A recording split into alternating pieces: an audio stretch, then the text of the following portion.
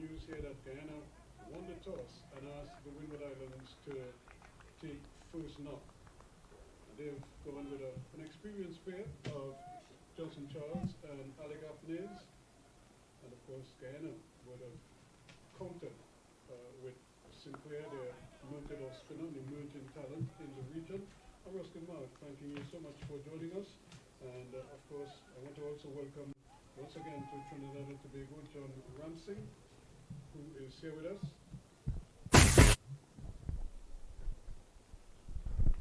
And another beauty of a delivery that just missed every hit. I suppose no one knows.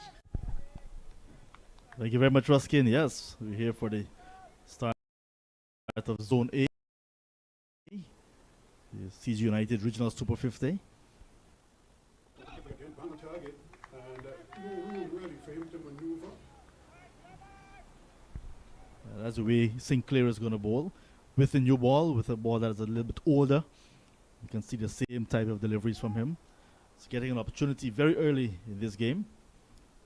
Again, this time a little bounce there as well. Some problems there, a little bit yes, no, until eventually they decide to go for it. But I think a very good over. They beat the start proceedings here. Just got the last ball, Johnson Charles, with a bit of extra bounce, like you mentioned. And that ball went to third man. The striker was a bit late in coming. Charles wanted a single, realizing there's no danger there. Not a bad over, not a bad start at all from Sinclair. Tends to get drift more than turn with a new ball, especially on a new track as well. So he's going to be using one of the two new balls that we are now accustomed to in listed cricket in one-day internationals. New ball at the other end will be taken by Mario Shepard. So it's an all Berbice attack so far we've seen from Guyana. The Guyana Harpy Eagles, I think they've done the right thing, Ruskin. Winning the toss and opting to bowl first. Fresh track, fresh tournament. I have no ideas how the Queen's Park Oval pitch is going to play in a new tournament. And with an early morning start at 9 o'clock, you'd expect some preparation moisture. We've had rain. We've had a lot of rain in recent days. So even if the wicket looks fairly dry, which is good. As you said, there might be a little bit of preparation moisture there. But in the main, I think the conditions look good for batting. I suppose you as a batting team, and I think Fletcher would probably tell his players that at least try to see out the first part of the innings, and then we can try to build from there. So there goes Shepard, and again he's bang on.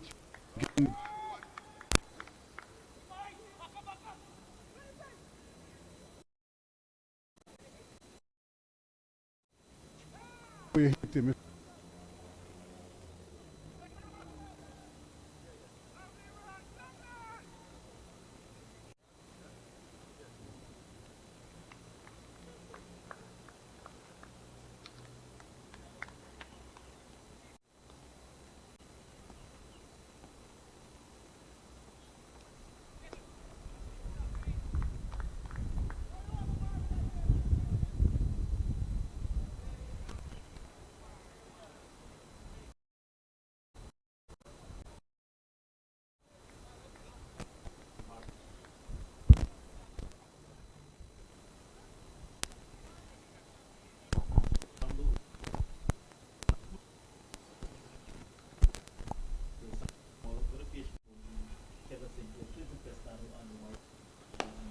Another good delivery, right on target. Again, no room for them to maneuver at the moment.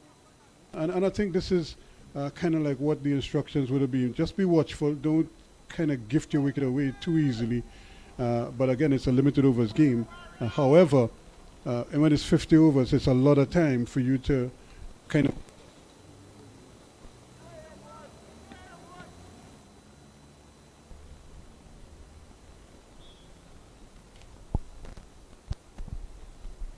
this time he's given a little bit of cutting room there, but maybe still a little too close for comfort. And although he made good contact, he really wasn't in total control and couldn't face the field. And when you look at the field too, it's a nice spread. Now they're making a quick adjustment. Yeah, second slip coming out, going to a short mid-wicket in Sinclair. Perhaps looking to bowl a bit straighter now. Shepherd. That ball was a bit too wide and offering Johnson Charles room who set his off stump to cut. But it went straight to the fielder. It's another good delivery, but it's flicked away nicely. And they'll at least get one. And safely. As well. A nice return also. A little bit of danger in that shot, playing across the line, Johnson Charles. The ball was actually on the line of his off stump and he fetched it across. Could have been easily causing some troubles for him. He managed it well in the end, gets his second run. 1-2 extras as well. So Johnson Charles and Alec Athanaze at the top of the order for the Windward Islands Volcanoes. Andre Fletcher, the captain. Sunil Ambrose, good to see him back. Kafim Hodge, Justin Greaves, Preston McSween, Tevin Walcott, Kenneth Demba, Ryan John, Shadrach Descartes. That's the 11 for the Windward Islands Volcanoes. Okay, there's another delivery, bang on target. No room to do much with that. Although it was right up in the drive. But again, being very cautious, Athanaze not prepared to take too many risks at this point. Well, that was his first delivery actually. It was all Johnson Charles all morning, so that's his first delivery that he has faced. Alec Athanaze, the young Dominican. Left-hander, and immediately the umpire is having a word with him.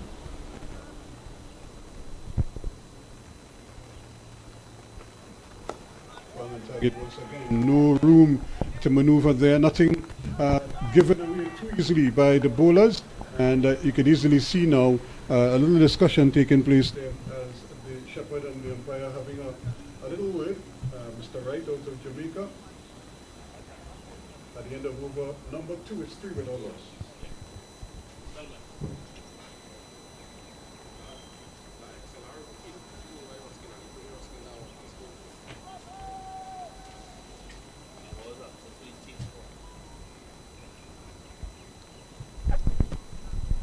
You mentioned a lot of rain in Trinidad and Tobago recently, Ruskin, but now we're seeing beautiful conditions for cricket this morning at the Queen's Park Oval.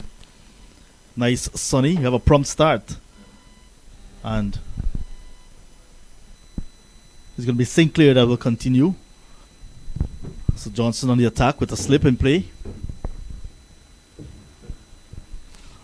Starts with a wide in his second over. So there's a slip, backward point, cover, extra cover made off. Long on, a mid-wicket in the circle, and a short fine leg. There's also a field at mid-wicket on the boundary. So the two deep fielders are on the onside.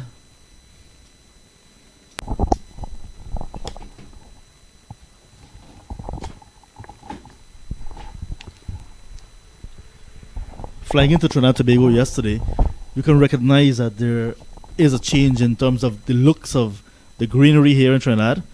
Lots of green this time, lush green coming in because of the amount of rain we had recently. It is an indication. I mean, look at the months that we're in. You know, we in the latter part of the year, which is understandable at this time. So, quite naturally, I mean, you take a risk when you play cricket this late in the year in this part of the Caribbean. Further north, you might get a better chance, but when you're this far south, you're caught in trouble to some degree. You know, but so far so good. I mean, we're getting play here. If you had spoken to me yesterday morning at this time, I'd say, boy, it's dicey. But here we are, you know, and that is the beauty of a field like the Oval. Again, Sinclair on target. You can see the hands going up in the air there as he was anticipating a wicket. And Athanaze again just pushing, not really driving.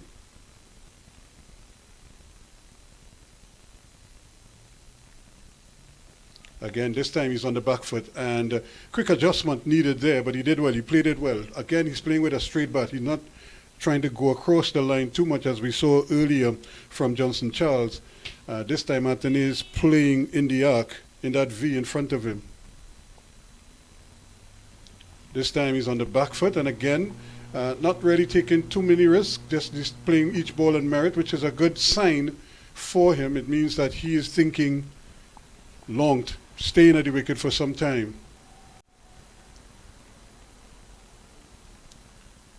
This time he's trying to force this one, but again, no timing at all. So they end up another pretty good over, and they end up with 5 without loss. Yeah, lots of pace on that last delivery again from Kevin Sinclair. Had the batsman jumping back. So Athanaze so far, yet to get off the mark, but very watchful. Not taking any risk just yet. Sinclair, 3 runs from his 2 overs. Will not get turned just yet with this new ball on a fresh track as well. We get a little bit of drift. We saw him trying to bowl a little bit too fast, so getting a little bounce as well. Shepherd is driving. This one is going. This is going, and it's gone. That's gone a long way. And really, you would have to think that that ball, well, you could always say it wasn't there for the shot, but he played it so well that he cleared everything and picked up a maximum. Yeah, that's a nice shot indeed from Johnson Charles. Just back from Australia. And after a good CPL as well. So good form following Johnson Charles.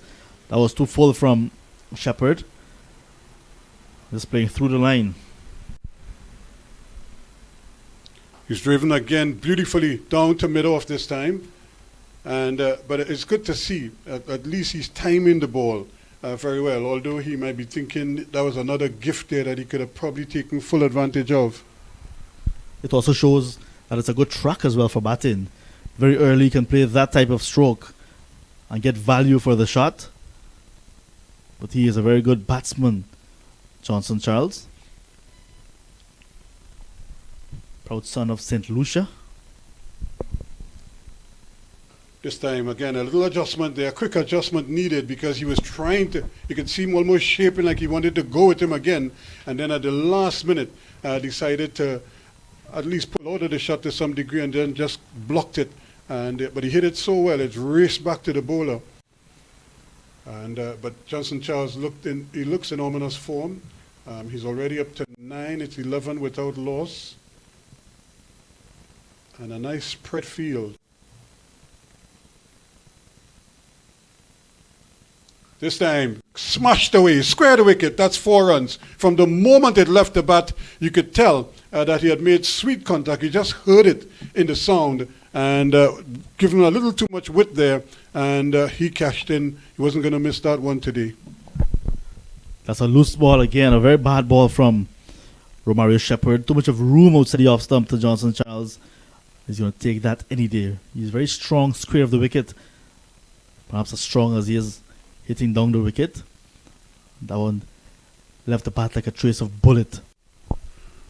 Again, the umpire just having a look at where Shepherd is finishing in his follow through.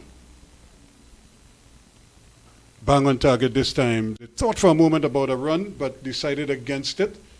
And again, you can see the umpire really showing concern there for Shepherd. This is not good work, and almost as if he's warning him for running under wicket.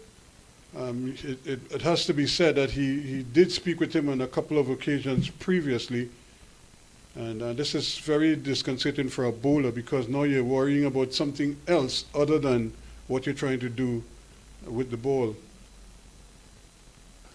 Again, good change up there. A little bit of pace taken off, but good running, and they might get a second run. Yes, they will, as the overthrow came, and nobody was backing up. And a little bit of faulty work there. Hetmeyer had a shot at the stumps. He missed, and they picked up the extra one. 17 without loss at the end of 4. Yeah, very productive over for the Windward Islands Volcanoes. Shepherd very expensive. 6 early in the over, then a 4. And that caution from the umpire, that official warning that he got is going to play in his mind. I think Leon Johnson will be thinking as well to just remove him from the attack for a little bit. He's a key player with bat and ball, Romario Shepherd. MVP in the tournament that was just concluded in Guyana. That was used as a yardstick for selection to this Super 50 squad. So, very important player, but some work to be done.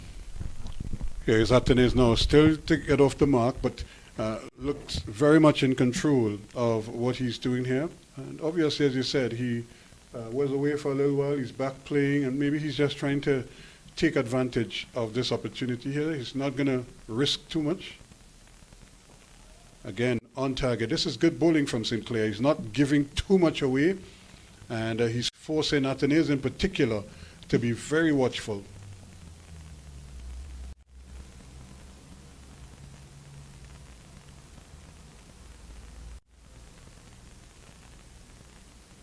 A little quicker this time, and you can just see the quick arm action, but again the line is so good that the batsman has to be cautious and has to be watchful.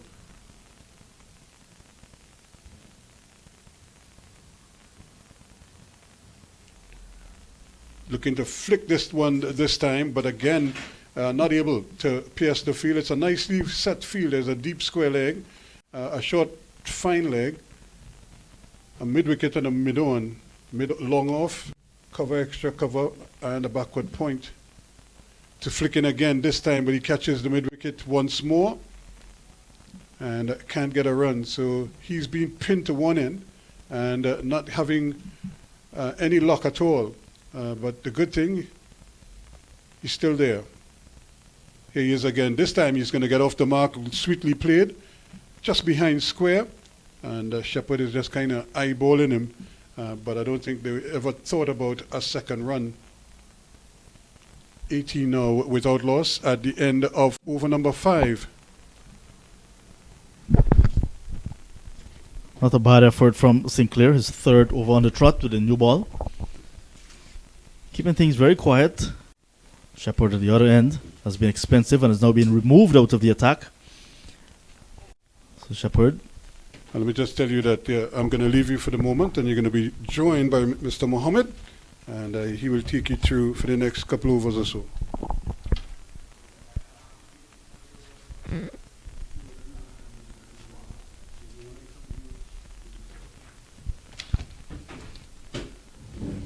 It will be very Sami Pamal to pick up the attack.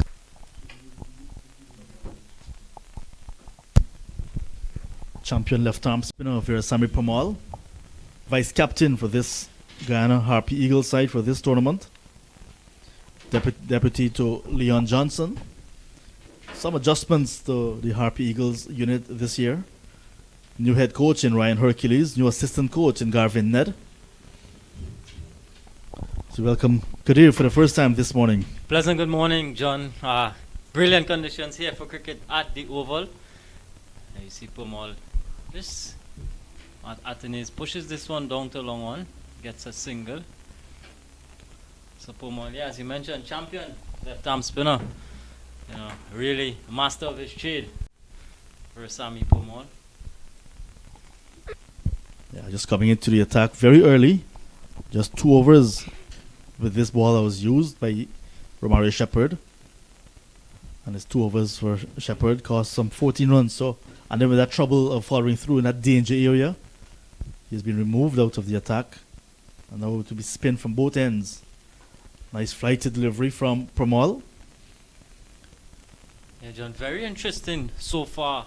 You know, Guyana Harpy Eagles tactics of going with both left arm spinners very early on in this one.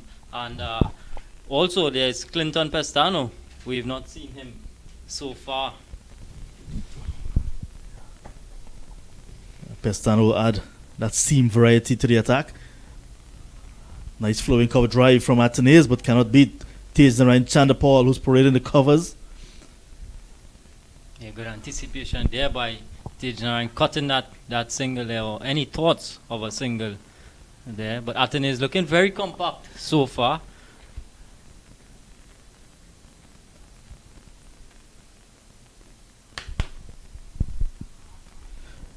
Good coming around there by Hetmeyer. Shemron patrolling that mid-wicket region there, cutting off any thoughts of a single there once more. So Athanaze now with his 27th List A match. There's 2 half centuries at this level. Would have played some of those matches for West Indies under 19. The West Indies under 19 team used to feature in the regional tournament in preparation for the World Cup. So when you look at his record, you've seen he's been around from since 2016. So that's the over. The first from Pramal completed. First over caused just 2 runs, and after 6 overs, the Windwards Volcanoes asked to bat first, 20 without loss.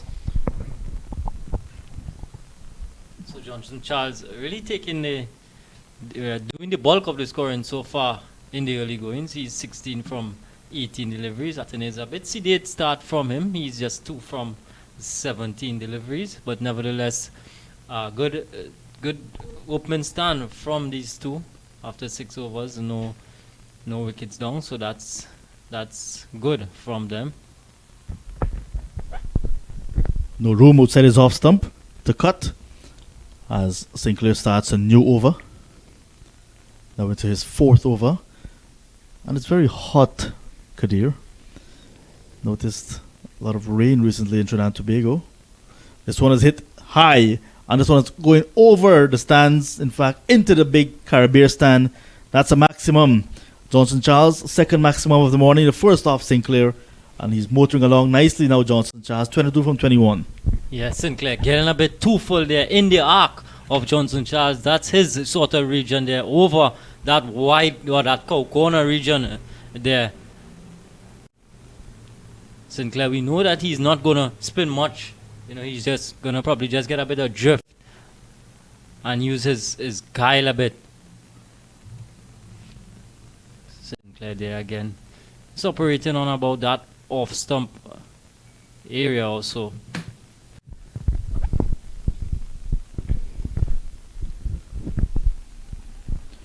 But that's the nature of Johnson Charles. You're going to be very attacking. Once it presents itself, he's going to hit the ball. So really has a good start here for his side. 26 without loss. He has 22 of those 26. 2 extras.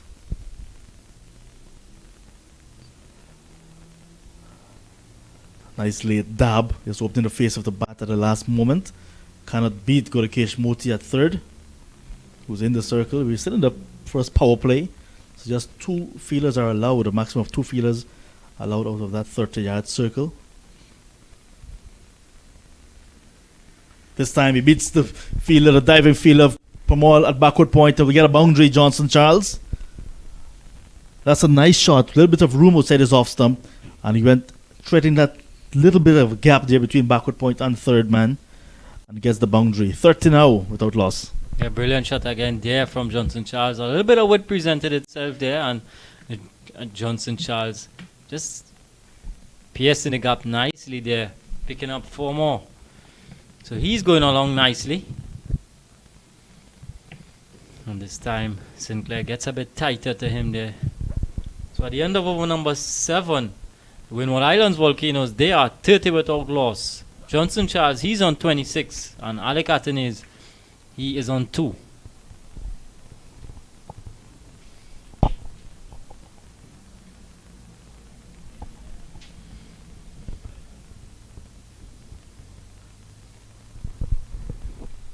Another expensive over.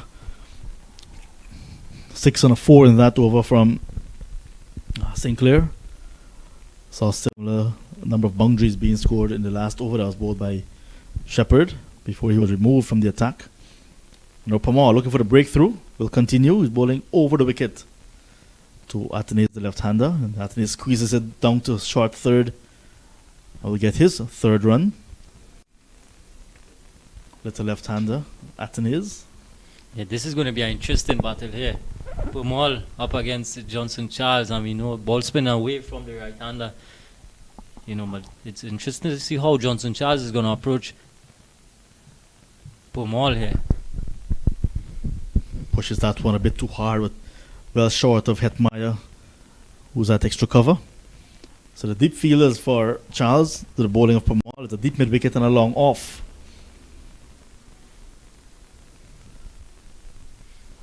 Johnson is at slip, maintaining that 1 slip so far. All morning we've seen that. Nice flighty delivery. There's Charles equal to the task, getting it down to long off for an easy single.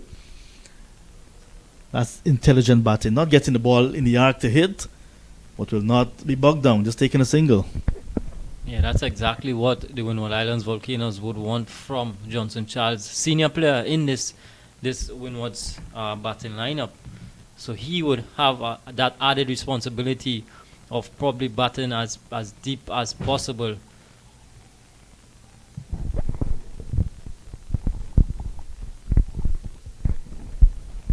You can see the outfield a bit loose as Tejan Ryan Chanderpaul is diving away to his left there, to his right. Some of the earth, some of the dirt coming up.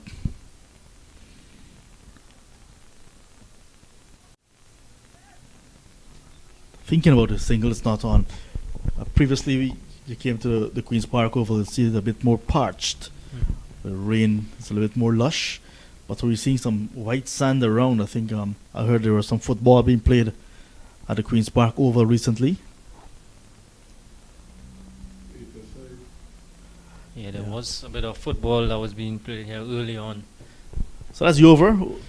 Pamal now completing his second over, 32 without loss. A very good start from these two, Athanaze and Johnson Charles. Very watchful, Johnson Charles taking the opportunities to score when he can, and Windward Islands going along just about 4 runs to the over.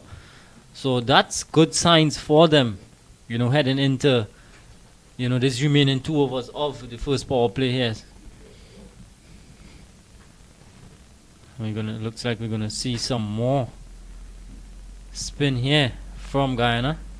Seems to be Moti now from the Brian Lara Pavilion end.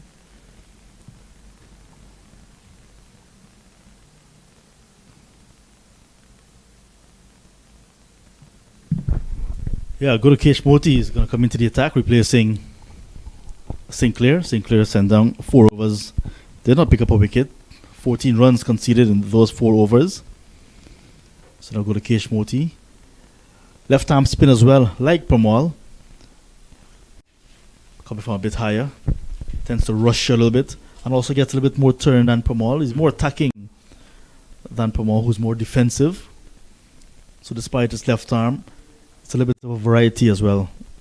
Yeah, I really like the maturity shown by Gurukesh Moti. He recently made his test debut early on in that series against Bangladesh. So it's interesting to see he's gonna come in here as a senior player for Guyana as well. Good start from him on the money. He was playing international cricket right here at the Queen's Park Oval when he got an injury playing against India. And got an injured thumb. And since then, that thumb has been strapped despite he has recovered. Not taking a lot of chances. So Charles gets a single, pushing it down towards long off. So the first run conceded off Moti, just a bit too wide. So it was a bit too easy for Johnson Charles. Gurukesh Moti, his first child, recently celebrated his first birthday, so added responsibilities to the young man. So that he recently got married as well. Yeah, so it's around that era now for these guys. Rutherford, Moti, recently Kimo Paul, who's not in this side, got married. He's also expecting his first child. So they're going in phases. On the 19s, senior team, West Indies team, married, babies. Yeah, that's always good.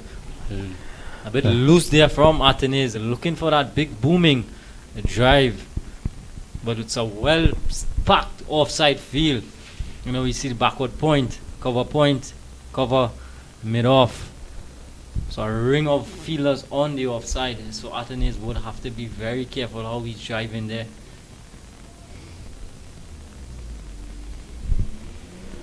It also shows that there's a hint of turn as well for Moti.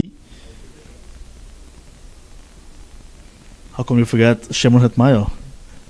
Same type of path his career has been going. Yeah. On the 19s, West Indies, married, baby. Yep.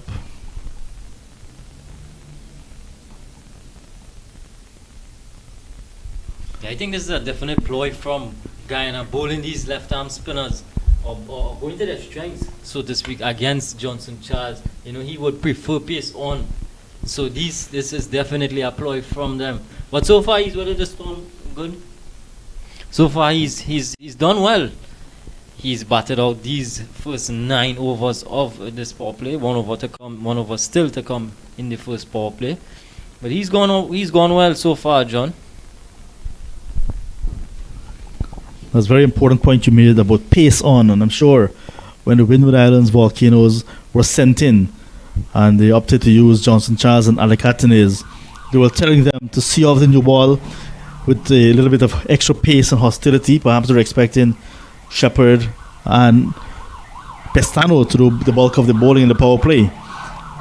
But when they started their innings, there was Kevin Sinclair, and after 2 overs of Shepherd, there's Pamal. Pamal starts his third, starts with a wide. Body line there from Pomal, trying to get tight to Athanaze, not trying to give him any room.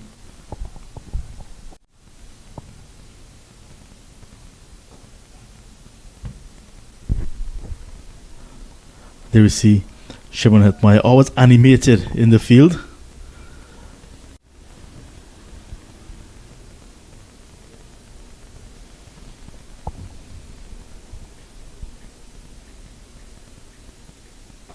Oh, that one kept a bit low as well. Very good delivery. Right on target. Had to be watchful there. Perhaps saying to Athanaze, you miss, I hit.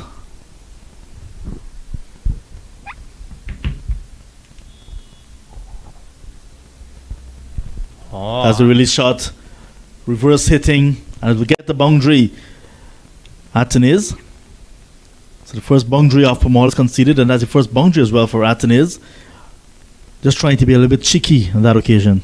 I thought I was well executed there from Athanaze.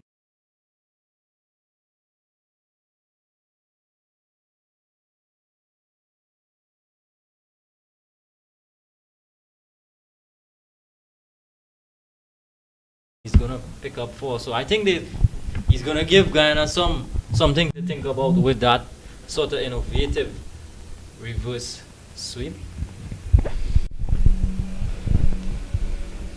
Despite the rains, the outfield still quick on that side. That's to the southern end, the southwestern end of the Queen's Park Oval. Just in front of that big electronic scoreboard. Here he goes again. It's in the air, but also in the gap. And it's running away down towards the boundary. Pestano's after it and cannot prevent the boundary. So we're trying to reverse again, repeating the shot. Not in total control this time, but got the boundary. Yeah, again, gotten that little bit of room there where he could access that sort of region there with that reverse. And again, picking up a maximum there, picking up another 4. He goes on to 12. Windward Islands Volcanoes, they move on to 43 without loss. I've noticed that Leon Johnson has kept the field as well. He's not going to set field for that type of batting. He's going to bowl to ask the bowlers to bowl to his plan. This one is driven firmly to extra cover. Nicely knocked down by Taser and Chan Paul. That's the end of 10 overs. The first power play for the Windward Islands Volcanoes. Done and dusted. 43 without loss. Johnson Charles is on 28. Athanaze on 12. It's a good, encouraging start. A nice platform being laid. And after 10 overs, the Windward Islands will be the happier side. Yeah, definitely. They would have wanted this sort of start, getting through that first power play without loss. You always have wickets in the back end, which is something you can explode to the back end of the innings. And of course, Johnson Charles still being out there, they would definitely be the happier of the two teams so far. So 43 without loss after 10, which is a pretty good average to start with.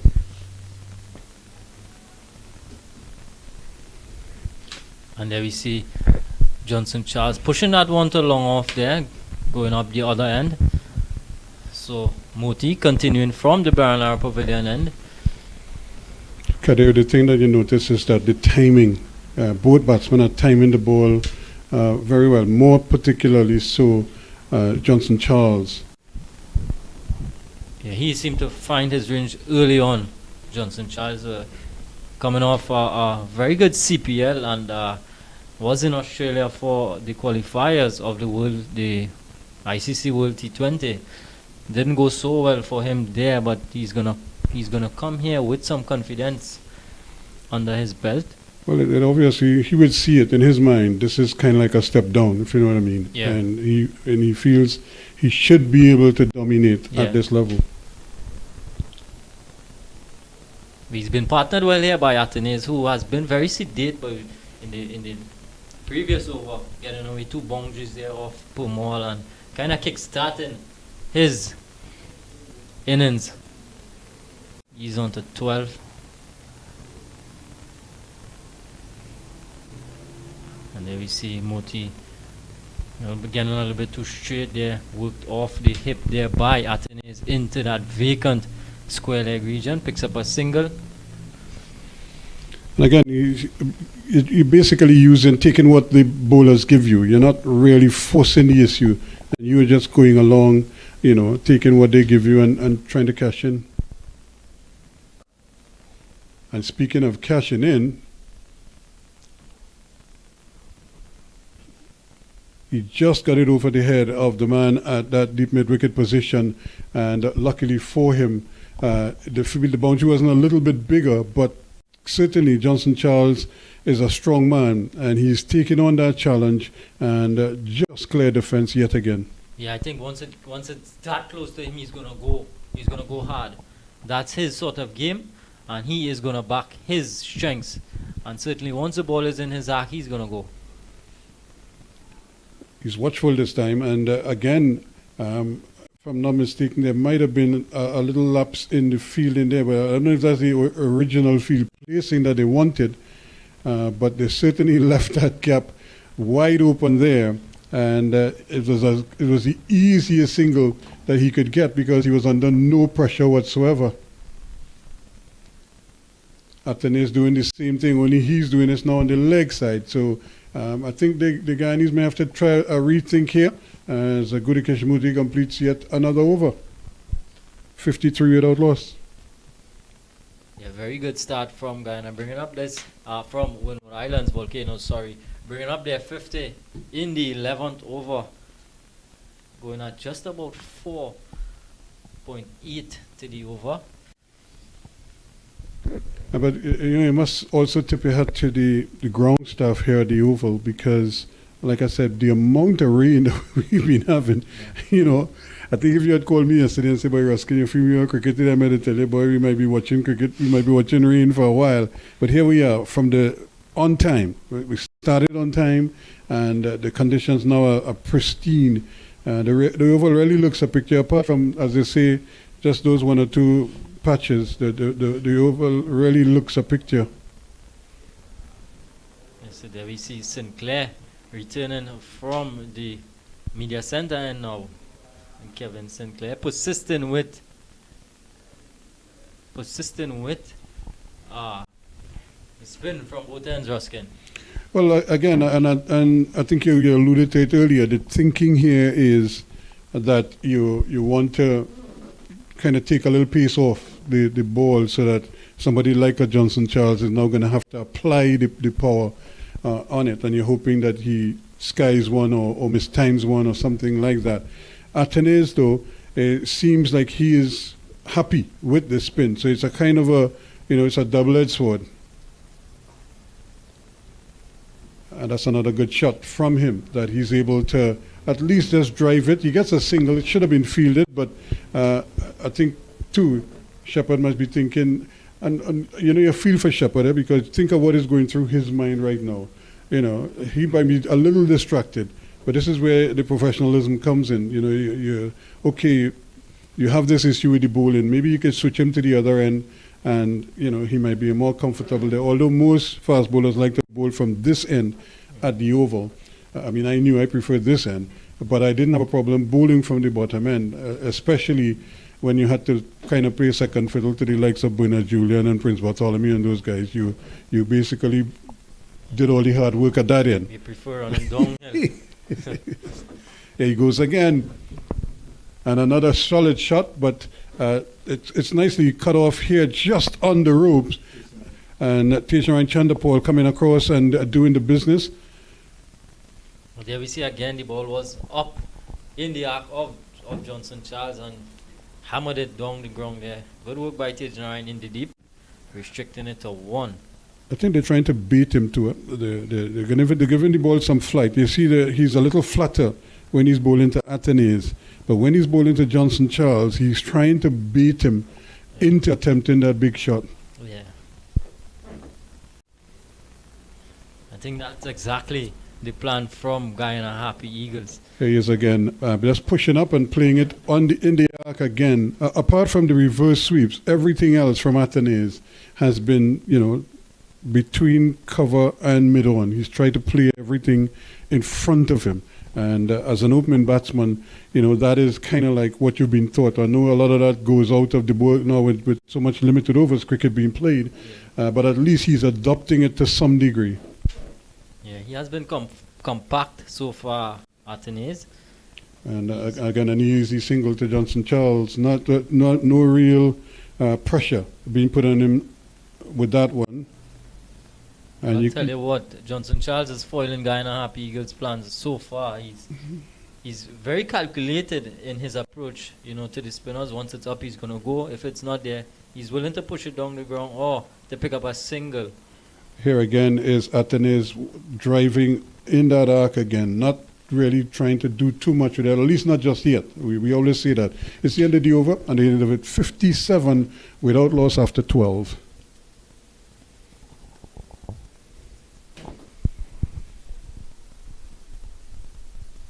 I think we're going to see another change here. Moti, he's going to be pulled out of the attack, and I think we're going to see coming back from the Brian Lara Pavilion, and now it's going to be Romario Shepherd. So and I suspected that was the move because he was having a problem at this end. Because there's a left-handed batsman at the wicket, I thought the umpire was very sensitive to that the bowlers followed through. And from the first over, you saw him looking at it, and it just persisted. Now remember, the scuff marks will be more pronounced because there's a little moisture on the wicket, so it's going to cut it up very quickly. And even from this distance, you can see already, you could see that footmark, the impression that it's creating there. yeah, just outside of some there for Johnson Charles. Again, right in behind it, Johnson Charles, looking so compact, looking as solid as a rock, as they say. And he must be seeing the ball now as big as a breadfruit. Yeah, but I think once Romario Shepherd hits his lengths, with that sort of slingy action, he's going to get that ball to come back into the right-handed Johnson Charles. So he just needs to operate on that sort of a good length area and, ask Johnson Charles to probably manufacture something, or let's see how patient he can be, against, there we see again a bit of tail from Shepherd. Squirts it into the offside. Again, it came off the bat then onto the pad, because that ball was heading in towards the leg stump. But he was driving. I think he's playing the law of averages here. Put as firm a blade as possible, as wide a blade as possible, and you're telling yourself it's going to hit some part of the bat. And even if it hits the inside portion of the bat, you have a chance. You still have a chance. So it's really about, and Johnson Charles is a very experienced man, so I'm sure he'd have been through this a lot, coming to Trinidad, facing the spinners in Trinidad over the years, so he's probably learned how to handle that, pace and spin. And this one is down the leg side, and again, the wicketkeeper doing well, or fairly well, one would have to say. It wasn't the easiest take, because at the pace at which Shepherd bowls, sometimes anything that is offline creates a bit of a problem for wicketkeepers, and we saw that here as well.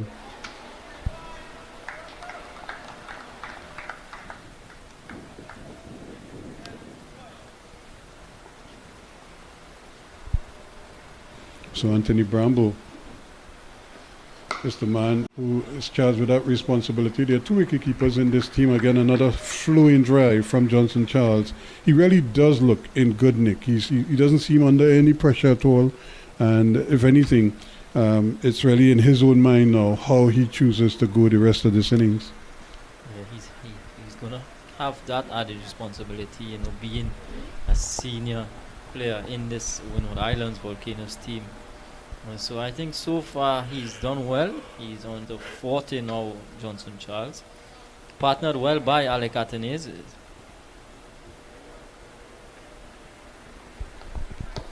But again, from around the wicket, now he hasn't waited. He's gone immediately around the wicket. We saw that when he was bowling from the top end. He didn't wait. As soon as the left-hander came on, he went around the wicket. And, because that's the plan in his mind. Now, with his slinging action from around the wicket, it could present a bit of a problem, a little bit of a dilemma for a left-handed batsman. But given the way Athanaze is playing, again, he's more on the cautious side, so he may be able to counter that to some degree.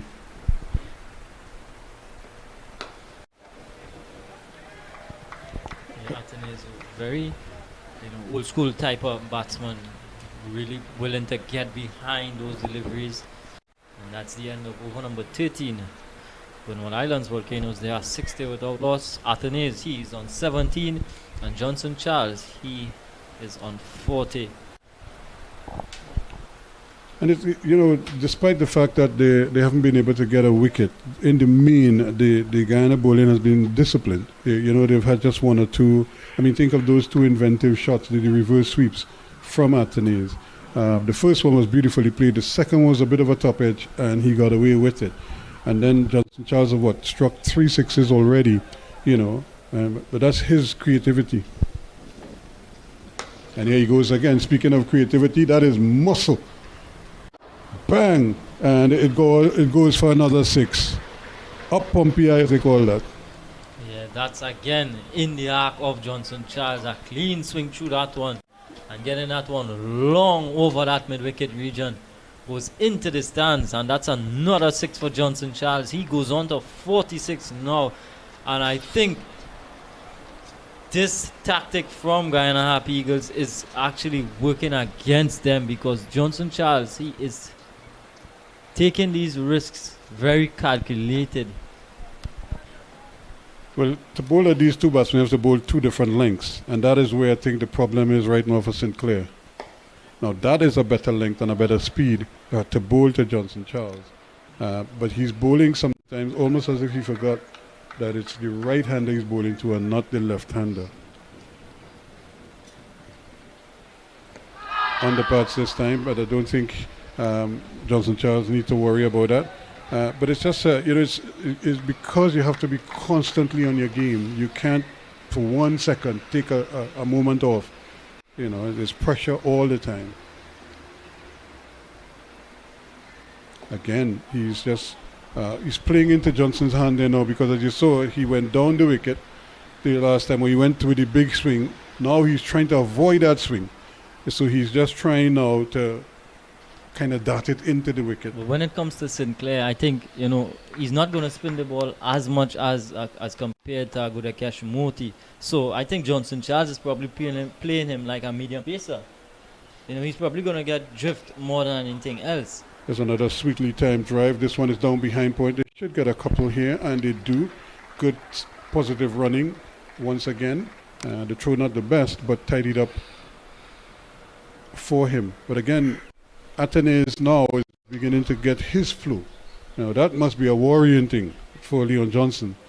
If he too could now get going. And he's doing it against his frontline spinners. But Leon Johnson still looking for the wicket. He is himself is placed at first slip. Again, another sweetly timed drive, this time of the back foot. Kind of just sort of pulling away, not really trying to stand up and hammer it through the offside. He just kind of played it on the move, but couldn't get a run. It's the end of the over, 69 without loss after 14. Sinclair 6 overs costing him 27 so far, and he's not really been as effective as prizing all those early wickets as he's done in the past, opening the bowling, trying to spear these balls in, get a bit of drift. He's not picked any early wickets so far for Guyana, so I think that's good on the part of the Windward Islands batsmen. Shepherd again is giving Charles a little width there, but he can't take full advantage, although he gets a single. But again, just a little bit of room outside that off stump there, and he just dabbed it. He didn't try to hammer it through the offside, but he picks up a run. Now, this is something that we've always complained about with West Indian cricketers, and so I'm glad to see somebody like a Johnson Charles, who's at times a stand and deliver batsman, understanding the principle of running singles and rotating strike.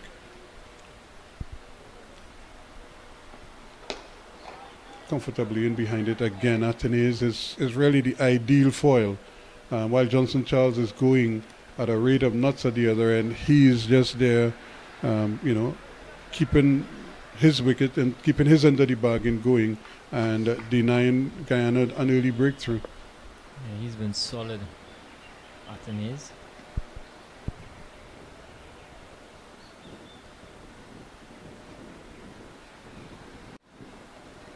Short ball, pulled away nicely, down into the gap there. That might go for 4, it does. And it's sweetly timed, although he may not have gotten all of it. He got enough of it, and he rolled the wrist on it. You could just see him getting on top of the ball and hammering it down behind square for a comfortable victory. In fact, it was almost equidistant between the man at square leg and the man down at fine leg. Both of them were chasing after it, but neither one could catch it. Shepherd getting a bit too straight there. Athanaze just swiveling on that one, getting it in the gap, picking up 4 more. So Windward Islands Volcanoes did move on to 74 now without loss. Oh, that's beautifully played. Again, just kind of leaning on it and opening the face of the bat and just guiding it, allowing the ball to come onto him, and then just opening the face, taking up a comfortable single once again, which is, think of the confidence this is giving to the other batsmen, in the dressing room. They obviously feel, well, if they can do it, I could do it too, and that must have that whole camp there brimming right now with confidence.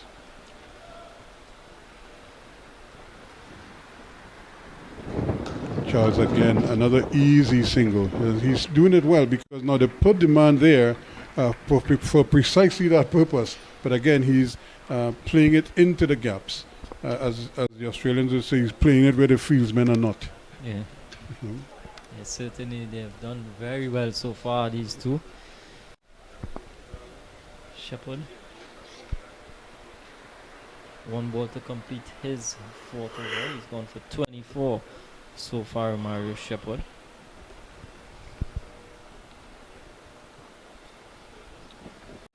For this delivery, he's driving a little bit airily outside the off stump, misses, and it goes through. In fact, it seemed to pass under the bat, and it went through to the wicket keeper. So at the end of over number 15, 76 without loss is the latest here at the Queen's Park Oval.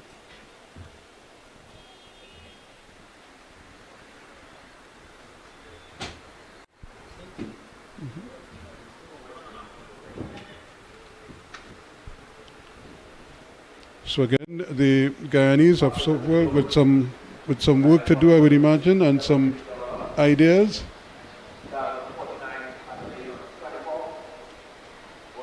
Certainly we'll try to. They'll go to Clinton Pestano, it looks like, who is going to take up the attack.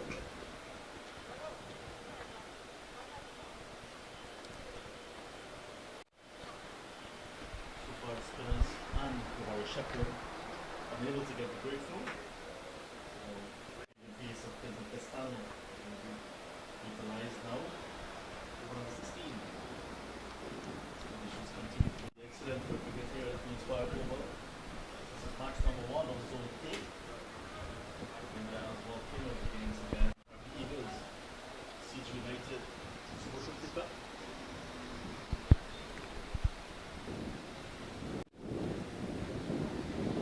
Pestano starts with a wide delivery down the leg side, and but he was going at full length. He was trying probably to get it into that Yorker region. He just missed his line just that little bit, and what is scary about that is the fine leg is up.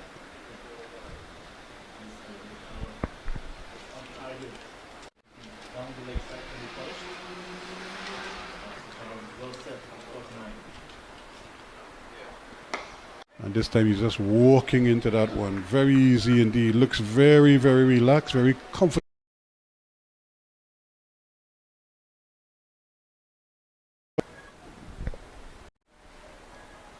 And he's really looked so comfortable at the crease. I think that is the thing that probably impresses me the most. He's not afraid to take the singles when it's presented to him, and he's not afraid to go over the top when he has the opportunity to. This time is short. Hit into the cover region, but he won't get a run there. Good move by Hetmeyer, tumbling over to make the save. And a man that a lot of people are keeping their eyes on, and I'm sure he'll want to do all the talking with his bat. So much has been said about him and coming into this tournament.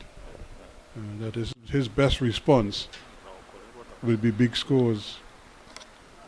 Short again, this time cutting but down behind point, can't get it through, and he can't get a run. But again, Pastano is a little bit on the short side, especially bowling to Athanaze.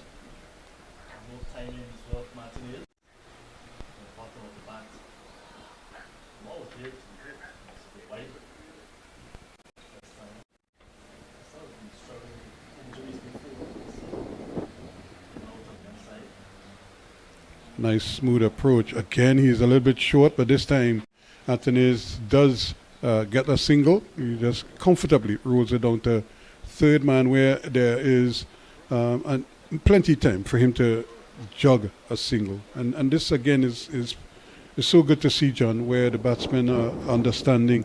You know, you hit one to cover, you hit one to point. You know, you're not making a big attacking shot, but at least you could get a single somewhere in the field. And you could see it there from Athanaze.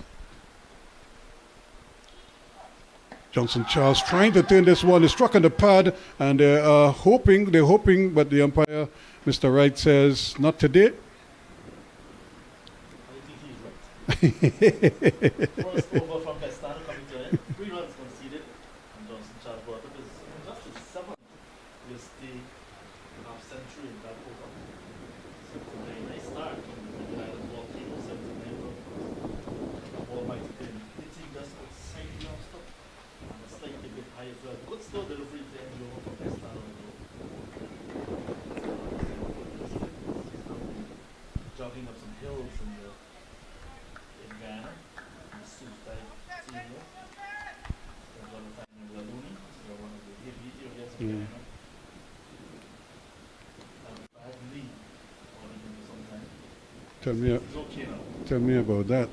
There's another delivery, a little bit on the short side, but again, Athanaze comfortably in behind it.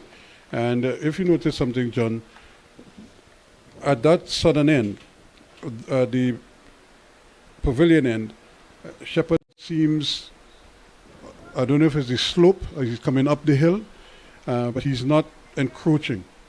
So maybe he's just naturally running off the wicket as a result, because it does take a little bit more to come up the hill. Just as a ball that I thought he was trying to go way over the top, but he just hit it. It's almost like the ball rushed onto him.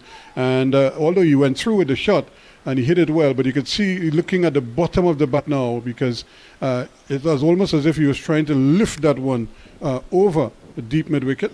But he got it all along the ground and picked up a comfortable 2 runs. So Athanaze now maybe looking to expand his game just that little bit.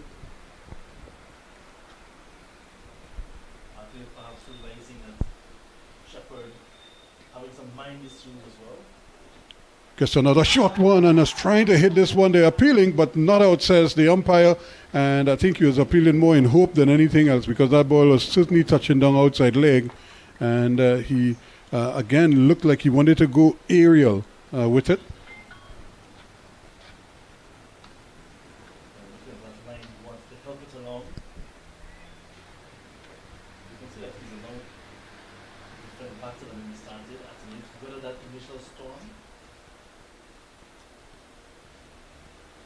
He waits, and for this delivery, a slow one. A nice change of pace there from Shepherd, and Athanaze could do nothing with it other than play it back along the wicket. So good sensible bowling from him. You could see his whole approach, his whole body language, Shepherd, isn't, he's not bubbly. He's probably he's deep in thought, let's just put it that way.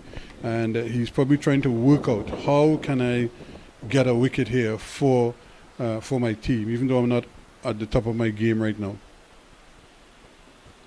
Bowls again and clipped away nicely down behind square, and another comfortable single, but another good looking shot from Athanaze.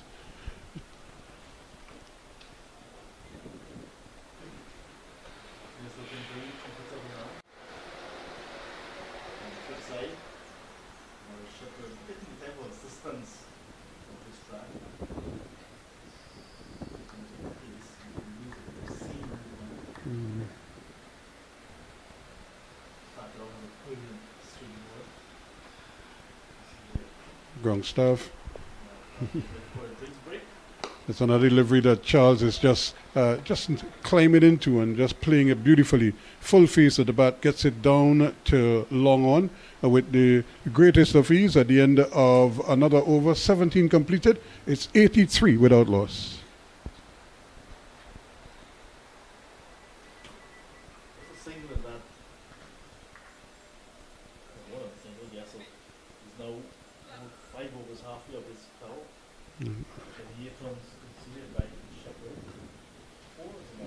Yeah. But they all came with singles, they got two, and then they got two singles. But what I'm impressed with is that even though he's not at full speed, we all know he could bowl quicker than that. But his line is a lot better now. So maybe the whole thought of the encroaching and what have you. So maybe he's a little bit more settled in his mind. Another comfortable single to Johnson Charles. He really does look in total control at the wicket right now, and Pastano will do well to prize out this wicket here. But like Mario Shepherd, he tends to move the ball in the off-cutters into the right-handers. And how does he now line one up to take it away from the left-hander? But he's bowling from around the wicket, just like Shepherd. He's wasted no time. He's going around the wicket immediately to the left-hander. And this one is pulled away. That's a good shot. That's 4 runs. Again, from the moment it left the bat, you saw him just kind of hold his position, and then just, with the tide, just hit it. Didn't really try to hit it too hard. And look at him here. He just got into position, and then from that position, he just helped it on its way. He got the length that he wanted. Easy pace track you're playing on right now. It is an easy pace track. So Athanaze now putting that button just on outside his off stop. The wood bevels and this track, that was easy for him. So it's all along the ground. It's now just over the wicket this time to him. And this time he can't get a run. But to me, you at least try from over the wicket, see what is happening, and then, although I know in the bowlers' minds they worked out how they're going to approach, and maybe in team meetings they figure out what is the best approach to take, but at least you have to see what happens on over the wicket, and then if you're not happy there, then okay, let's try around the wicket. But he's doing it in reverse now. This one is another powerful drive, but he's only going to get a single. Again, good running and good fielding as well. But Athanaze is really now beginning to expand his game. And you can see the drives are a little more powerful now, and he's playing a couple sort of, I don't want to say cross-batted shots, but he's certainly looking to cut and pull a lot more. That surprise short delivery.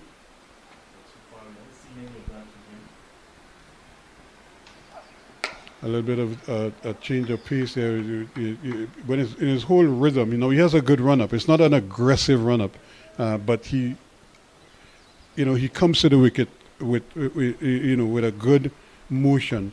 If anything, this is the fast bowler in me talking here now. His hips are a little bit. He has lazy hips. Let's just put it that way, and I'll explain that to you just now. He is trying to cut this one into the right-hander, but he lines it up too close to leg stump. and he's picked off quite easily. And that completes another over. 90 now without loss after 18 overs.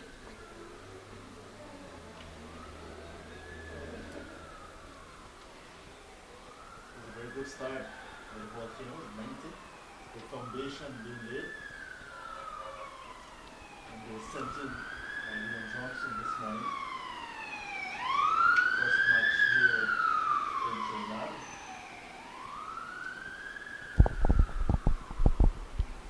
And yeah, and as I explained to you with the lazy hips, you see fast bowling just like sprinting is you could if you ever heard a sprinter analyze a 10-second race, 100 meters, you could take an hour, and you wonder how it take an hour to talk about 10 seconds of sprinting, but it's all the different phases that you go through, and it's the same thing with fast bowling, and especially when you get to the wicket. First of all, it's how you get to the wicket, and then when you get to the wicket, what you do. It's all the biomechanics and everything else. I mean, there are fellows who I know in authority who could explain this better than I can, but the speed of your hip helps in terms of the speed that you bowl at as well. And here's the first delivery from a new over. Moti Is replacing Shepherd. Shepherd 5 overs costing 28 runs. And here he goes again. That's another almighty hit. And it goes a long, long way over for yet another 6. That's the 4th now from Johnson Charles. And he's taking no prisoners. Yeah, that was another full delivery from Gudakesh Moti and into the arc of Johnson Charles. Just hit it powerfully. That's a huge stand, the Caribbean stand that went sailing there.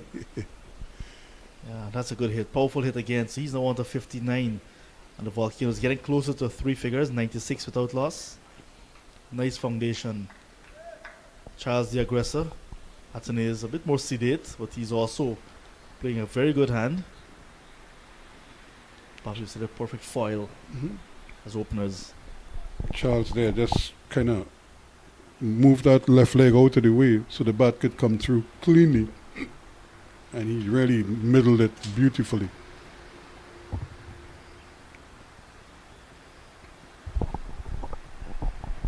And that's a good comeback there from Muti. But again, he was drifting into the pads a little bit there. And I'm sure Johnson Charles, if he puts it there again, Charles will not spare him another time.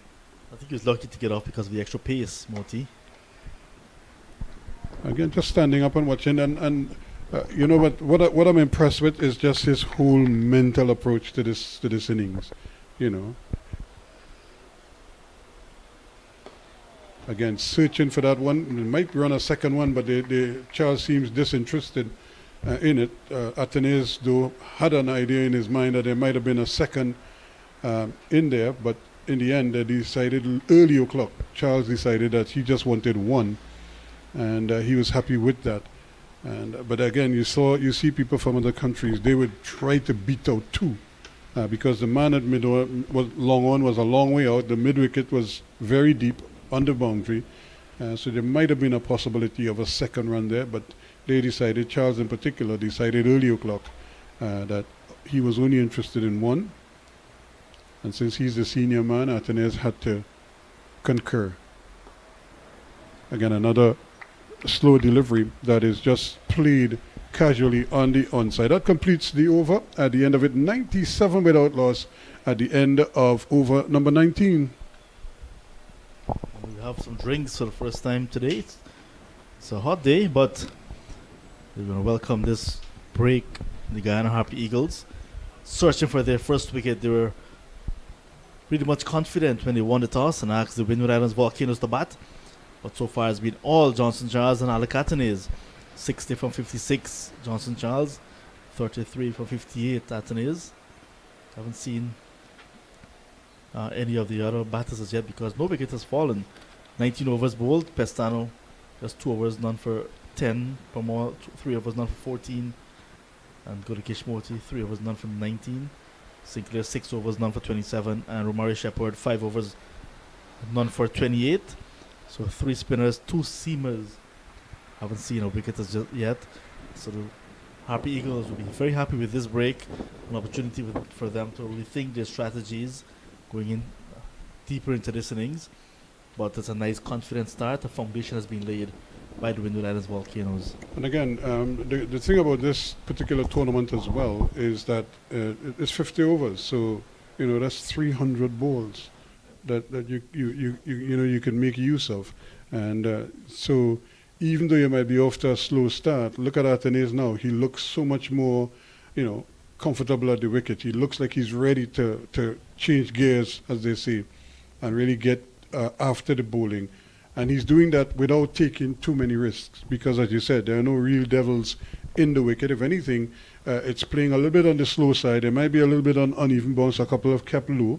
But other than that, it's easy pay stuff. And none of the bowlers have really been able to generate anything out of the ordinary, out of this particular surface, which is surprising, by the way, because, like we pointed to, given the amount of rain that we've had over the last couple of days, you would have felt coming here, and I feel that might have been the thinking too of Johnson when he won the toss.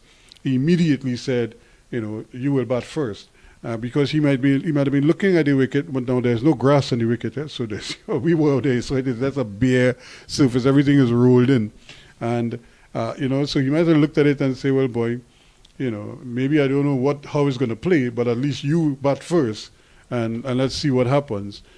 So it's going to be interesting, and now Guyana does have a fairly powerful batting lineup, so they might be confident in chasing on any target that they're set. The challenge for them, though, is to try to limit that damage now, because if you're not getting wickets, the next best thing to do is not let the runs, get away from you, not let the total get away from you. So if we were to kind of project now, with a start like this, 97 without loss after 19 overs, you would think, 250 might be an achievable total, or something that the Windwards would be comfortable with?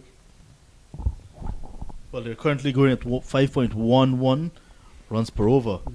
So that would put them just over 250. Over 250, and tend to go a bit hard in the back end. So they must be looking at 300 plus with this start, especially with Johnson Charles still there. Andre Fletcher still to come, the captain. And they have some batting as well. Justin Greaves, the all-rounder, is there. Devin Walker, the two Barbadian players in this Volcano side with the franchise system being used. So they have some batting, the Volcanoes. So if they can really utilize that batting lineup, they can get 300 plus and perhaps look to bat the Harpy Eagles out of this game. It would be very interesting. Now, the Guyanese, you remember they were in their little huddle there. They no doubt would have been speaking. Everybody would have a say as to how we're going to approach this now. Okay, forget this first part. Now let's look at what we're doing now. How are we going from here? And, certain players will put their hands up and say, okay, Skip, if you need, then I could try, something to that effect. But it's really a question of trying to limit the damage now. Don't let them get too far. Even if they have to score, let's say, for example, if Johnson Charles goes on to score 100, he mustn't get that 100 too quickly. Make him work for it. Fielders will have to come into play. Bowlers, of course, will have to be consistent with their lines and lengths, and just to make things difficult for them so that they don't get to that 300 as you might be predicting. Here's another beautiful drive, and again, threatening middle off there, but he was able to go around and cover it quickly.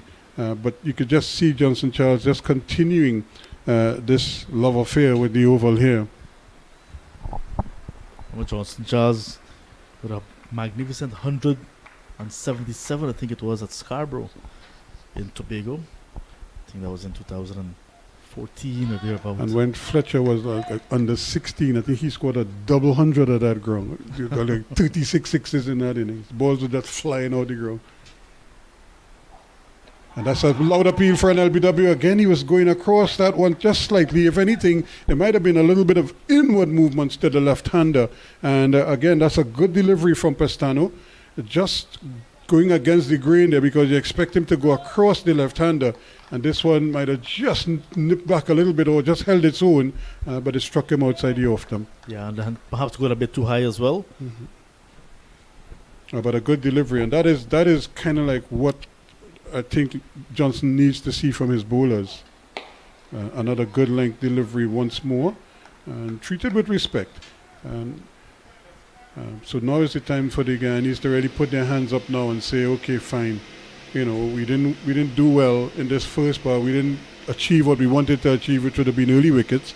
Now let's see how we go on from here. A little bit of drizzle as well coming here at the Oval, just as we were praising the conditions. Oh, yeah. Outside the off stump, driven beautifully again, and but he can't get a run this time. The ground staff quickly getting into position down at that southern end, the pavilion end, as they make their way towards the covers. And You see the rain on the monitor there, and the umpires are looking a bit anxious as well. yep, they should.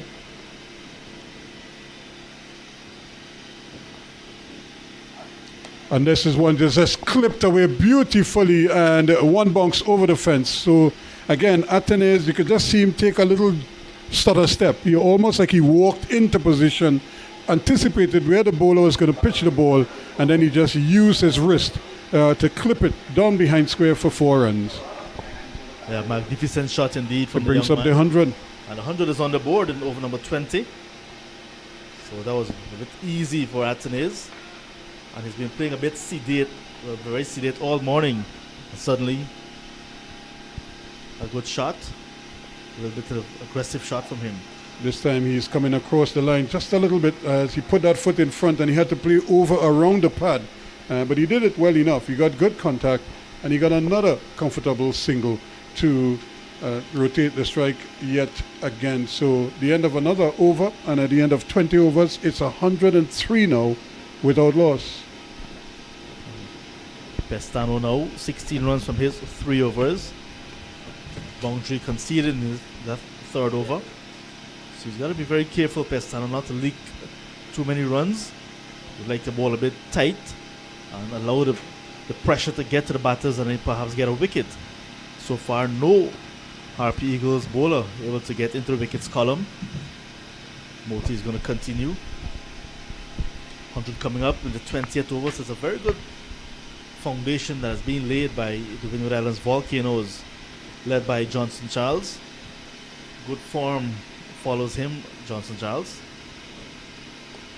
The 3rd leading run scorer in the recently concluded CPL, behind Brandon King and Kyle Mears.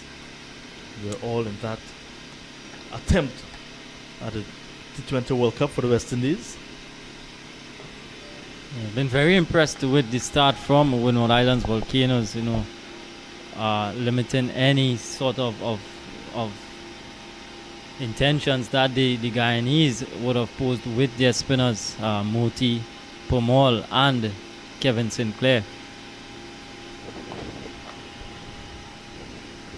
Very good again there from Athanaze, using his foot, getting to the pitch of that one and getting it out to that extra cover region, picking up 2 more.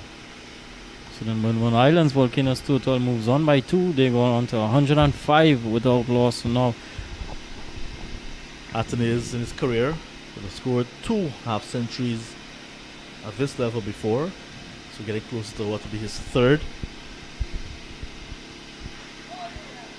Charles has 3 yesterday centuries, so he can perhaps look to go to his 4th. Good conditions for batting, and they've seen all of the bowlers so far. So shot in the dark, you'd say, from Athanaze, looking to hit the bowler back over his head. Feel that mid off.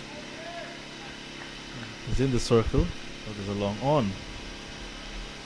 Yeah, Athanaze spending a bit of time now, and he's looking to actually accelerate now is Alec Athanaze. He's on to 40. And I thought probably Guyana missed a trick, in not bowling those seamers up front to extract that moisture that would have probably been there at the start of play. But credit must be given to Windward Islands Volcanoes for the way they went about, scoring these runs. After 21 overs, they are 105 without loss. So John, what actually would be the thinking from Captain Johnson as he approaches this other phase of the innings now. Johnson Charles looking to get a break.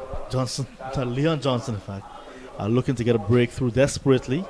And he's going to go back to his senior bowler, senior left arm spinner in Samir Pamal. So he's rigging the changes, trying to allow different bowlers to bowl at these batters that are well set. Just searching desperately for that breakthrough. So far, none coming his way. So that would be his plan. Pestano just tried for 3 overs, none for 16. We saw Shepherd, 5 overs, none for 28. The seamer is not getting the results. And the spinners, despite we can say the strength of the bowling attack is the spinners, unable to penetrate so far, but it's good batting.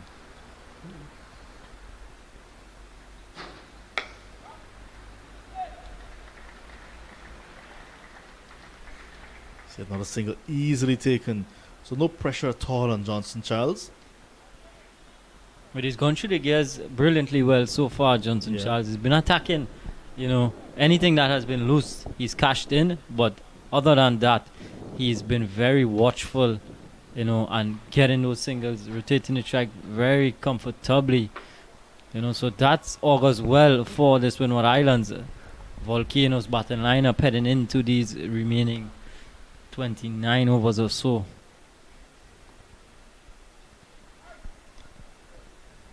There's also the option of using Sherfin Rutherford, who's in this 11 today. Bowls very nippy as a right arm seamer.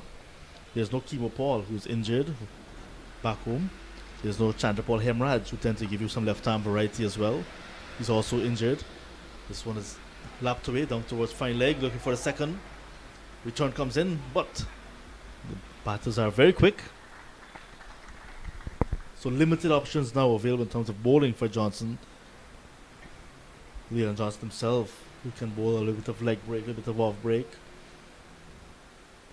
Can have some left arm from Chandrapal. That stays around Chandrapal. But those are considered part-timers at this level. Yeah, they've thwarted the front line bowlers of the Harpy Eagles so far. I think probably Leon Johnson, he would probably need to ask his bowlers to probably hit a line, hit a length, and be patient on that line and length, and ask these well set batsmen now to take me from there, take you from there, in terms of manufacturing something. There's also the other option as well. If the batters going to be bogged down, you don't mind the batters remaining at the crease, and you can perhaps look at after 50 overs chasing anything less than 250. But at the moment, the batters are on top of the game. So Johnson desperately looking for that breakthrough to bowl at new batters, peg away at his batting lineup. Then he may be thinking as well, there's still Fletcher to come. Yeah. Let's say Athanaze goes, Fletcher and Johnson at the crease, can be some more headaches. So cricket is also a mind game. Game of chess that's being played in the field. This one has swept in nicely. The slug sweep coming out, and that will be the first maximum from Alec Athanaze, and that will take him out to 49. That's a well picked up shot and deposited over the square leg and for a maximum. Yeah, so Alec Athanaze is just one shot of what would be his third if he gets that single. And there we see a brilliant shot from Athanaze, getting outside the line of off stump, accessing that deep square leg region, going all the way for maximum. So some dangerous batsmen to come for Windward Islands, the likes of Sunil Ambris, Justin Greaves, and also the captain Andrew Fletcher. So this is certainly a good platform being laid to launch at the back end, for Windwards. We've seen also in regional cricket the all too familiar collapse. So you don't want to get into a position where you try to go too hard and lose wickets in clusters. So Moti is going to continue. Oh, that's hit back up the track down to Moti. I think it was hit bomb ball all along the ground. Charles, very powerful batsman. Hands the strike back to Athanaze now. has the opportunity now to raise his third listed half century. Face 72 deliveries. The 23-year-old Dominican.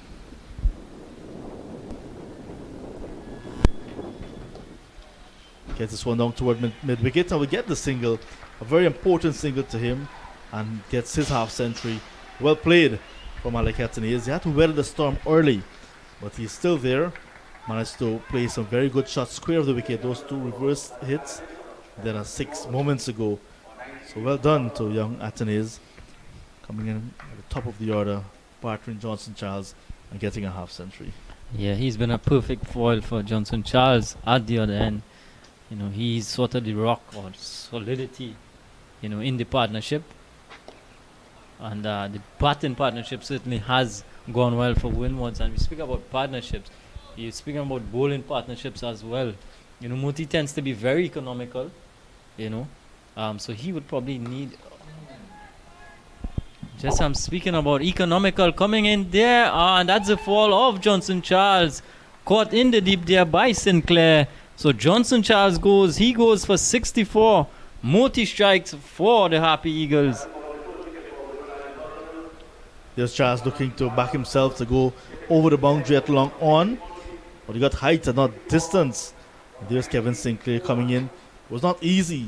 He was moving, he was trying to settle. And eventually he kept his eyes on it and wrapped his fingers around it nicely. First wicket going down in over number 23. It's Johnson Charles caught by Sinclair off the bowling of Gudakesh Moti for 64 from 63 deliveries. Good knock. 119 for a loss of 1. I think that was very good from Johnson Charles, but he goes now. And coming out of 4 when what seems to be Justin Graves. Kavim Hodge.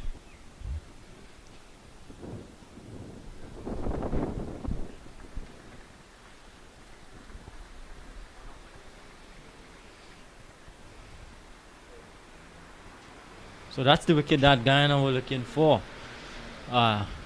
John came in the 23rd over, a little bit belatedly, but nevertheless they're going to take that. And you know, as I was alluding to earlier, wickets can fall in clusters, you know, so they would be very mindful of this as well. We saw a sprinkle a bit earlier, the very sharp drizzle, but that has now disappeared again. We're back with a brilliant sunshine. So Moti giving the Guyana Harpy Eagles a little bit of motivation now. Yeah. With that wicket. Wickets tend to give you some energy. And Johnson again back at slip, trying to put some pressure on a new batter, Kavim Hodge. Yeah, good move by Captain Johnson there, employing that slip. Catcher in close. Wickets, the order of the day for Harpy Eagles. Moving forward, Moti has certainly provided them with one.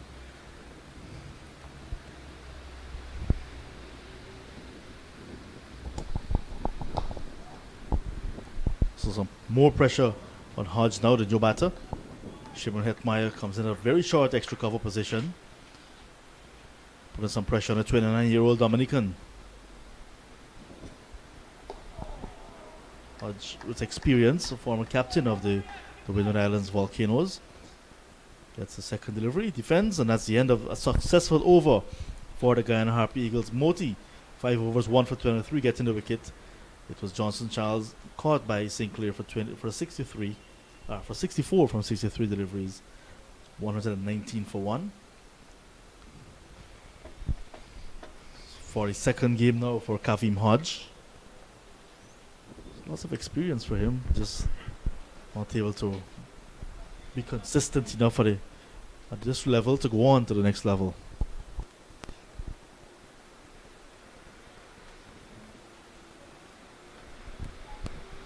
Pomar is going to continue the attack for Guyana from the media center end.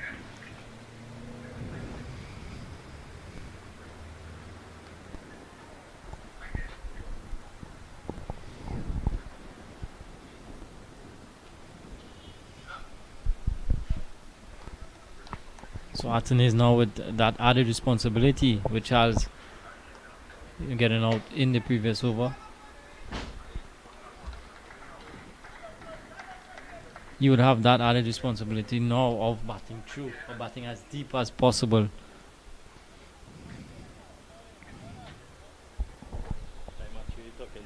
Seems to be very capable, despite just being 23 years old, Athanaze. His highest score at this level, 63. So you'd want to go past that. And it's important for these batters, now that they have starts, but Johnson Charles being dismissed, to have good scores at the start of a tournament. It always sets it up nicely towards the back end. And this format, where 4 teams in this group, Zone A, play each other twice. Hodge will get off the mark, punches this one to cover. He gets an easy single, so he's off the mark. He opens his account with 1. So the format, like I said, all teams having 3 matches at the Queen's Park Oval, and then 3 at the Brian Lara Cricket Academy.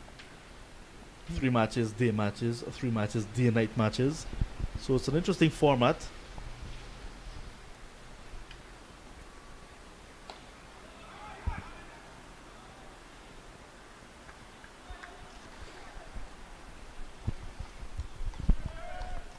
So a chance here for Guyana with the fall of that wicket to put some pressure back on the Windward Islands batters.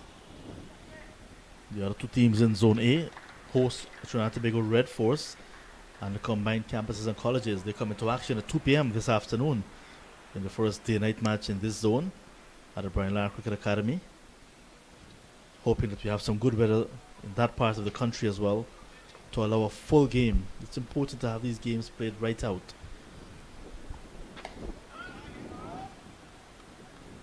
We just had T20s. We don't want another shortened game. End of the over. 24 gone. 122 for the loss of 1. Certainly. Athanaze, he's on 52 from 76 deliveries. On Hodge, he's just come to the crease. He's 1 from 5. The Windward Islands going at a run rate of just about 5 to the over. Moti is going to continue once again from the Brian Lara Pavilion end, with his tail up, having just picked up that big wicket there of Johnson Charles. Certainly would have given his team a lift, picking up that wicket.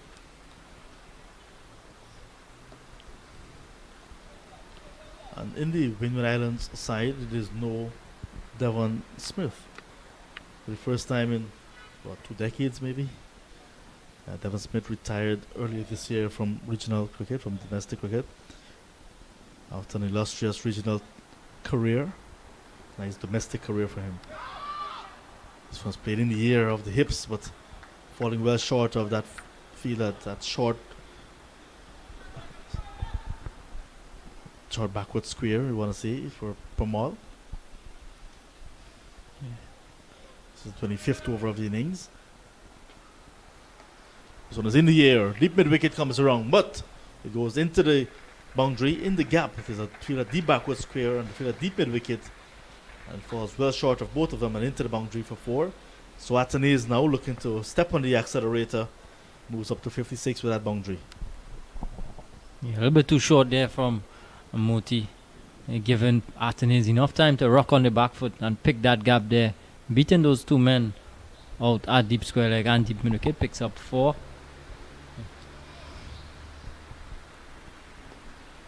A little bit quicker from Moti that time, just picked off the hip there.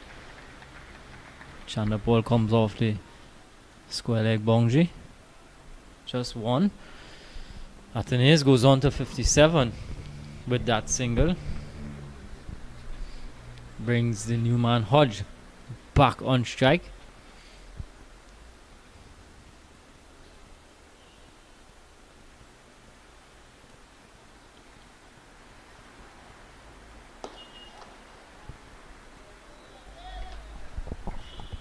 Important time for Hodge to come out as well, with the run rate up at about 5.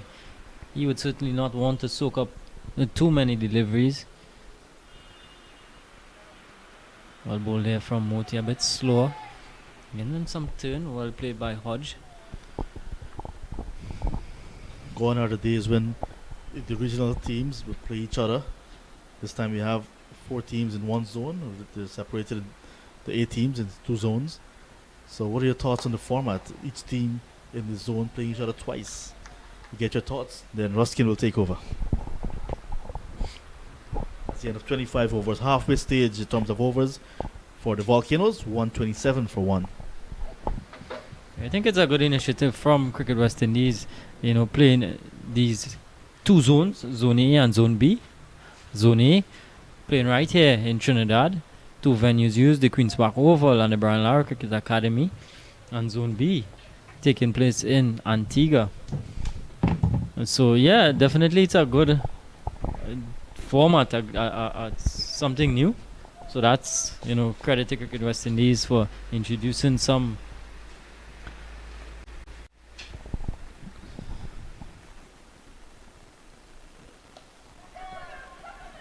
Again, it was airborne for a long while, and you could see them shouting catch. Unfortunately, it just didn't carry, and he didn't seem too interested in it, Sinclair, of running forward there to probably take that catch.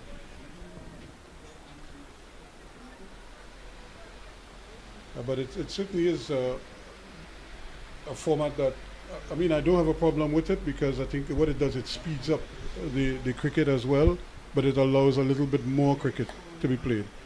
This next delivery is comfortably played as well. Yeah.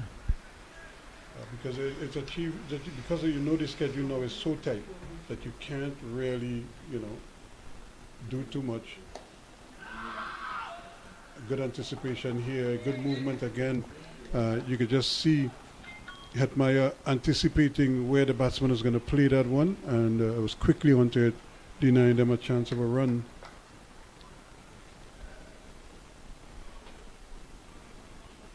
Again, just standing up and playing it.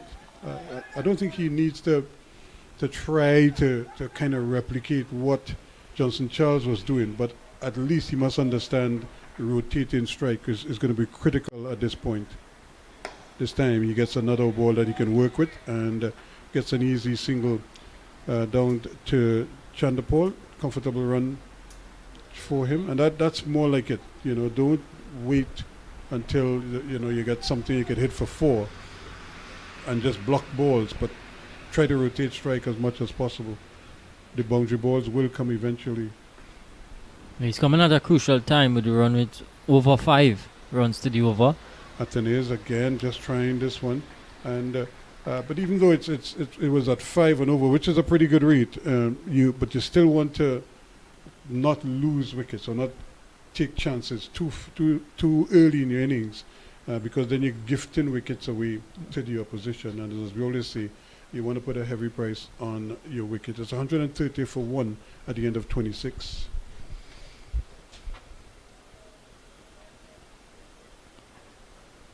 There's going to be a change from the pavilion end now. It's going to be Sinclair coming back into the attack. Kevin Sinclair, he's bowled 6 overs, none for 27.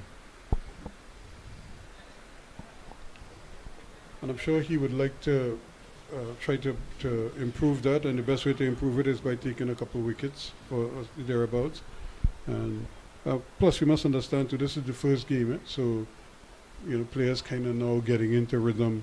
You could do so much in the nets. Yeah. It's now when you get into this, you certainly want to do. The Windward Islands, remember, played a practice game against Trinidad and Tobago last week. Yeah. Here he goes again with a reverse, and it's working for him yet again, and another boundary. Yeah, Athanaze bringing out this reverse sweep and really manipulating the field, so to speak. That man out there was at a sort of a sweeper, and he got it in the gap, picked up another 4. So pressure immediately put back on Sinclair.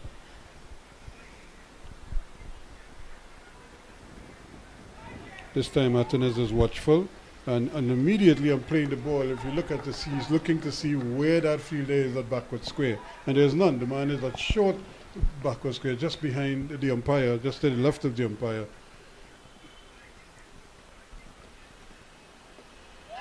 Here he is again thinking about it, but then deciding against a quick single. And it's ironic, he's playing the reverse sweep with a man at short, well, I would call him a deep gully, almost a backward point, short backward point. Yet he's afraid to play the traditional sweep with the man at short square leg. Yeah. It's probably more comfortable playing the reverse sweep, Ruskin. Yeah, he has two men there because he has the backward point and he has a short third man. This time he's trying to flick it away on the onside and struck on the pad. Plus there's a man at deep point. So that reverse sweep, there are some risks involved in it. This time he goes to the traditional sweep shot and he gets it over the head of the fieldsman, but then, like my golf shot, it just hits the ground and dies. And it just sort of stops there for him. But he gets 2 runs. And but that was more like the sweep that I was anticipating he would make, but probably would have gotten a boundary for it. This time he only got 2. So Athanaze goes on to his highest list A score, 65. Not out so far from Alec Athanaze, the 23-year-old Dominican. He's trying again to go with him and this time, but you could see there might have been an inside edge, and unfortunately there was no. Well, they didn't catch it. That was the thing about it. He was trying to get under it there, Bramble, but couldn't get under it. So the end of the over, and the end of it is 136 for 1.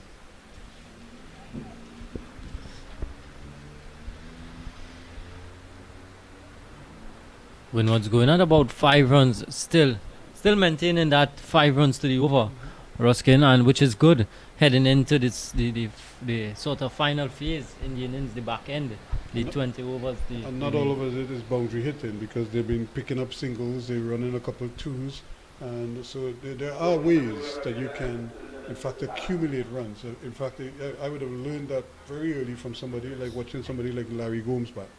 Larry Gomes was one of those, he was a prolific scorer, but he wasn't a big boundary hitter, but Larry would always, when you look up Larry has 60, where he scored 60 runs, but because he kept rotating strike continuously. Yeah, that's something that has been eluding our batsmen in the Caribbean. The Pestano is back, and this one is just pushed into the covers, and so now he has to pick up from where he left off, in the sense that just as his first spell came to an end, he produced a couple good deliveries. And so now, with that in the back of his mind, he must be thinking, okay, fine, now I can relax a little bit. I've gotten those first 3 overs out of the way. And Clinton Pestano now must be thinking, let me show what I could do here now. Slightly slower delivery. Again, you could see the angling in. And just as he saw Kareem Hodge shape into plate, you could see the hands go up because he obviously felt he had broken through there and he had gone through the gate. Pestano operating here from the media center end, getting that ball to tail back in to the right-handed Hodge. Hodge 2 from 14, so he would not want to get bogged down or soak up too many deliveries. Again, he's driving. They're going to go for a single here, and it was good fielding, but he had it in his left hand, and he couldn't transfer it immediately there. So you could just see a good diving effort again, but not able to pick it up, transfer it to his right hand, his throwing hand, and get it back to the wicketkeeper. Hodge gets up the other end unscathed. He goes on to 3 now, brings Athanaze back on strike. And Hetmeyer looks fit. He looks like he's into the game as well. There's another delivery, and that's slipped. They could go for 2 here. They're going for it. Yes, they're going to have to hurry. The non-striker's end, if he had struck it, he would have been out because he was just touching down. It looks like just a fraction too late, but it was a good effort at a run out at the non-striker's end. The first one you could see, they completed it quickly, and then look at the throw here. And he might have been out. It certainly was a good effort coming out of the deep. But again, well played there from Athanaze once again. Just taking all the pace off of it, just dropping it nicely into that leg side there. Picking up 2 more. He is again opening the face once more, and this is how you rotate strike. This is how you accumulate runs. Not everything has to be a 6 or 4, but they all contribute to the eventual total. And how many games have you seen teams lose by 1 run, 2 runs, 3 runs, and then you think back, you're beating yourself up, boy, where I couldn't get a single here, or I couldn't, run 2 instead of 1 here. All of those thoughts go through your mind when that happens. But here you have a chance to actually get those runs and now put pressure on the others and let the opponents now wonder where they could have limited you a run or 2. It's the end of the over. At the end of it, 140 for 128 completed. Yeah, Athanaze has certainly been impressive in this knock so far. 68 from 89 deliveries. So, he's playing within his strengths. He knows that big hitting is not his strength, so he's working around the balls, manipulating the field, finding the gaps, and when the opportunity presents itself to score the boundaries, he's cashing in so far. So he's definitely been good for Windward Islands, and certainly they would want him to bat as deep as possible and sort of anchor the innings. Well, it makes sense because he's set, and a new batsman will take a little while. Look at Hodge, he's 3 from 15. So he hasn't really started to flow just yet. So Athanaze now just needs to continue and play on. Continue the way he's going. He doesn't have to change a thing. Take his risk where he feels necessary, but in the main, just play with the tide.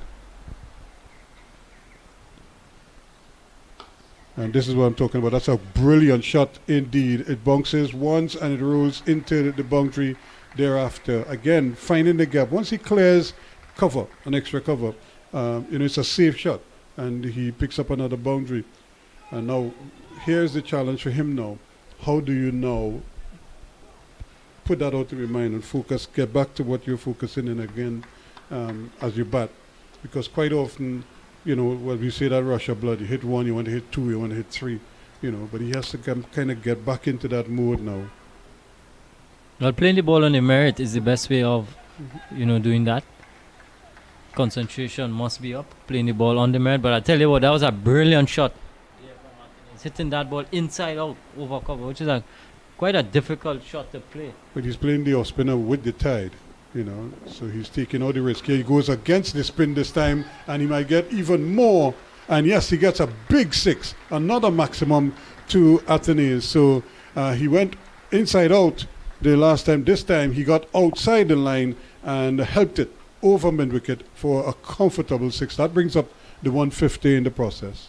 Yeah, meeting that one on the full. There was Athanaze, and this time hitting it into that vacant gap there. There's a man at deep square leg, and the other fielder is at long on. So there's a big gap on the onside, accessing that gap there, picking up 6 more.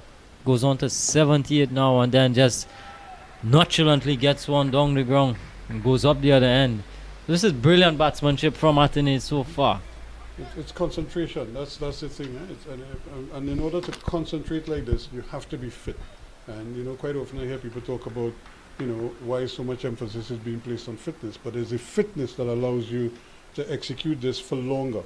Yep. That's the key. The fitness allows you to do it more consistently and for longer periods of time. And so like John was saying, he's been out of the game for a while, but he obviously was working on his fitness and his game. So now we're seeing the benefits of that coming to the fore here. And how long have we been hearing of Athanaze? It seems like he's been around for like ages, and he's only 23 years old. He's still a young man. He's come straight out from the under-19s. That under-19 team that won the World Cup in Bangladesh came straight out of that under-19 team into this Windward Islands senior team. So he's transitioned well from the under-19 level to senior cricket, List A cricket. Hutch again is watchful. Hutch is soaking up a few deliveries here, but I think he's trying to hold his end. They're going to get a quick single here now. That's very well played. He just nudged it into the gap.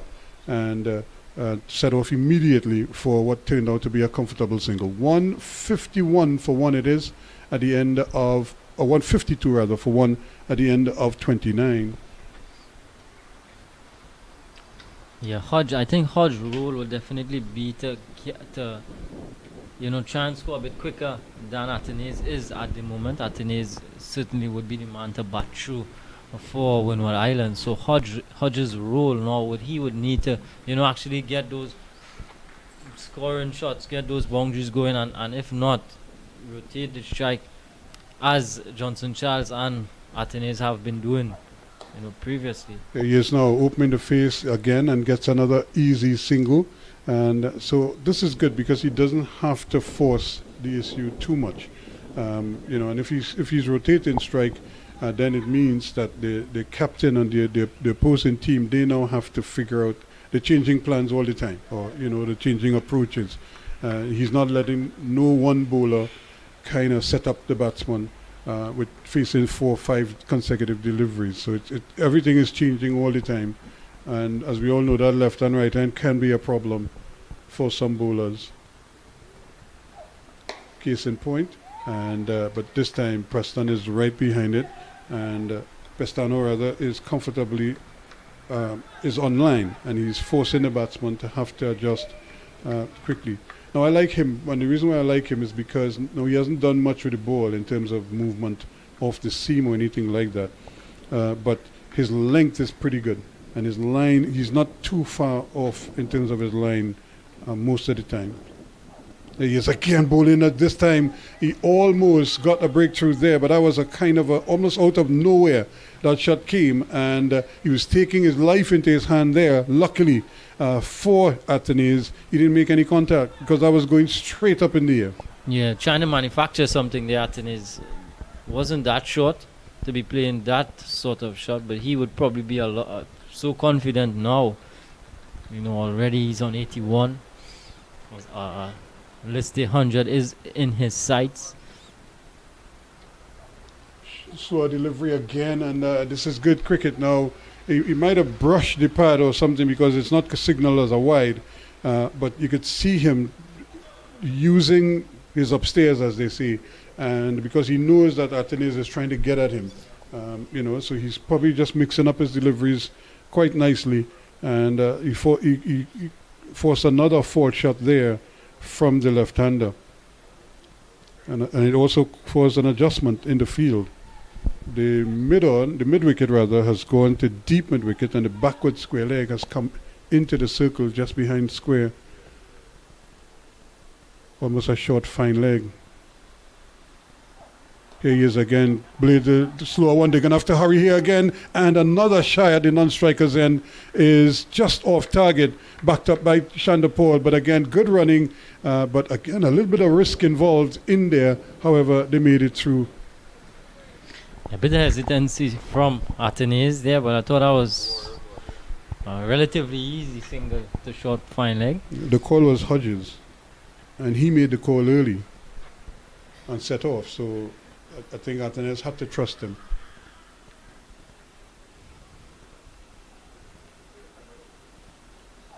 There's a short ball that is paddled around. That's a good shot. That's 4 runs.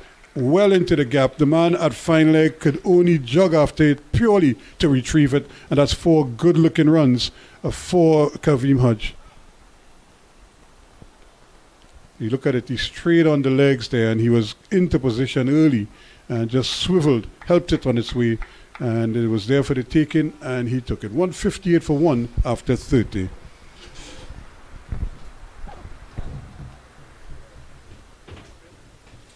So the only wicket to fall so far is that of Johnson Charles, who produced a splendid 64 from 63 deliveries, and what had it littered with a couple big hits, and really the sprinkling of spectators here would have been treated to some wonderful stroke play. He really looked set for a big score, and his 64 was a true indication of how well he was batting. And we see another change as they're trying to mix up the bowling quite a lot here. Yeah, Rutherford is going to pick up the attack. the southern end, the Brian Lara Pavilion end of this magnificent historic facility, the Queen's Park Oval. I haven't seen the seamers getting the type of success that Leon Johnson is looking for. So Rutherford picked mainly for his batting. He can bowl. He bowled a few overs in the recently concluded return of inter-county competition in Guyana. But he's certainly taking his time to make sure he get his run up right. He's marking out his run and is very particular about where he wants to start his approach from. And the first ball is nicely guided down, but again, good work at that short backward point position and just tumbling over to make the save, Hetmeyer.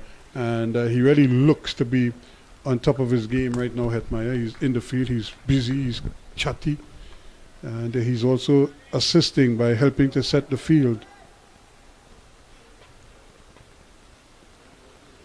This time, beautifully driven, and he's going to get a quick single. Nice stop down at mid-off as well.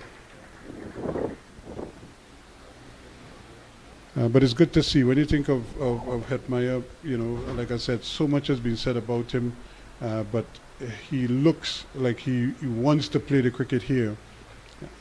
And like I said, you can see that by just the way he's helping in the field. He's not just out there. He's active while being out there. Plus, he's made a couple brilliant stops already. Yeah, and then he's trying to lift the spirits of the guys with his chatter and his encouraging remarks. There's another delivery, this time on the legs, and picked off nicely. And I don't think you're at his pace. He cannot afford to stray onto the batsman's legs too much. You're asking for trouble. It's a nice inning so far from Athanaze. This is his highest list day score. Gone past his previous best, 63. He's now got to think about three figures and beyond. This one is hit over the infield. Nice shot, confident shot to get a boundary. So Athanaze is now picking up his 9th boundary to go with 2 sixes. And again he's looking, you know, he's looking the part. He knows that he carries a lot of weight now. He's up to 85, and so he must be thinking of 100 here. And more importantly, look at how well he's timing the ball. And not all of them have been played along the ground. He's deliberately lifted a couple to get them over the infield. So Rutherford as well, who's back into the Harpy Eagle side, have not played regionalistic cricket since 2019. And I think he's getting an opportunity to bowl here as well, because both of the other seamers, Shepherd and Pestano, not getting the type of rewards that Leon Johnson is looking for. And then Pestano, many would have felt, got lucky to be selected. Kimo Paul is injured. They're going for another quick single here now, but they're going to get it again. Not much that the fieldsman could do about it, and the batsman just placing the ball well, and drop and run, and they got another easy single. 165 for 1 now after 31. First Rutherford over, going for 7 runs. Athanaze got the boundary in the over. He's now on to 86. 9 fours and 2 sixes so far. Johnson Charles 64, 2 fours and 5 sixes. So they're hitting a decent amount of sixes as well. Gone are the days when you find that batsmen would struggle to clear the Queen's Park oval boundaries. Now it's happening much easier. The whole attitude has changed. Yeah. You know, the attitude to batting has changed, and I think one of the men who you probably have to credit with that, or it would be David Warner, as a batsman who came from predominantly the T20 format, and then he brought that kind of aggressive play into Test cricket. Athanaze trying to tickle this one down the leg side, and he missed it. But he might have just gotten it. He might have just brushed the pad, because again, it wasn't considered a wide. And before that, of course, you know, you had some explosive opening batsmen, Gordon Greenwich, Desmond Haynes, you know, the Indian opener who was just Virender Sehwag, you know, Sanajay Surya from never saw a delivery he couldn't hit. Here's another delivery that is pushed up with a full face of the bat down to mid-off, no run. Matthew Hayden. Yeah, these are some of the guys. But I think the man, when I say so, why I credit David Warner is because when he came into cricket, he was predominantly a T20 cricketer. Then when he made the transformation, that was the big thing, whether he would be able to succeed in Test cricket. And boy, he just carried on. Here's a lovely hit. This one, he goes aerial. There are two fielders out there. He might get under it. And he just got a hand onto it. In fact, he got both hands to it and dropped it. But there was a lot of ground to cover. Unfortunately, he couldn't hold it in. That's the second wicket keeper in the Guyana Harpy Eagles team. In fact, no, it's Shimron Hetmeyer. He was down on the track down on the ground for a little bit. So he's only seeing the broad brimmed hat. Yeah, there's Shimron Hetmeyer. He covered extremely good ground, mate. And then when he got there, got both hands to it. When he fell to the ground, it bubbled. Good work from Hetmeyer. Just could not hold on. This time he's flicking it on the onside. They want two again, but I think they may have to settle for one because that's good anticipation there. And rifles the return to the keeper to limit them to just the single. Yeah, there we see Shimron Hetmeyer. Good work, good ground, had to cover. Disappointed with himself. Set high standards for himself, Shimron. Yeah. Once again, the umpire is looking at where Peston is falling through as well, so he has to be careful at this end. They want a quick single here. No, says Athanaze. Hodge was interested, but Athanaze saw the bowler in his follow-through, approaching the ball quickly. Good reaction from the bowler. And it came through at a good angle for him as well. Right in his follow-through, he just had to accelerate towards the ball. And that caused the abandonment of the plan of a quick single.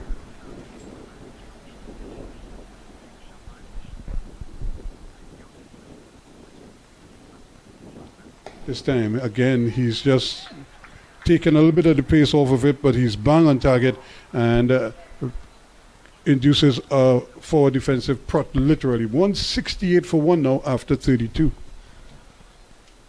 Nice over from Pestano, over which he almost had a wicket of the top scorer so far, Alec Athanaze. It was a nice bit of work, good fielding from Shimron Hetmeyer.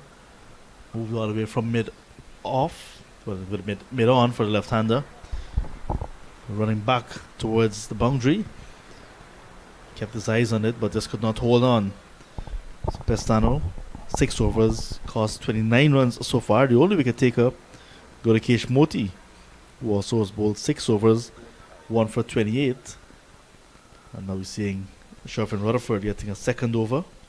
And as I said, these guys getting this opportunity to bowl now because mainly Kimo Paul, who's not in the squad because of that injury, is not here. So Pestano, when he got lucky to be selected. And now because Pestano and Shepherd not getting the rewards that Johnson has been looking for, now seeing the part-time medium-fast bowler in Sherfin Rutherford getting an opportunity to bowl. Well, we've seen how Myers has come on for the West Indies as well, doing a similar thing. Short ball, punched into the offside, and another comfortable single for them. So again, he rotates strike. He goes on now to 89 Athanaze, or to 90 rather, and 169 for one it is. He looks very composed at this time, so I don't think we'll have a situation of the nervous 90s with Alec Athanaze. Some captains are tricky like that, you know, they put on just another bowler and try to buy a wicket. So a batsman who's well set might be thinking, what is he trying to do?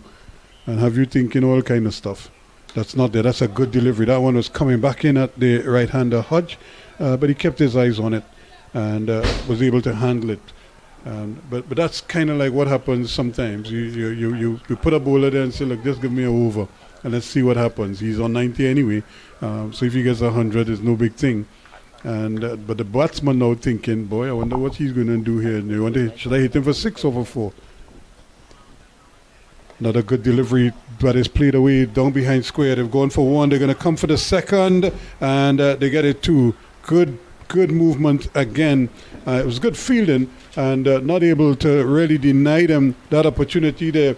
And Muti coming around quickly, but not able to prevent the second run.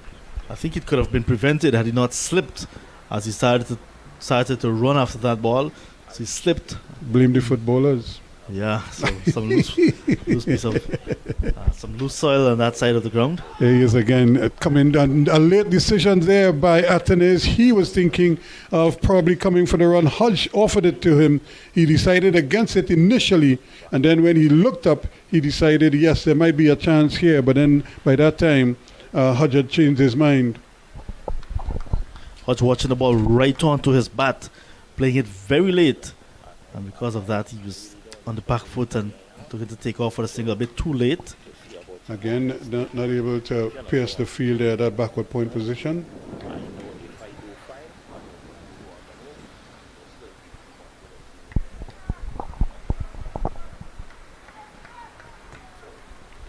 Sinclair's bowled 8 overs, none for 45.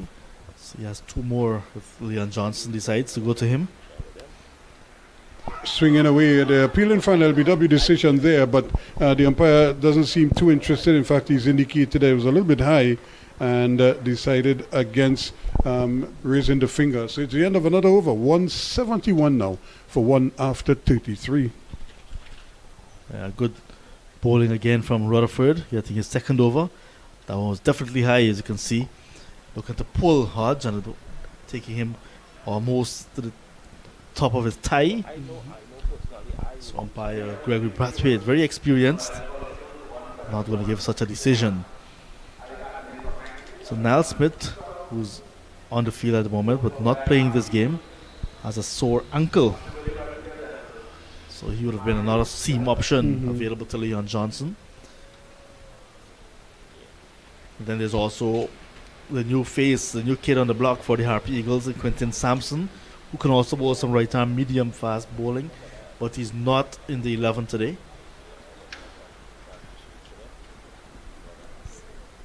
And remember, it's a tournament that is a fast turnover. You're playing almost every other day, and some players you'll have to rotate some players during this, maybe even because you may be forced into a change at different times. So you want to cover all the bases, and it would be interesting to see how the team selections worked out for some of these teams. And I would imagine the coaches had one plan, and then you got the benefit of the returning players now. So you it's like you get extra riches now, and you're able to utilize them. And then you might lose some after 3 because some are going back to play Test cricket. Shepherd bowls, and he almost gets a wicket there because it was a badly lined ball, and Athanaze was swinging it away, but it almost carried to the man of that short backward square leg there. Almost a short fine leg, really. Shepherd back for another spell. He's coming from this another end, the media center end, where he had that trouble following through on the danger area. Is that Savory on the field there? Yeah, Savory's a substitute on that short fine leg area.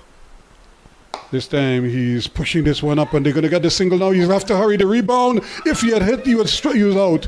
He was very, very short there. And Athanaze is living a charmed life because this is the second time that he was almost run out at the non-striker's end. He pushed it, he waited, he checked again, and then he took off. And by that time, and now Shepherd, with that big body of his, he had to go around him. And all of that delayed his entry into the crease, almost cost him his wicket. It was Leon Johnson, the captain, at short extra cover, very short in there. The ball was played straight to him. He did not feel it cleanly. And then on the rebound, like you mentioned, Athanaze going for the single on the misfield. And almost lost his wicket via run out. Leon Johnson did not hit the woodwork at the non-striker's end. They always warn against running on the misfield. This time he's able to adequately chop it down to third man and will get a comfortable single doing so.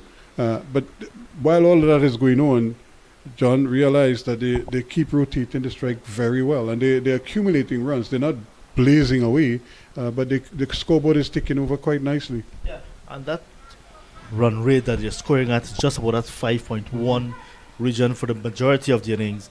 So I'm not sure if the Harpies will be thinking that they're not doing a bad job, just holding that scoring rate at the moment. If anything, they try to bring it down. Here's another delivery that is lined with the leg stump. And this time, Athanaze decides against any extravagance and just nudges it and takes the single. He goes to 92 now, and the scoreboard ticks over to 174 for one. Seems like when Johnson departed was a long time ago now, isn't it? First wicket going down with a score on 119 in the 20th over. 23rd over, that is. So the partnership now 55 between Athanaze and Hodge. 55 and add another single here, add another boundary to it, a full toss that he just slaps back past the bowler, and despite the diving effort again at mid-off, he's been through the walls really, going one way then the next, and not able to cut that one off, but a sweetly timed powerful drive down to the boundary for 4. Yeah, that's a classy shot from the right-handed Kavim Hodge. Full stretch dive from Hetmai, could not stop that one. You had to admire that shot from underground. And that's a good delivery, good comeback from Shepherd, but again, no success for him at all. And as he takes his hat, it's the end of the over. It's 178 now for the loss of 1 wicket. 34 overs completed.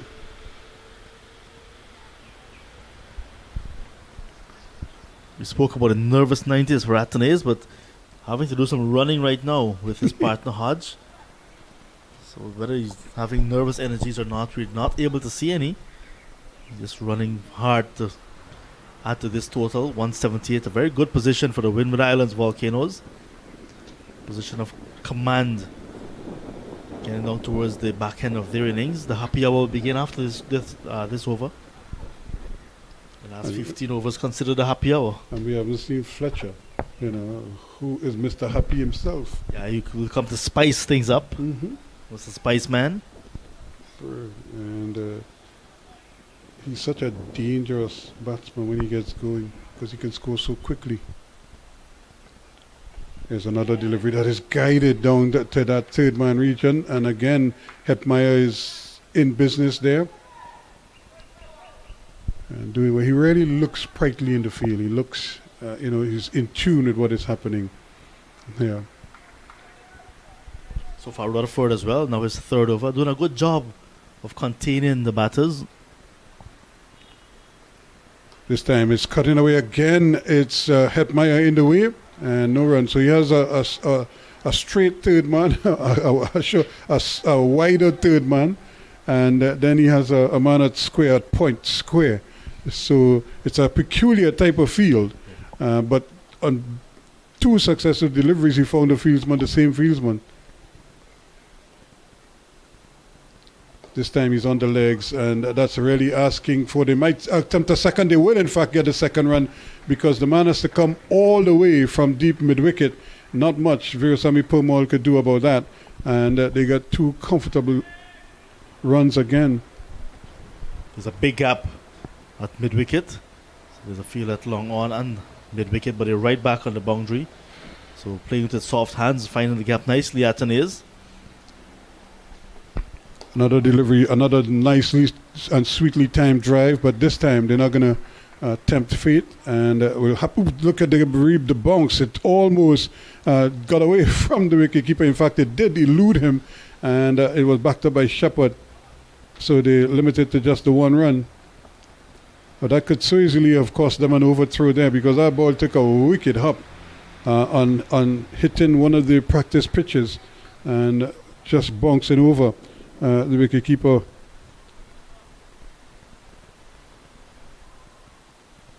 So yet, but another run. That's the important thing. It's 181 now. For one. This time he's playing the gun for another quick single. He's going to have to hurry this time. But I think on this occasion he had the measure of the fieldsman then. Guess who it is again? It's Hetmeyer involved in the action yet again. And but you know something, I don't know, you all have green mangoes in Guyana. Oh, lots of them. Lots of them, but I don't understand why these fellas can't hit the wicket. I They know. all been shying at the stumps. And even if you don't get the wicket, at least hit the stumps. And, you know, let the umpire make a decision. But for now, they haven't really been able to do so. Close, but not close enough. This time, he's watchful. Just plays it into the offside. And we'll be happy with the dot ball. 182 for 1 at the end of 35.95 to Athanaze, 18 to Hodge. 95 from 115 deliveries faced. Athanaze. One hit away, you'd say, from three figures. I don't think he'll want to bring it up with one hit. He's already hit two maximums. To go with 9 boundaries, 9 fours. But it's a very good hand from the young man. The Dominican pair at the crease, so they've known each other a long time. Been playing together for a long time as well. Shepherd now into his 7th over. Recently in the county tournament back home to select this side, Shepherd was the MVP of that tournament. Picked up 9 wickets in the tournament. Just too wide outside the off stump there. Let's welcome back Kadir. You had a long break, Mr. Kadir Mohammed. Trust you had a good time to revive and come fresh to take us home after the back end of this innings. Yeah, good afternoon once again, viewers. Yeah, Mario Shepherd continuing here from the media center, and he's been a bit expensive today, Shepherd. Into his 7th over, he's already gone for 35. That's the French cut. Just be a single for Hodge. Windwards well placed here for that final kick in the back end, you know, of the innings, with some dangerous batsmen to come, likes of Fletcher, Ambrose, Justin Greaves. But again, Alec Athanaze is a similar type of innings to that of which Casey Carty played for Leeward Islands in this the opening game of the tournament. Scored 100 eventually, Casey Carty. Match-winning 100. Yeah. Yeah. You know, two young players are putting up their hands. This one's in the gap.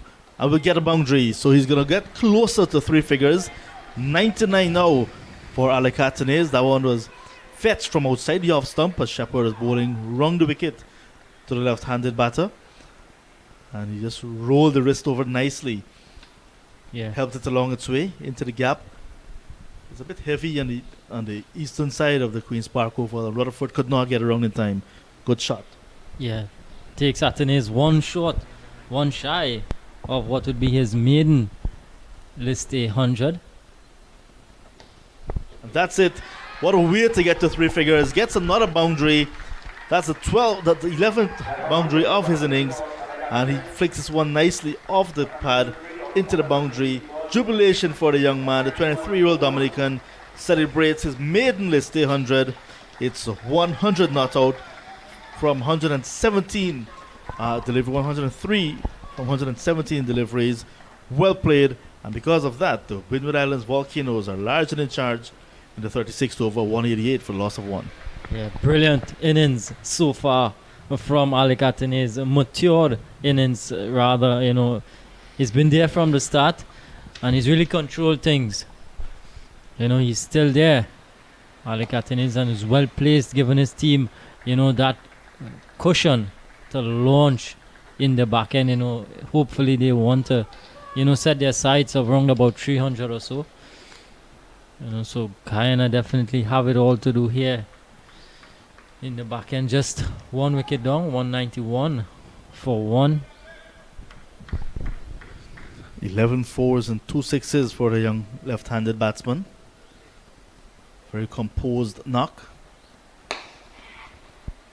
Took 117 deliveries to get to 3 figures. Single quickly taken from Hodge. Hodge is the type of batsman who will not be bogged down. So this is a good partnership. Over comes to them, 36 gone, a nice partnership of 74 runs for the second wicket. And looks as if we're going to have some a drinks break now. 193 for the loss of one. The Volcanoes continuing to enjoy the opening encounter. Yeah, certainly they have bossed it so far. And Athanaze bringing up his maiden list day 100, 104 not out of 118 deliveries, and Johnson Charles giving them that impetus up front. Scoring 64 of 63 deliveries. Moti, the lone wicket taker for Guyana Harpy Eagles so far. He's bowled 6 overs, 1 for 28. Pestano's bowled 6, none for 29. Purmall, 6 overs, none for 31. And Sinclair, 8 overs, none for 45. Rutherford, like you mentioned, 3 overs, none for 14. So good partnership developing here. We saw 119 opening stand when Johnson Charles was there with Athanaze. Charles being dismissed for 64 from 63. 2 4s and 5 6s in that knock. So it's a good batting display so far by the Volcanoes. John, Guyana, formerly known as Guyana Jaguars, they've rebranded. They've gone as Guyana Harpy Eagles. What brought about that rebranding? Well, there's been a change of guard in Guyana in terms of management of cricket. And after that, perhaps they felt that they needed to have a new image as well. So I'm not sure exactly why the change, but I'm saying that that's when it came about. So the Harpy Eagles, we know it's the Harpy Eagle itself is from the Amazon, where Guyana shares the Amazon with Brazil and Suriname. So the Harpy Eagles very much dangerous. The biggest eagle. The wingspan can go as a maximum of 9 feet, and the claws are as big as someone's hand that can pick up a baby easily. So they prey on a lot of mammals in the wild, like monkeys, sloths, and so on. So I guess they're looking to go again with something that's very dangerous. So that's the Harpy Eagle. Yeah, it's a catchy name. It is. Guyana Harpy Eagles. And they're looking to soar and to take on another prey and so on. Mind you, the jaguar is the national animal of Guyana. Yeah. So, but definitely Guyana now have it all to do in the back end here. In the back end here with Windward Islands, well placed at 193 for 1. Captain Leon Johnson definitely need to ring the changes. It hasn't been, all happy going for him with his pacers, Shepherd and Pestano. They've not been on the money. Shepherd 7 overs, none for 46. He's gonna have some thinking to do here. These remaining 14 overs or so to come.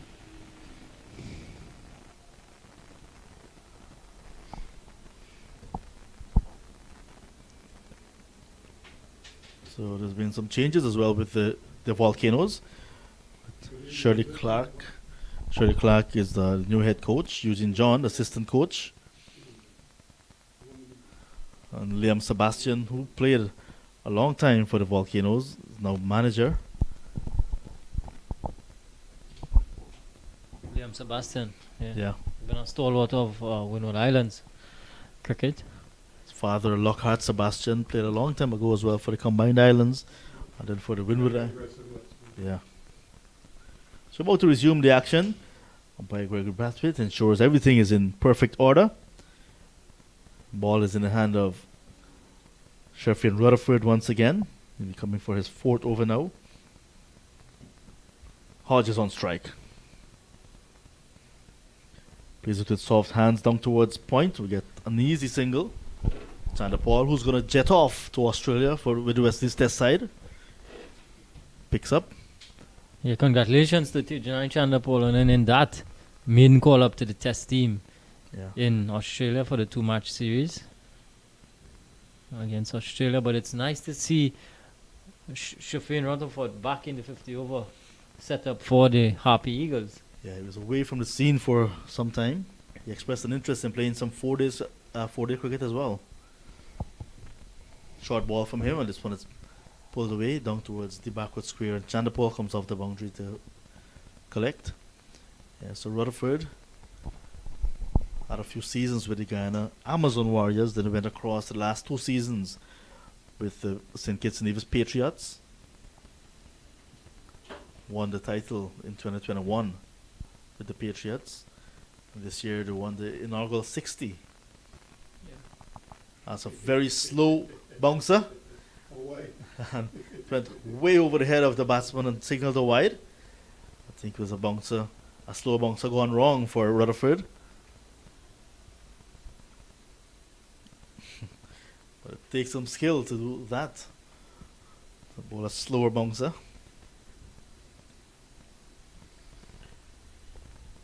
Rutherford from Sherriga scheme on the east coast of Demerara in Enmore.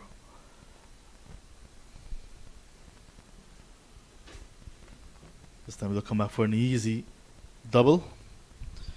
I like to say, instead of saying twos, I like to call it doubles in Trinidad because that's one of the biggest dishes in Trinidad and Tobago. Yeah, doubles, so that's a good double for Kavim Hodge. So for me, there are no twos in Trinidad and Tobago, they're doubles. Doubles, yeah. Yeah, our go-to dish in Trinidad here. Some good doubles. Always a good time. Hesitation. Chandapal is on that ball like a hawk, like an eagle. Like a Harpy eagle. Tejnai Chandapal. Yeah, it's good to see the young man getting an opportunity at the highest level.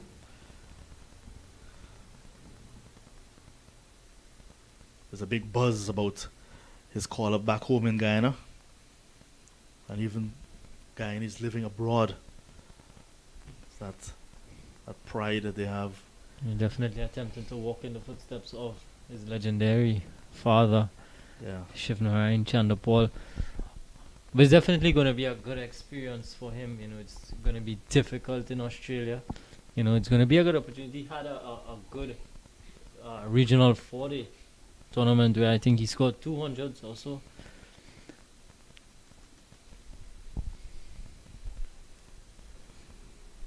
Up in the face of the bat to get another single, Athanaze. That will be the end of the 37th over. One. And the 200 comes up. Yeah, it's 200 for 1 after 37 overs. So Athanaze and Hodge putting on 81 so far. These two have really done well. Athanaze getting to his maiden first class list A 100. He's 107 not out of 121 deliveries. Hodge is there with him. He's 23 of 38. And looks like Pumal is going to come back into the attack for Guyana. Captain Johnson going back to his most senior spinner in the lineup today.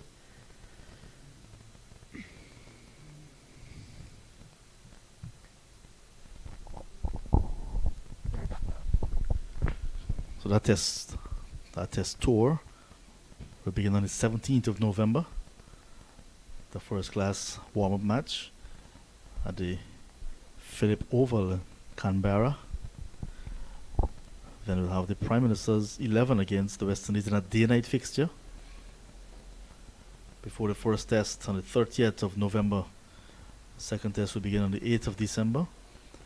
So players will be back home in time for Christmas. Yeah. So Athanaze gets a single. Goes up to 108. Brings Hodge on strike now. Pumal into his 7th over. None for 32 so far.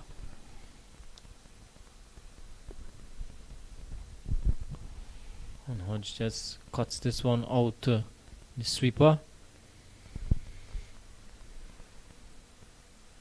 So how Pumal would want to pick up one here. A lot of flight and guile from Versami Pumal.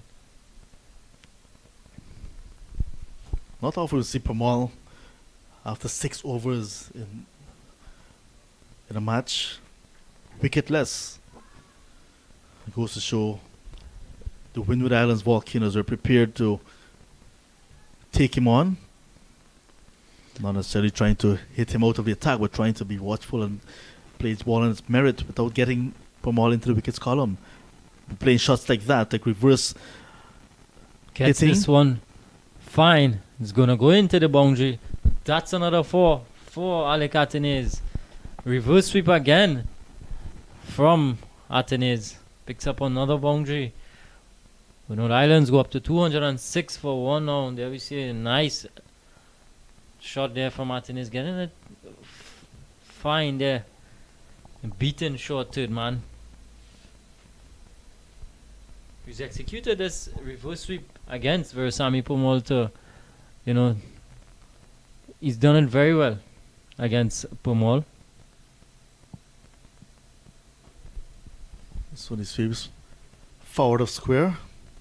Moti is in the way.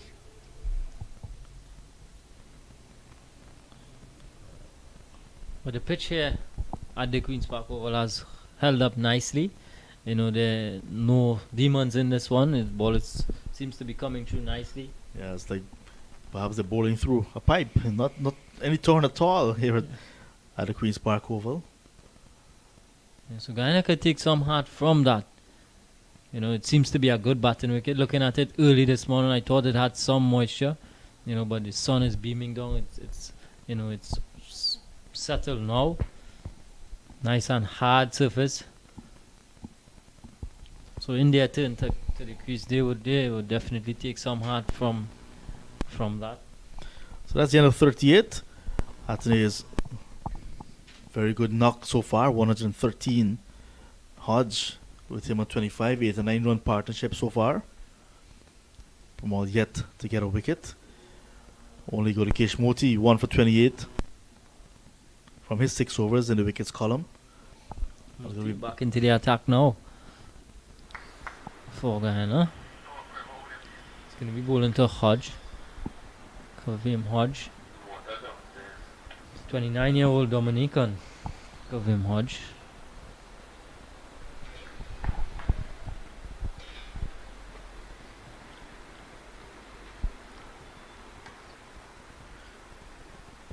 Chops this one nicely off the back foot into the gap. Tijnai does the feeling out there at that sweeper position. So Muti operating with, for Alec Athanaze, he's operating with a deep backward square, deep mid wicket. A man on the long off fence. Mid off is up in the circle. And sweeper on the offside. Moti got a wicket of Johnson Charles in his 5th over. Now into his 7th over. So Johnson brought him back not only to break this partnership, but once that can happen, it's motivation. Yeah, definitely. So the wind with us here at the Queen's Park Oval, as you can see the close flapping away. This one is swept away nicely, powerfully, over fine leg, and that's another maximum. Alec Athanaze reverse switching, hitting again, and this time gets the maximum. Well played. Yeah, good shot again there from Athanaze. Pulling out that reverse sweep again. This time getting the elevation. Getting it all the way for 6. So he's executed that shot well today, Alec Athanaze. He's been unsung. He's still there. He's 119 and not out now. Takes the score up to 215 for 1. On another day, we're seeing a lot of persons in that Trini Posse stand jumping with that shot. There are but just a few spectators in the Caribbean stand. Sprinkling of spectators here at the Queen's Park Oval. But there are more cars than persons. I'm noticing in the parking lot lots of cars. Where are those persons? Perhaps in the members' balcony. Yeah, definitely. Those like members of staff. Yeah, members of staff. Easy single there to Hodge down the ground. Takes the score by 1 now to 217 for 1. Partnership goes on to 98. On the verge of a second consecutive 100 partnership for the Volcanoes. Charles and Athanaze put on 119 for the opening wicket. Much closer to Athanaze this time, and he's kept quiet. That's the end of 39. He's kept on 120. Kavim Hodge with him on 27. Athanaze has really picked up the scoring since Johnson Charles departed. As you can see, the partnership is 98 and Hodge is just on 27. So that just goes to show how much he's picked up his scoring. Yeah, when Charles was dismissed in the 23rd over, Alec Athanaze was just about 40 runs at that time. So he took over the responsibility of getting runs, batting his side into a very good position. You can see the place is hot, so some refreshments coming out for the batters. But it's good to see the young players getting the opportunity and making the most of it. First match of this zone, Zone A, first match for the Volcanoes. And Alec Athanaze put his hands right up with a magnificent 100. Just like we saw Casey Carty did over in Antigua in the last match. Yeah, I like the fact that we've seen hundreds coming from young players. Casey Carty recently in and around the West Indies team, and Hodge goes down the track. This one, beats Hetmeyer into the boundary, and that goes over the rope. 6 runs to Hodge. You get the impression that ball went to the Hazley Crawford stand, because that's what we were seeing on the monitor a moment ago. But it is a well hit shot to bring up the 100 partnership for the second wicket. Athanaze 120, with Hodge now with that magnificent straight hit back over the head of the bowler. Hetmeyer felt he had a chance. He was running towards his right, but it was well hit, just out of his reach. Hit straight from Hodge. Yeah, what a way to bring up the partnership, the 100 partnership. And they're going better than a runner ball as well, so that's very important for the Volcanoes. Swept away through the legs of the wicketkeeper Bramble. We'll have to await the signal of umpire Chris Wright. So no signal. So you got Pat, the under edge. Kavim Hodge. Hodge is quick. Once he's at the crease, you'll be able to see lots of singles being taken and doubles, of course. Yeah.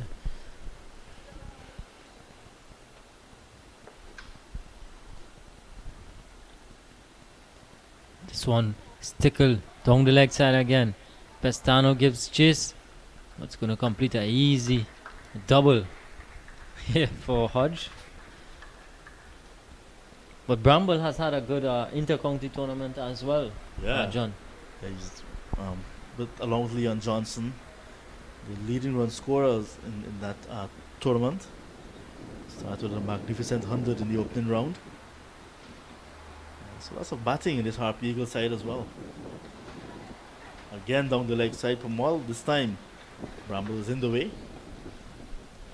So extras contributing to the total. 7 extras so far.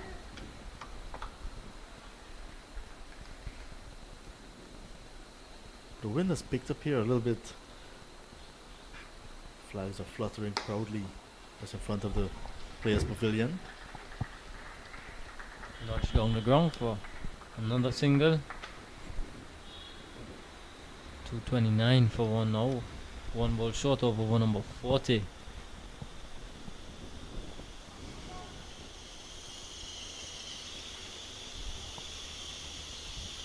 So there's a ring of fielders on the offside for the left-handed Athanaze.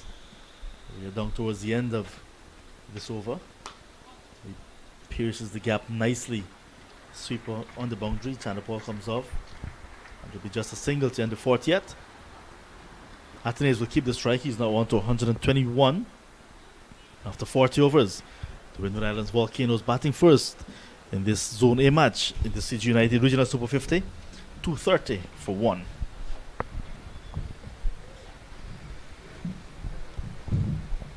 So Pumal completes his 8 over, none for 52.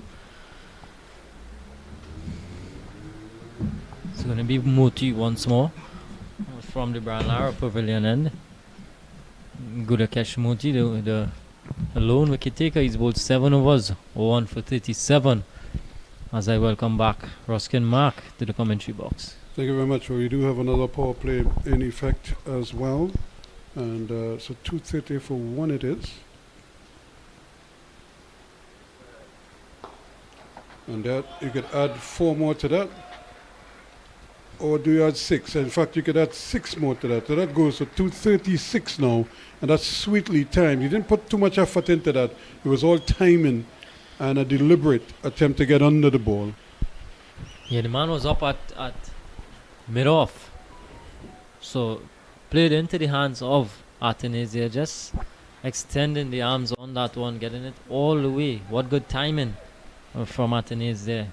Hit it straight in front of his teammates, and they were all applauded this effort. And this has been a splendid batting display from this young man, who certainly has come here and taken control of this. He played second fiddle at one time.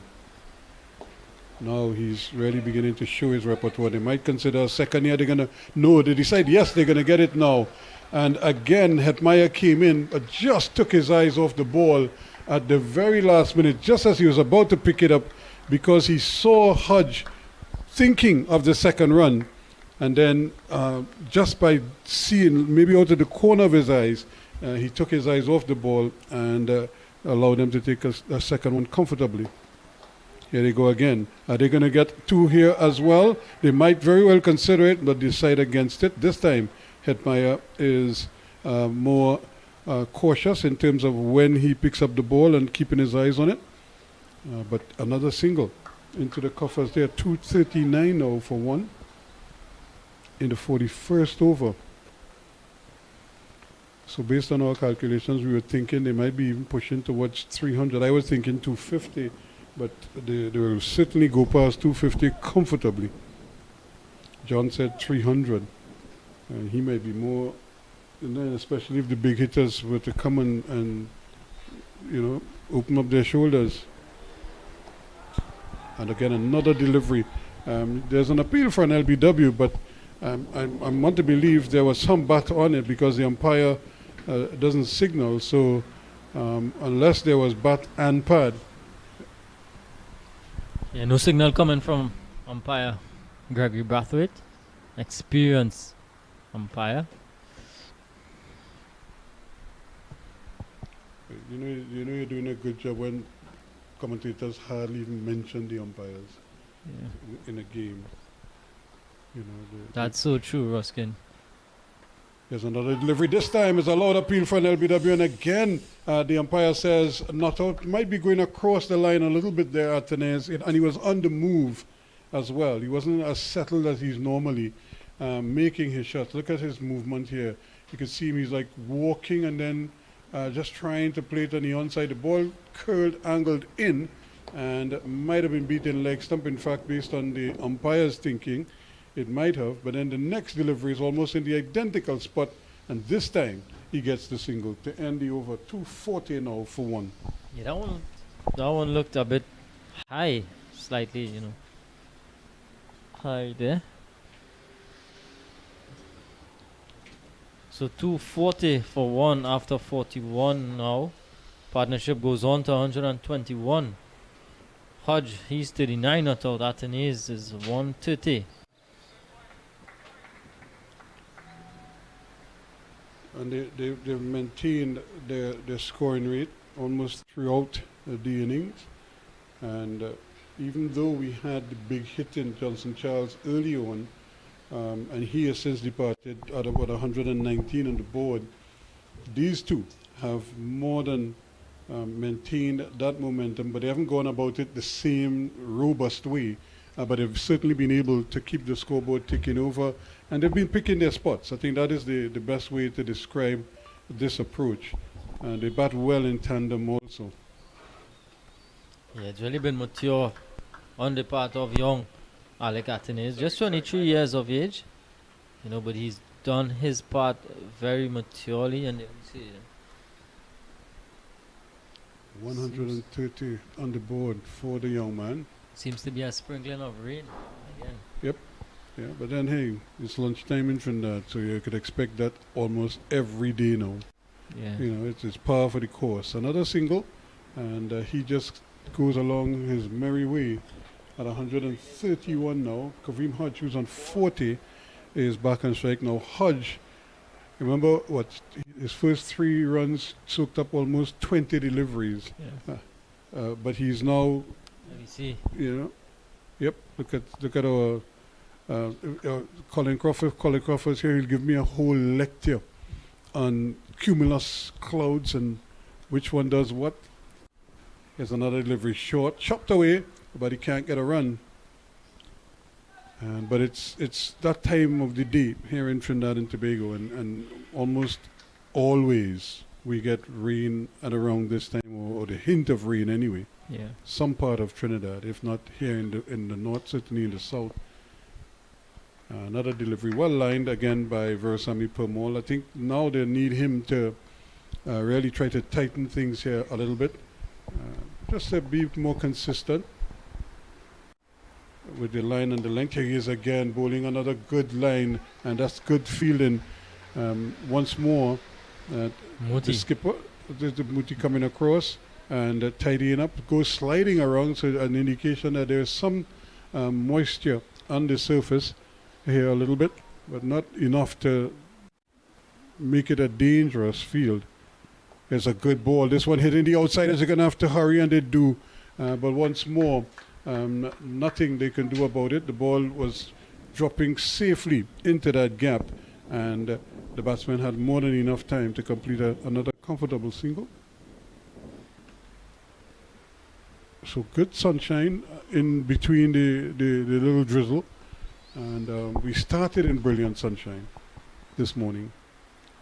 And Athanaze seemed to relish that, because he just keeps going on and on and on. This is a wonderful display from the young man. He goes to 132. It's 244 for 1 at the end of the over.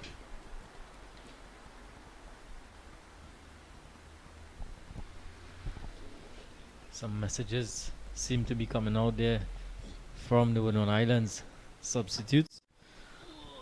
Probably with 9 wickets in the hut. Mm-hmm. You know, and 8 time to overs get a to move go. on. Time to get a move on, certainly. On the part of Kareem Hodge. You know, he certainly would be the one to chance his hand. Yeah. A bit. Likes of Fletcher and Justin Graves. Sunil Ambris to come as well. But you know, the thing is, if I am batting, if I'm these two here, I'm not waiting for them, you know, to come and show. I am here, so let me do the heavy lifting myself, you know. But again, it has to be calculated, and you have to kind of pick the bowlers that you want to attack, you know, at some point.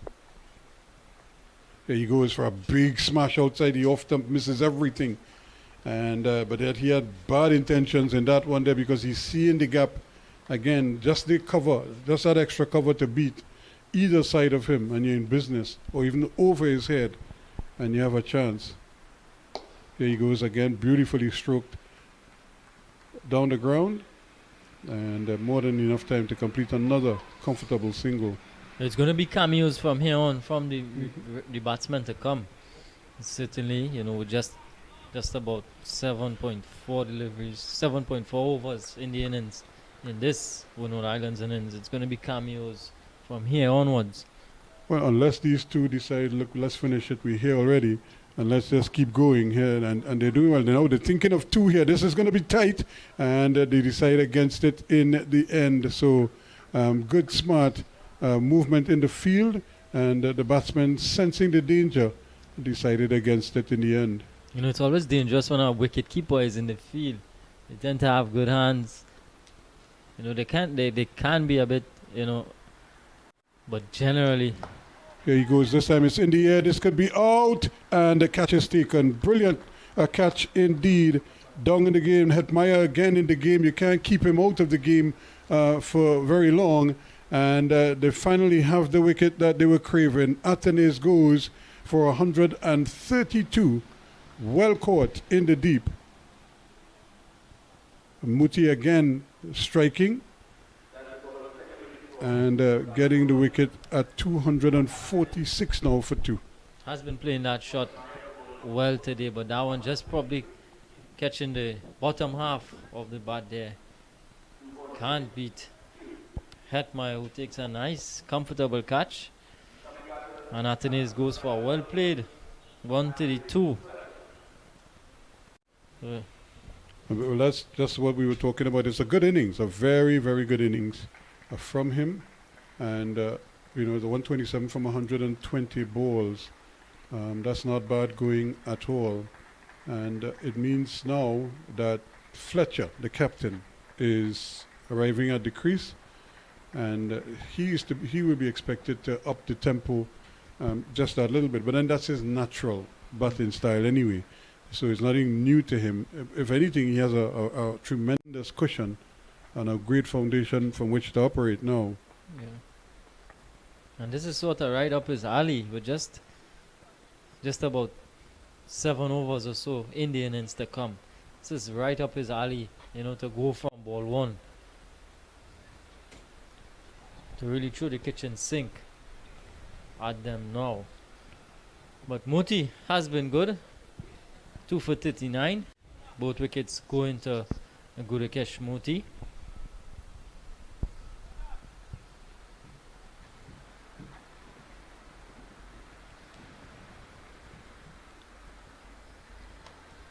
Immediately Fletcher is off the mark, and he goes hard for the first one. He's coming back for the second, and he will get it too, because would you believe it, just as he was stopping the ball, again taking his eyes off the ball, looking to see what the batsmen were doing, Hetmeyer stumbled and almost allowed the ball to go past him. Luckily he had stopped it right under his foot and limited them to just the 2 runs. Could have been worse. Fletcher cutting again, and he might have gotten an edge that went past the keeper. Then they're coming back for a second one. They're going to have to hurry, and he does. He's very busy since coming out here, Andre Fletcher. I think the message has been sent. It's 100, it's 250 now on the board for 2 at the end of the over. Yeah, good presence of mind from Captain Fletcher. Knows exactly what is required from here onwards. To propel his team to that sort of 300 or probably even 330 or so. Well, that's the thing. We only 43 overs completed so far, so you have another 7 overs. That's 42 balls at least. So let's say you double that. Average 2 runs a ball. That's a very healthy total. So Pumol to continue here once more. Asking for trouble outside the off stump. You're giving him that much width. Unfortunately, he couldn't take advantage of it. He finds that man at point. So Pumol into his final over. None for 55 so far. Again, just changing his speeds just a little bit. And I suppose because he's an experienced bowler, you can look at the angles as well. He goes very wide of the crease sometimes. Sometimes he comes a little bit straighter. And again, he's asking the batsman to cut. Hodge not able to pierce that field. Now he has a short third man and a short backward point. Plus he has the sweeper helping him out there, an extra cover and a long off. That's his offside field. And he's angling the ball outside that off stump. This time he pulls. This is a simple catch. Really, he was trying to turn it on the onside, and he just spooned it back to the bowler. And again, that's the pressure. When you build the pressure, it forces strange things happen in the mind of a batsman. And he goes a good innings all the same for Hodge. He goes for 43. It's 250 now for 3. So that's the fall of the 3rd wicket. Trying to work that one on the onside. Presents an easy return catch for Pumol. So he's going to finish his spell with a wicket. He's not going to go wicketless in this spell. So he's 1 for 55 with 2 deliveries remaining in his allotment of 10 overs. So back-to-back wickets now. Batsman. Good 2 wickets and almost back-to-back here now. And that is always the danger, that you have such a good start and that batsmen come now thinking that they could just be loose and just try to hit everything You know, in we sight. have two relatively new men Yep. to the crease. Yeah, which is what you don't want. You always want, you prefer to have a set batsman there who could keep the scoreboard ticking over, and then you have the other new batsmen kind of bat around them.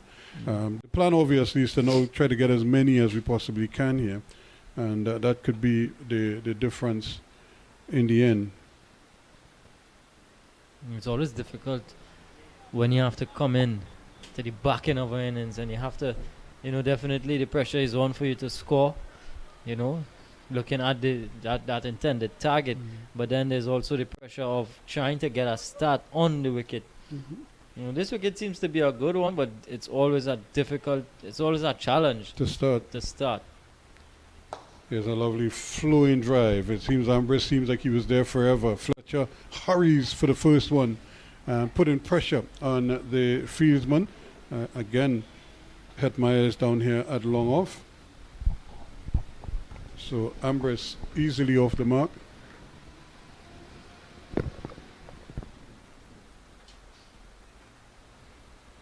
Brings Fletcher on strike.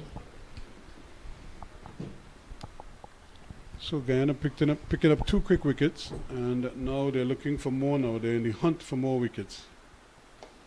They're not going to get it there. In fact, Fletcher wants a second, and he might get it too. And you know, if they had set off for it, they actually might have gotten it. But give Pumol credit. Just his presence there alone forced them to have to consider or reconsider a second run. They might have gotten it because the fieldsmen from the deep still had to do some work. But at the end of the over, it remains 252 for 3. So Pumol finishes his 10 overs, 1 for 57.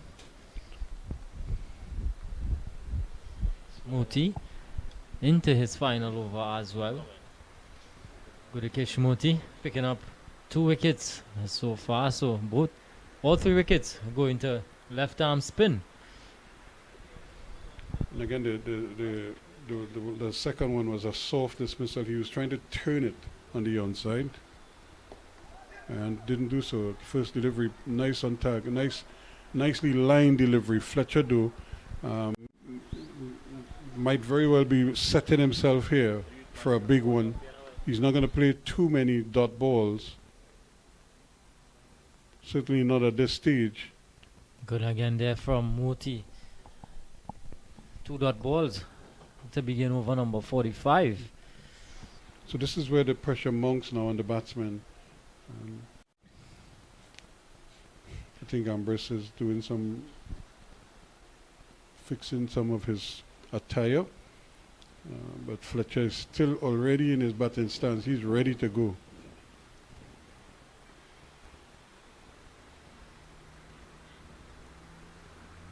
Cutting. And it's going to get a single once again. But you could see him, just the way he's gripping is almost like you could see the intent in his stance. You know, he wants to get going. And but he's so far, Muti not giving him anything to hit.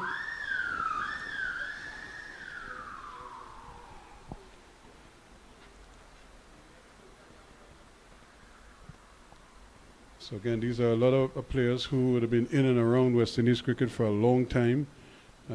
So even somebody like an Ambrose who no doubt has a wealth of experience. So they've taken out Pestano, who was at that mid-wicket position, and they've placed him at that short, fine leg. Now, so they're leaving that mid-wicket region open. Obviously, they are the deep mid-wicket patrolling as well as deep backward square.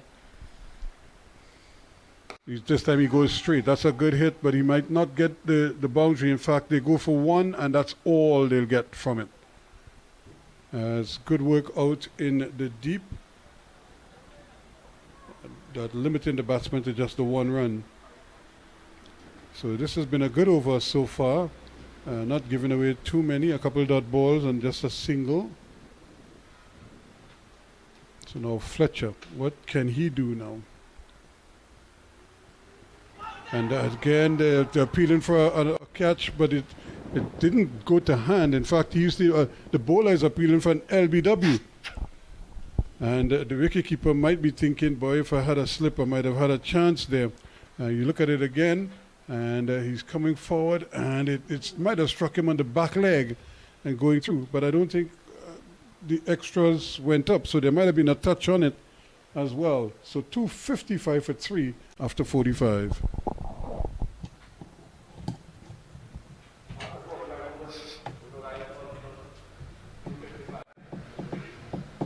So a pretty good over, and that's a good over to end the innings. 202 for 56.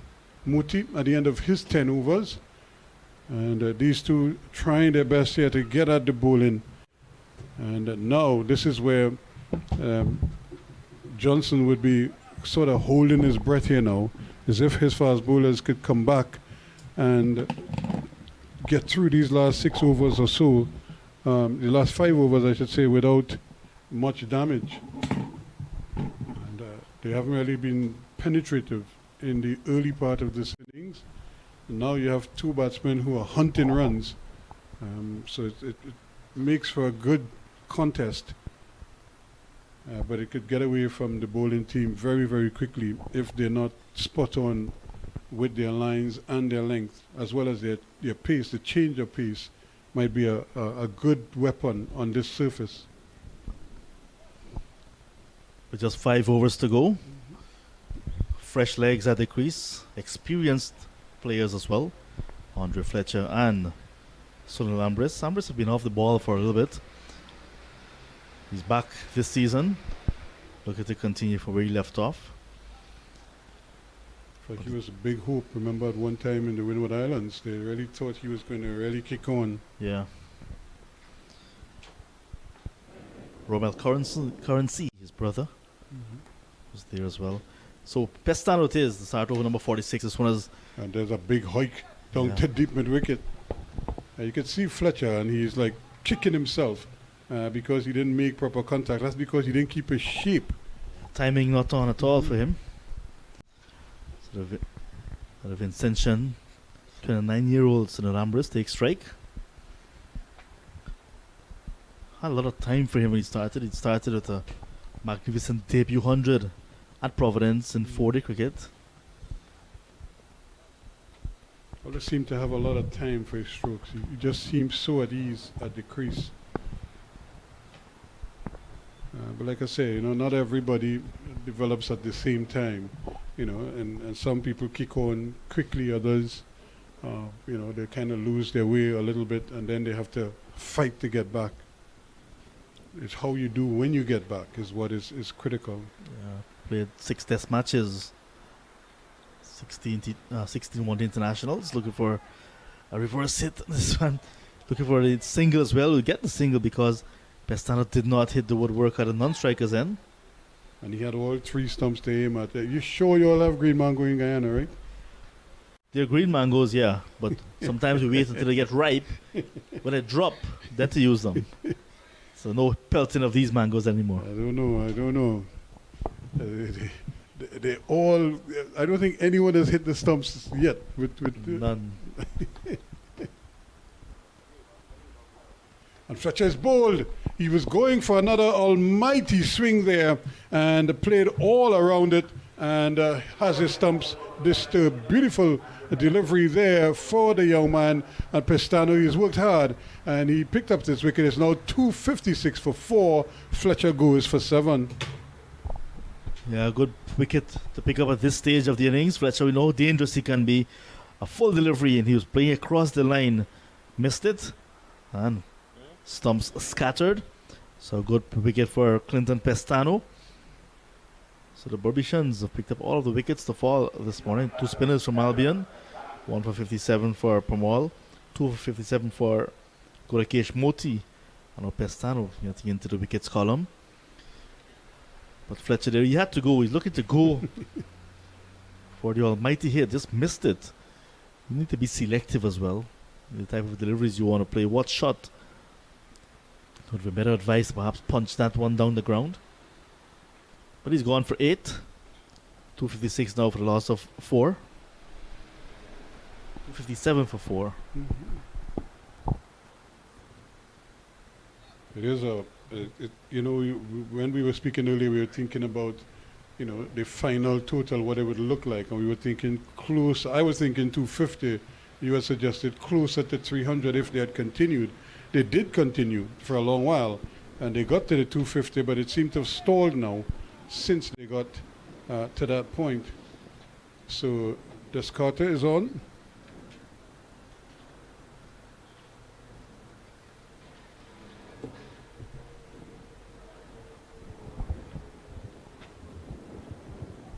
And he too is going for an almighty swing. Can't catch it because it's a wide delivery, as signaled by the umpire. It's a new batter, left-handed. Haven't seen him before. To look at to take advantage of that loose delivery. Not on target after being on target the previous delivery. Pestano. Shadrach Descartes. And now he's going around the wicket to the left-hander again. And that one is smashed back down, straight past the bowler. Pomal is down there. Is he going to control it? Yes, he does. And they're going to come back for a second run. But that's a solid, beefy blow. Struck powerfully past the bowler. And I think Pestano did well to not put his hands to try to stop that. Instinct had him sticking out his left hand, but I think better sense prevailed in the end. He made a business decision. A slow one again, and this time they're going to get a comfortable single. Shadrach looks good so far. Too early to maybe analyze him, but equal to the task, playing that slower delivery outside his off stump. The last time these two teams met at the Super 50 level, it was the semi-final of the Super 50 last year. Last year. Yeah, when Guyana muscled their way to 305 for 7, riding on 113 from Shimon Hetmeyer. The Volcanoes were bowled out for 210. Guyana went on to the final and they lost to the Red Force. This one is on the pad, so you're going to get a leg by here, but he was really trying, Ambrose was trying to really swing it away on the onside and failed to make contact with it, but he still got a single from a leg by, and that pushes the score now to 262 for 4 now after 46 overs.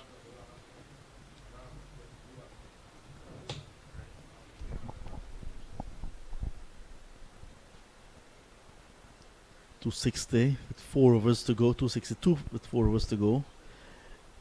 Gotta start revising our targets. Well, we've gone past that to 250 already. They can back themselves to get that 300. I'd love to see 300 after that good start they had. But it means somebody's going to have to really produce the goods here now at the death here. And also Shepherd would be hoping that he could come back now and maybe prize out a couple more wickets, because Guyana has picked up, just as they approach the 250, since that time they picked up 3 quick wickets. So I'm sure Prescott must be thinking, this is my turn now to do some more damage and limit the scores. Wickets going down at 119, 246, 250, 257. So the 3 wickets falling in the space of 11 runs at one stage. Johnson Charles 64, Alec Athanaze 132, a maiden list day century. Kavim Hodge 43, and Andre Fletcher moments ago for 8. Shadrach Descartes on 3. I'm hoping that I'm pronouncing his name correct.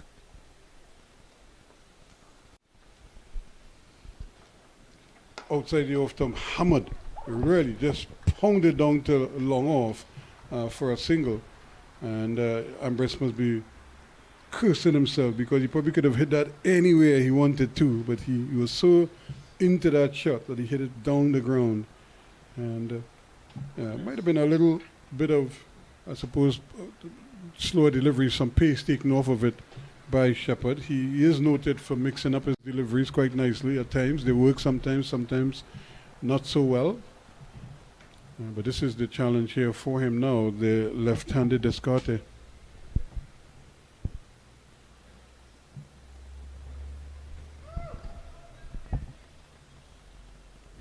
down the wicket he's going to bowl. The sun is back with us here at the Oval. Down the wicket again he goes, hammers this one down to long on. They might come back for a second. No, they decide against it. Sinclair is quickly onto it. And the batsmen decide correctly not to tempt fate and settle for the single. So he has middled the ball quite well since arriving at the crease. And he has shown the intent to want to smash it about the place. In fact, this is the time for it also. Inside the last 5 overs. Slow delivery again. This one is hit away and he's going to get 4 runs. And again, you can see Ambrose understanding what is required and swinging this one to leg for the boundary. Had to kind of wait on it as well. Not a bad delivery from Shepherd. Just that Ambrose was prepared to take him on and got it over the fielder. That short square leg region, and the fielder deep mid wicket had no chance in cutting it off. Outside the off stump this time, and it's hammered down to long off.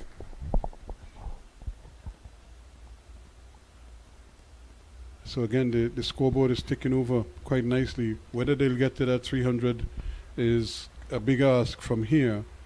However, the way the batsmen are swinging the bat now, they might get close to it. Yeah, Shepherd and Leon Johnson will have other ideas. Would like to restrict the Volcanoes to as little as possible. There he goes again, hits this one into the cover region. Nice work again. Just scampering around and cutting it off. So Shepherd is doing well. He's not straying too much into the pads, and he's just limiting the stroke play of the batsman, although you conceded a boundary already in this over. Other than that, he's been pretty much spot on where the captain wants him to be. Here he is again. That's powerfully hit back past the bowler, and I'm not sure he got a touch onto it, and if he did, it didn't take much off of it because that ball went flying down to long on and ended the over indeed. So some good powerful hitting, and at the end of over number 47, it's 271 now for 4.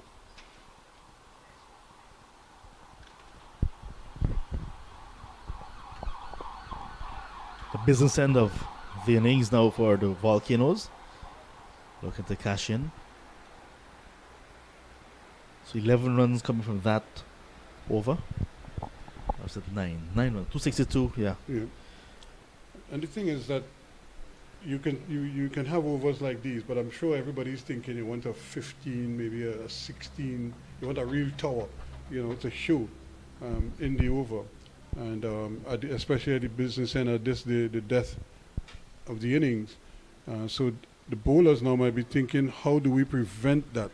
And part of it, of course, has to do with the length and the speed at which you're bowling, but it also has to do with your fielders too. They're going to have to play a part in limiting the batsmen. Also, they're taking their time here to set this field. And again, the batsman swinging for the fences, but really cramping himself in the process, gets it down to deep mid wicket. Hepmeyer again called into play. And you can see he's trying to apply power to the shots, and so sometimes the timing just isn't there. So, but Ambrose goes on by 1 to 10 now. He's into double figures. Shadrach is at the crease. He's left-handed, so that right-hand, left-hand variety at the crease. And again, a slow one that forces the batsman to have to check the swing and has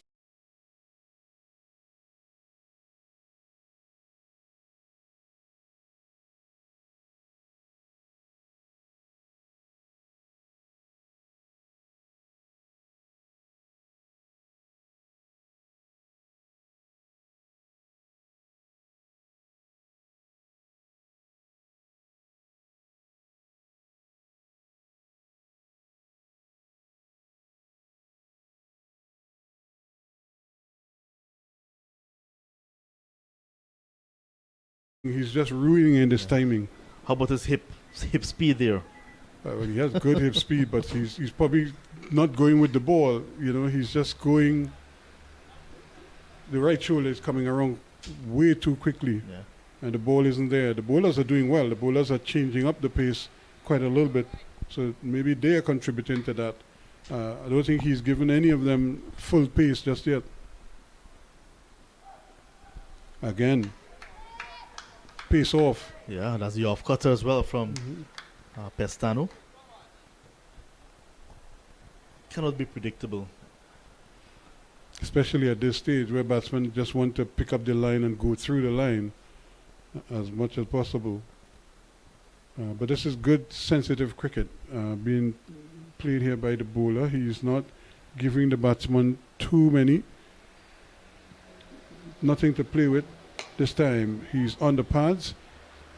And again, they're limited to just a single. So in the general state of things, this is a very good over so far. Very good. Just 4 runs in the over so far, with 1 delivery to go from Clinton Pestano.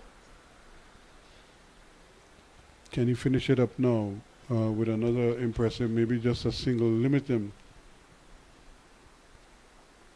Again, Ambrose is swinging for the fences and is going to get a couple with the ball running to deep, wideish long on, and the batsmen are back comfortably 4-2. So that ends the over.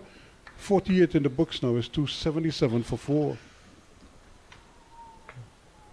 6 runs in the over without conceding a boundary at this stage. With 2 overs to go. Pestano and Johnson will take that any day. Pamal is back on the field, so we see the substitute fielder in Kemal Savory disappearing into the dressing room. 277, 12 deliveries to go. Still 300 on the board, on the cards. 12, but they need one big over, you know what I mean? They need one big one. But so far, Shepherd and Pestano have not... they've come back well. Since they've come back at the death here, they've done very well, both of them. So they've kept the batsmen a little bit off balance in terms of their change-up.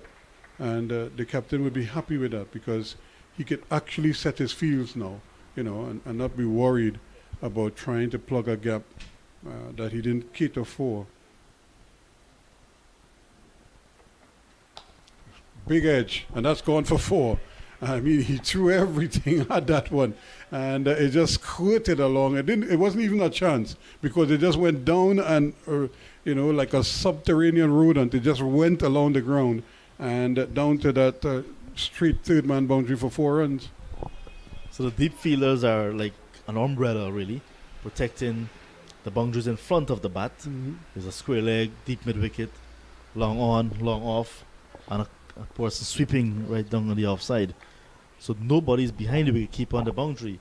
And that one went between short third and the keeper.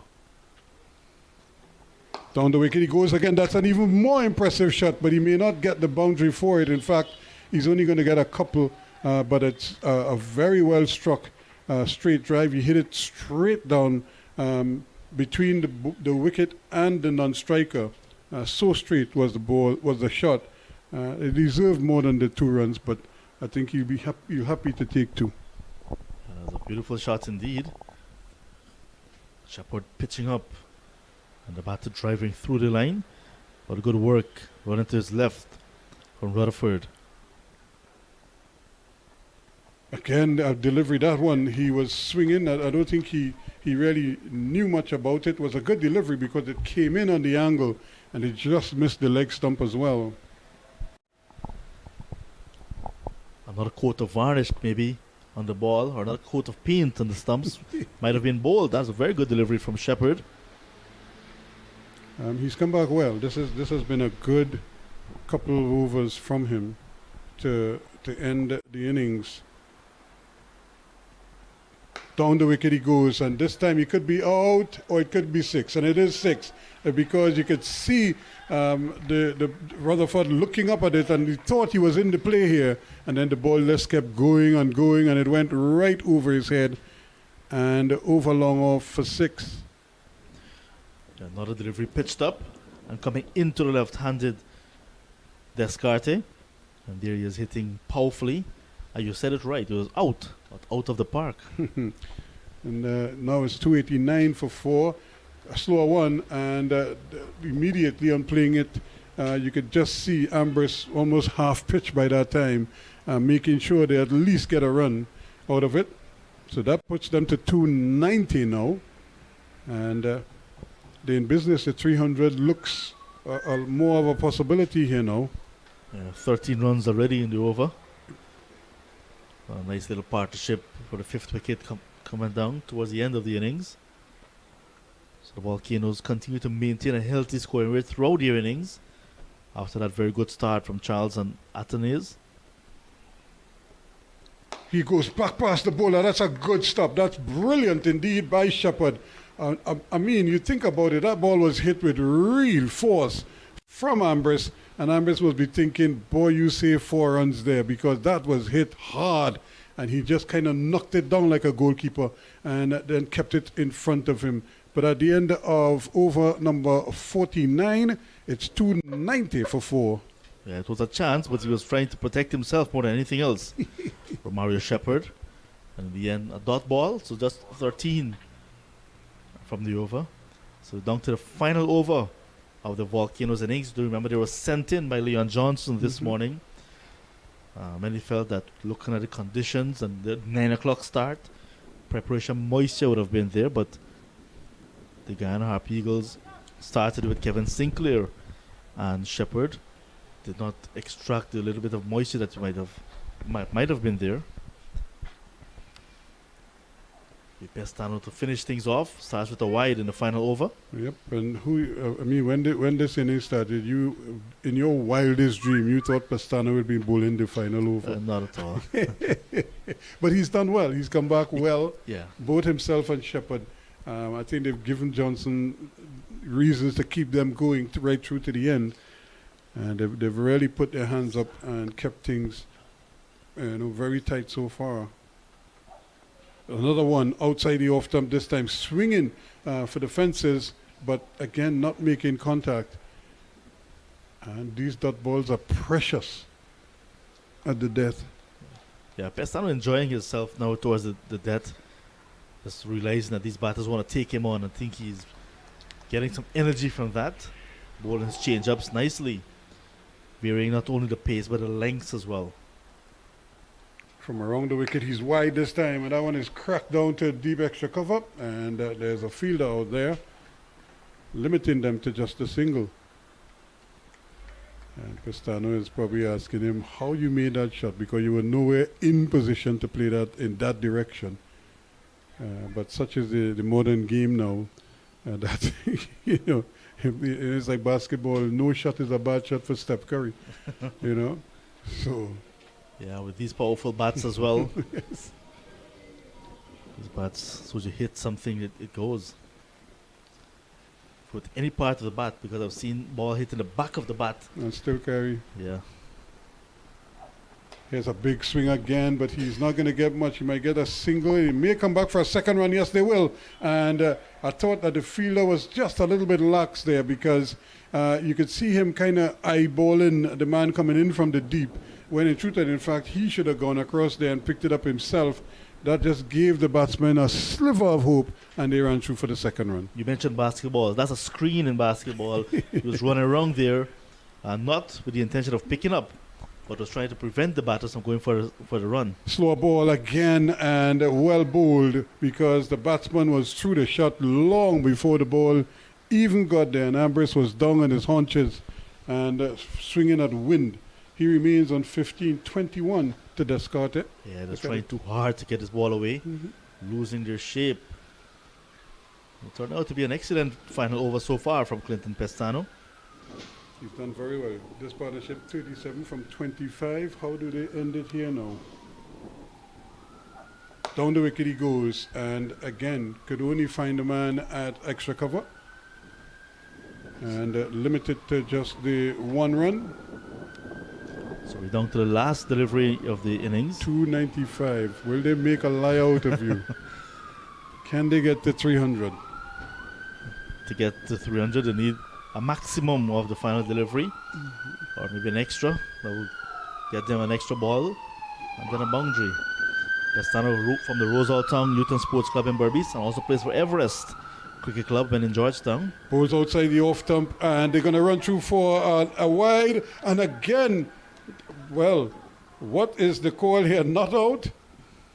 And it's a bye signal by the umpire. So, again, good running and good aggressive cricket in the end. 296. Look at how far Ambrose was when that happened. And here is the throw. He hit the stumps, but the batsman might have just made his ground. And it remained as the one bye. So it's 296 for 4 at the end of 50 overs. They didn't quite get to 300, but I think they'll be happy with 296. Yes, a very good effort from the Windward Islands Volcanoes. Remember, they were asked to bat first this morning in this very first match of Zone A. The Windward Islands against the Guyana Harpy Eagles. Started with Johnson Charles and Alec Athanaze.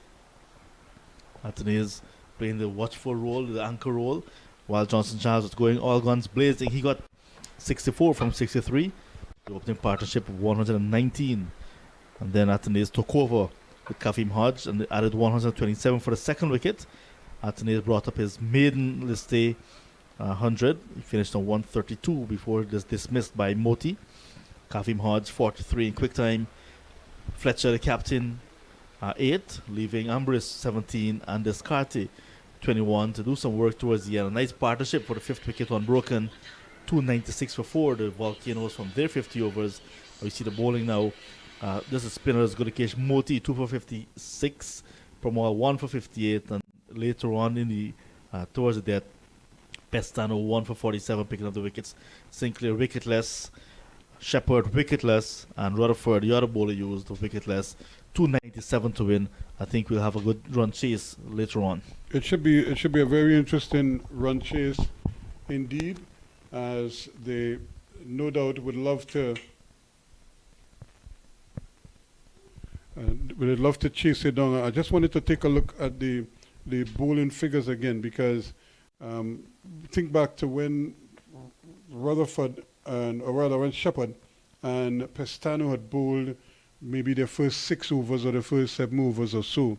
They didn't look like they were capable of here, but although there's none for 68, he had 21 dot balls inside of there for Shepherd, and you have to give him credit in the end, because he came back very well and bowled a beautiful over. I think he conceded 13 in the penultimate over, and that's because the batsmen were just swinging at everything. But inside of that 13, he also produced a couple of deliveries that they couldn't even touch. So it's good. Only 2 bowlers completed their full quota in the end.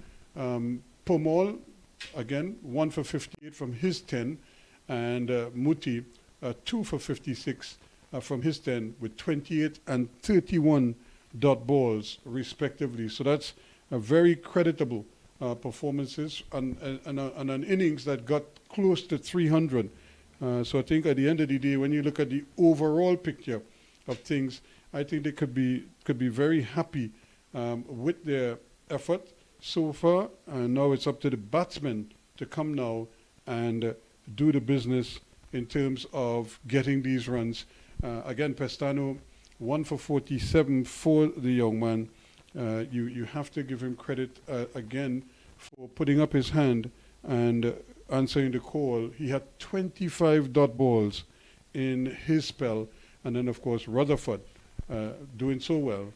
His 4 overs cost him just 21 runs. He didn't get a wicket, but he also had 9 dot balls inside of there. So when you look at it, 296 I think is a very useful score, but you want to believe that the Guyanese team must be thinking here now that the Happy Eagles must be thinking it is possible for us to chase this down, and in fact that has to be the mindset when they come to the wicket. All right, so Ruskin at the position at the change of innings.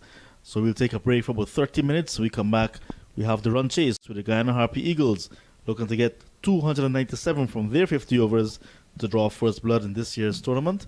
Well, will the Harpy Eagles be able to deny them that? We'll find out when we come back after the break. Do join us.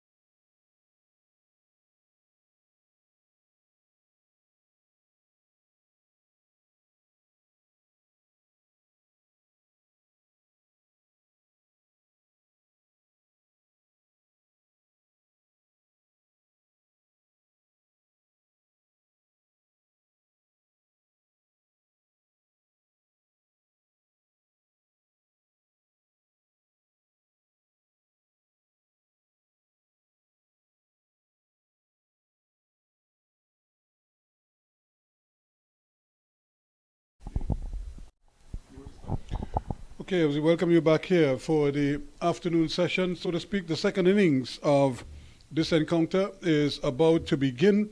And again, the Guyana Harpy Eagles have a pretty decent total on their hands.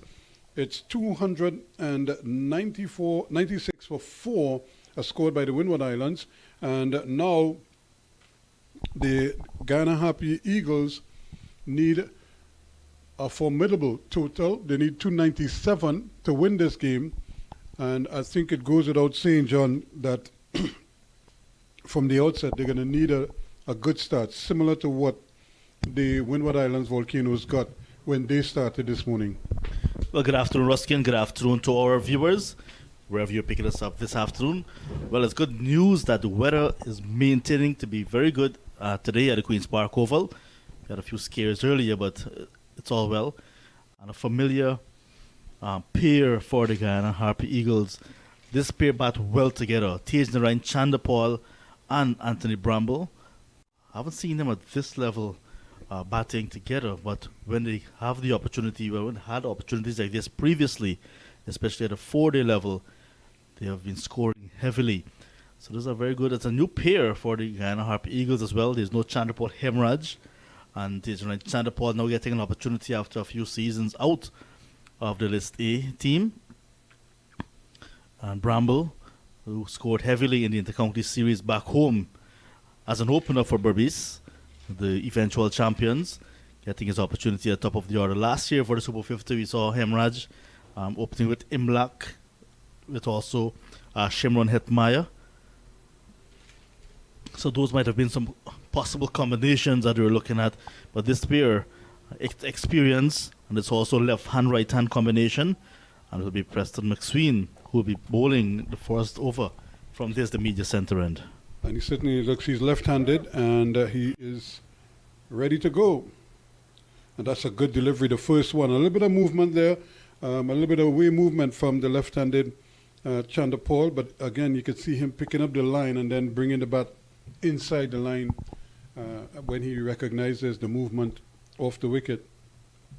But what a picture the Queen's Park Oval looks right now, bathed in sunshine and really looking resplendent. The only thing missing, though, are the arms on the clock. I can't tell the time. Another delivery lined outside the off stump and just moving away slightly. An indication that with the arm, he's going with the arm, the left-hander. I suppose the beauty is when if he has the ability to bring the ball back into the left-handed batsman, then he could challenge both edges. But Chandapal is very determined to bat long, very dogged left-handed batter. He will not take a lot of chances outside his off stump. Gets another delivery. He's quickly into line and he's off the mark quickly. Lovely. Getting into line, great position, and the full face of the bat. And then as the ball makes contact, he just kind of angles it to where he wants to put it and gets an easy single at short mid-wicket. Yeah, he's off the mark. The Harpy Eagles off and running. You can see the run chase has started on your monitors already. 296 to get from 297. So it's a runner ball, really. And the Guyana Harpy Eagles looking for a good start. Preston McSween and Andre Fletcher, they would like to get a wicket very early to get themselves really in form control of this game. But Bramble, he'll play the type of innings we saw Johnson Charles play at the top of the innings. He'll want to be very explosive. And he's such a powerful man.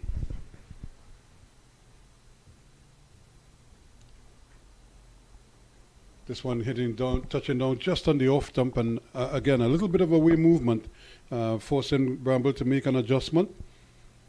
And but this is a good over so far. He's been thereabouts, not really trying to do too much, and he's generating decent pace. And you always say pace could be a determining factor. He's a big man.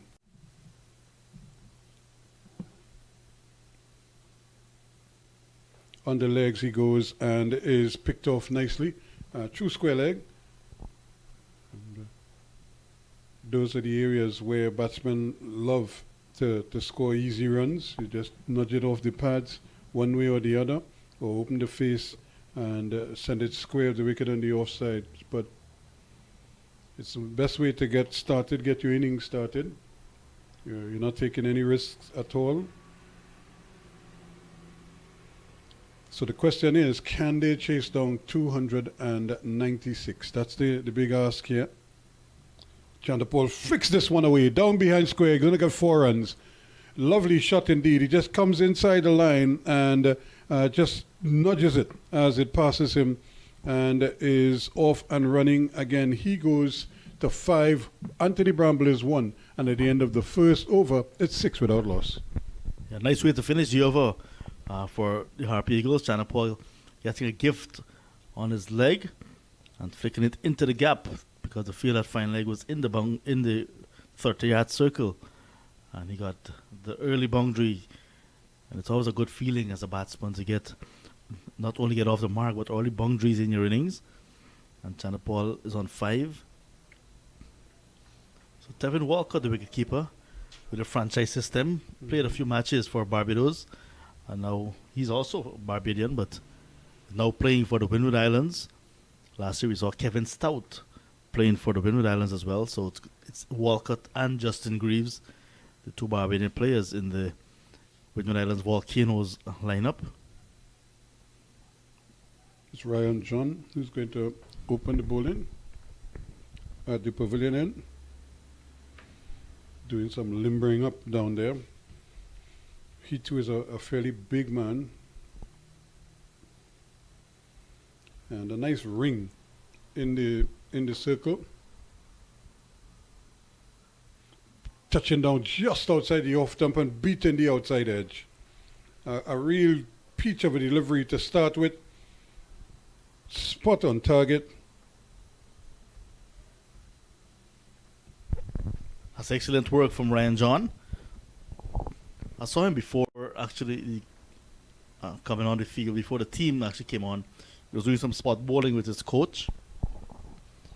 So getting himself loosened up before actually bowling in the match. This time he's driven beautifully through extra cover for 4. Again, you pitch it up and once Bramble connects, it stays connected. And that one just spread across the turf for an excellent boundary. Too full. You cannot be full at all to Anthony Bramble. He will take you apart. And that was a very good shot from him, hitting it powerfully into the gap and all along the ground. So just like Chanderpaul, he gets his boundary very early. And once Bramble bats there for about 25 overs, you can see that total being overhauled very easily. He is again driving and then through the covers again he goes, this time to the left of the man at cover, and too comfortable for the batsman. So Bramble shipping well, and pretty much in the same way that we had Johnson Charles in the first innings. And like Johnson Charles, he loves the ball coming onto the bat, and it was not afraid to open the shoulders.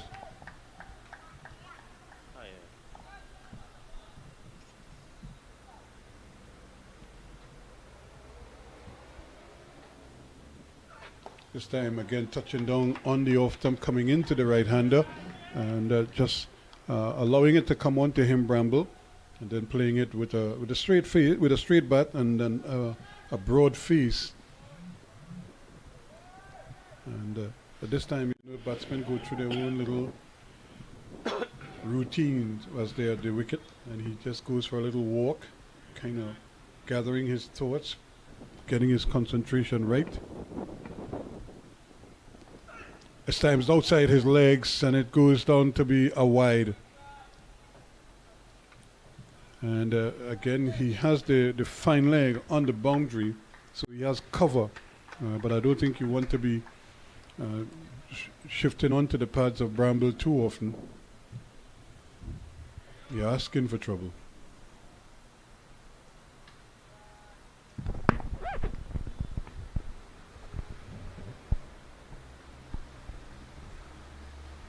This time he goes again. There is no long off or long on, and he just helps himself to a boundary over the head of the bowler. One bounce.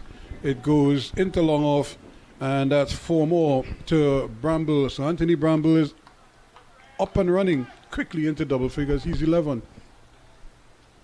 Once again, the bowler Ryan John paying the price for pitching up to Anthony Bramble. Bramble hitting it back over his head. A safe shot. Inches away from the boundary ropes. He gets a 4. Could have easily been a 6. But timing it nicely. We saw some of the Windward Islands Volcanoes when they were batting, not getting the timing right. This time Bramble, he's in form, I can tell you that. Getting it nicely and into the boundary. This time he's cutting outside the off stump and not making contact. A little bit of inward movement as well, and goes through to be taken by the keeper. That's the end of over number 2. It's 17 without loss. A good finish to the over for Ryan John, but he was roughed up by Anthony Bramble. So after a very good start, a very quick start, the Harpy Eagles out of the blocks in a hurry. You need to be positive, chasing down that 296 that was posted. So to get 297, you needed a good start. And this is a positive start from the Harpy Eagles. And I think this is critical for them. The bowling team has to, if you can't take wickets, then limit the flow of runs. And but I think at this stage they might be thinking in terms of picking up a couple of early wickets or build some pressure and force the batsman into error. Chanderpaul again in that inimitable style of his just comes inside, and because the way the body is square onto the ball, he tends to play to the onside a lot more.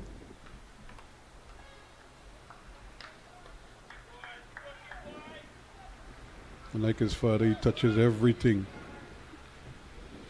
before he takes his stance. And that's driven nicely back to the bowler, who does well to knock it down and deny him the chance of a single. But again, he's pitching up to the left-hander. Not afraid to go right up. And sometimes that is probably what is required. You can't be too short and you can't be half full. You have to be either right up to him and stifling any kind of power coming from those strokes. This time he's driven nicely again, just standing up. A quick adjustment there. The ball was a little bit shorter, and you could just see Chanderpaul just adjusting to it, standing up and pushing it back past the bowler. But what is amazing is the timing that he's generating. He's just very efficient, very limited in his movement once he picks the bat up. Short ball, and he cracks this one square, and that's going to be 4 more. There is nobody sweeping out there, and that's really a gift for him. And he says, thank you very much. Just too wide this time from McSween. There's Chanderpaul getting into position quickly, punching it nicely into the gap, despite the outfield a bit heavy with the sand. I wasn't had enough on it to get into the boundary. So Chanderpaul looks very busy. On other occasions, you'll see him being very dogged. This time, he's looking to get on with things, trying to be free-flowing and free-scoring. Again, we're looking at the umpire here, John, and he too is, he's also pointing to McSween to stay off the danger zone. You can see him telling him to veer off the wicket because, again, you can see the impression. The boot marks are right there in line with the off-stump, just outside the off-stump for a right-hander. Again, Chanderpaul is looking to drive, just standing up and more or less just punching it down to wideish mid-off for an easy single. And tacking on one more, and again the umpire goes for a little walk. So this must be very concerning for a bowler. And because the umpire keeps telling him to veer off the wicket. And we see the captain, Fletcher, is there having a chat with the umpire.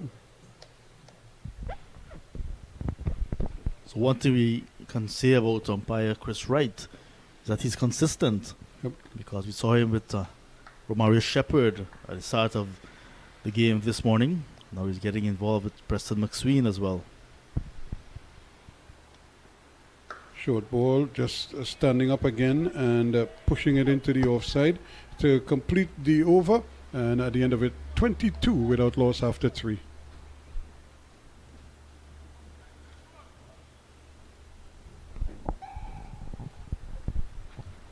So both batters into double figures now. You can see the NGC scoreboard confirming Chandapal is on 10 from 9 deliveries, Bramble 11 from 9.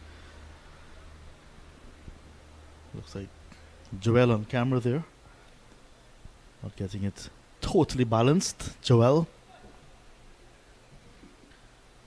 3 overs gone. It was a good positive start from the Harpy Eagles. And this pitch continues to be a good one for batting. Tailor-made for batting. See the seamers so far not getting any assistance. You want to do a quick comparison? After 3 overs, the Windward Islands were 5 without loss. Compared to 22 without loss after 3 overs for the Guyana Harpy Eagles. Kevin Sinclair had started with just a single in his first over, then a double in the second. Romario Shepherd just conceded 2 as well in his opening over. So now, John, outside the off-stump to Chandapal, he just walks across and watches it go its merry way, and telling himself there's no need to chase after that one. And just allowing it to go through there. But I feel for the bowler because every time the umpire looks at you, you feel he's going to tell you something about running on the wicket. You know, he might just be calling to tell you, you know, have a nice day, but in your mind you think he's coming to tell you something about running on the wicket. Bowls again online, John, but again Chandapal so early into his movement, and he's so easily into line that it's almost like he's standing waiting there on the delivery to come to him. He's every inch like his father was. If anything, the father might have been a little taller than him. Here's a good delivery, a bit of movement there, and you can see Chandapal having to make a quick adjustment, but he did that well enough and kept it down as well. So a brute of a delivery there, but very well played in the end by the young left-hander. Yeah, another cutter from Ryan John. This is he rolling his fingers over that one. A quick off break. And Chandapal equal to the task. This time he's driving it into the cover region, but he can't get it through. And you can see him looking to, probably telling himself he should have opened the face a little bit more and squirt it out square of the wicket. There is also a man square of the wicket as well. There's nobody sweeping, and I think that is probably what he was saying to himself. Now immediately that prompts a field change, because now they have a short extra cover because he tends to want to get onto that front foot to drive. The cover has gone a little bit deeper and squarer, and then there's a man at short point and a third man. This one he's driving powerfully back past the bowler for 4. That was a brute of a shot and almost out of character. He just stood up there and just hammered it past the non-striker down to the boundary for 4. Over pitching again. Ryan John, as if did not learn a lesson from the previous over when he was pitching up to Anthony Bramble. This time, Chandapal gets into the act of hitting the ball as well pitched up into the boundary. It's the safest shot in the cricket book behind the bowler. Yeah, because you're playing in the arc all the time. This time a little adjustment required there, and Chandapol again thinking he missed out on that occasion because he found a man at mid-wicket when he could have easily hit it square. It's the end of the over. 4 completed. It's 26 without loss.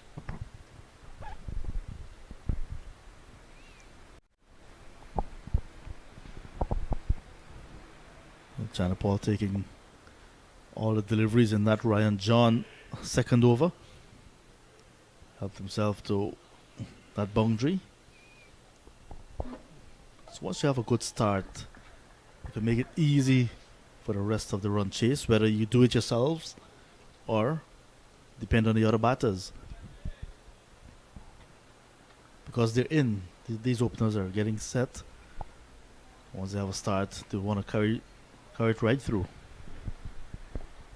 On the pads again, and he's going to be picked off for another easy single. It's like, you're flirting with danger when you bowl on the pads of both of these batsmen, because one, Chandapol is already in position just by his batting stance, and then Bramble is also similarly strong on his pads. The thing with Bramble though, he's so brutal when you bowl on his pads. If he only comes through with a full swing of the bat out there, if you don't have cover in the field, then you're asking for trouble, because he could punish you for a long time bowling on his pads. Kind of like how Maurice Foster was when he played cricket. You didn't bowl on Maurice Foster's pads, not even if it was a mistake. You didn't want to bowl them. Chandapol again goes straight. Another lofted ball and another beautifully struck one for 4. Playing through the line and knowing exactly what where he wanted to go with the ball, hitting straight and getting 4. You don't see Chandapol hitting in the air too often, but when he does, he's actually hitting it in the gap. That's a very good shot from him again, down the ground. And once again, there are no fielders behind the umpire, so it's the safest shot in the cricket book. And he's looking to take on the bowlers. With Ryan John previously behind him. Now Preston McSween is facing it. Pitching up again, driven beautifully between the man at long on and, well, almost a 3/4 way out, long on, and then the man at that mid-wicket position. But neither one of them really could intercept it until Fletcher went back and almost fell as he was holding it in just before the boundary. So another sweetly timed on drive from Tejashree Chandapol, who really looks the picture. Then running very hard as well to complete the second. Then when Andre Fletcher was feeling that ball, you can see his spikes sticking in the ground. So the outfield here is still soggy a little bit in certain parts. This time he's on the back foot looking to cut. Yeah, again, you could see him getting into one position and then making a quick adjustment when he sees where the delivery is lined. And once again, the umpire goes for a little walk and is looking at that spot just outside the right-hander's off stump. And I would imagine Bramble is probably saying to the umpire, you can't have him running on the wicket, you know. And is it Ambrose is coming over and telling him, what are you trying to say to the umpire? Leave the umpire alone. Chandapol again smashes this one through covers for 4. That is even better than the one he hit earlier. And this time he just is almost like if he's just annoyed and he just spanked it through the covers for 4 runs. Yeah, you get the impression he knew what was coming from Preston McSween. He was into position very early and then hit it all along the ground. And that part of the ground, because of that sand, it's going to be a bit slow. But he managed to pick up the boundary very early again, Chandapol. So this is a really interesting start from Chandapol. We haven't seen this type of assault from Tejashree. There was a 4-day game right here earlier this year, and the Guyana Harpy Eagles needed some quick runs, and they managed to get those quick runs after some drama. The man who managed to get him over the ropes was Tejashree Chandapol. I think this brimming with confidence from that test call, if you like. He's the one who's going in this partnership, Tejana and Chanapol. Looking supreme here. 24 of 20 deliveries, and that's the end of over number 5. Guyana Harpy Eagles are 37 without loss. Yes, that's a lot of confidence in the stroke play so far from both Chanapol and Bramble. And look at that. Chanapol has outscored Anthony Bramble. Don't often see that, but Chanapol is really in some, not only form, but in some going with some confidence as well. Yeah. But we're gifted with some loose deliveries as well from McSween and Ryan John. And credit to him, he's cashed in on those loose deliveries or boundary balls, I should say. You know, coupled with getting himself into proper position to execute as well. So, you know, he's the one who has definitely been flowing so far. He's 24 of 20.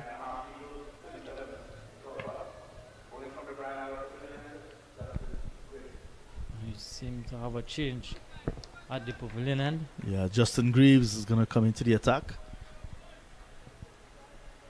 The 2 overs for Ryan John, who's taken out of the attack.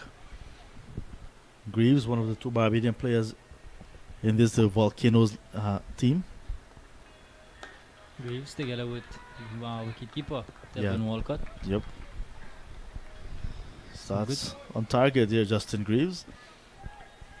I saw him earlier this year as well in that 4-day tournament down at the Digomat in the Sporting Complex. He looked very impressive, Justin Greaves. So getting an opportunity now with a different team or a different franchise. Yeah, he's one of those bits and pieces all around there, you know. Whenever he gets an opportunity to do whatever aspect of the game it may be, you know, he's always gonna give you that full 100%, whether it be bowling, batting, in the field as well. Getting a chance with a fairly new ball and clipped off the legs there, Bramble. Man, a deep backward square is gonna pull it in. It's gonna complete 2. So Bramble adds 2 to his total. He goes up to 14 now. He was getting a bit too straight there and nicely worked off the legs there by Anthony Bramble.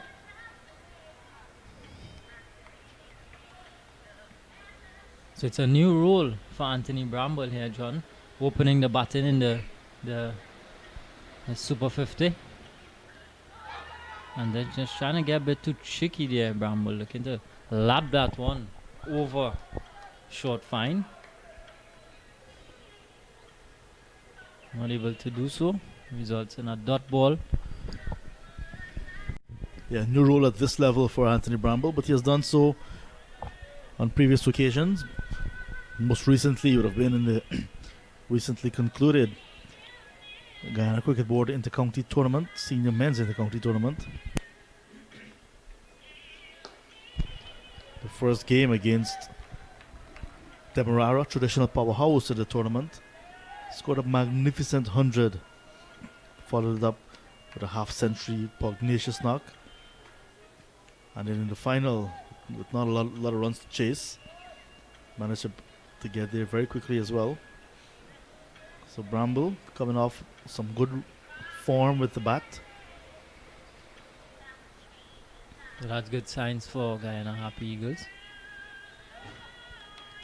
Then just looking to take on Justin Greaves there.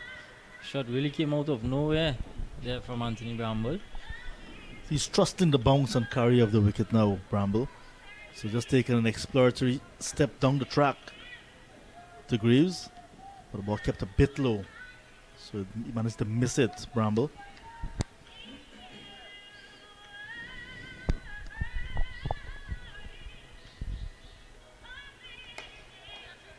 In the air, but gets it in the gap. It's going to run close to the boundary. Giving chase there, Johnson Charles, but he can't pick it up. So that goes for another boundary. Bramble goes on to 80 now, and Harpy Eagles, after 6 overs, they go on to 43 without loss. Yeah, there's a fielder backward point there in Johnson Charles. That was hit very close to him. He had to give chase. And Athanaze, who was probably just about 3 or 4 meters to Johnson Charles' left. It went between the two of them, but it was in the air.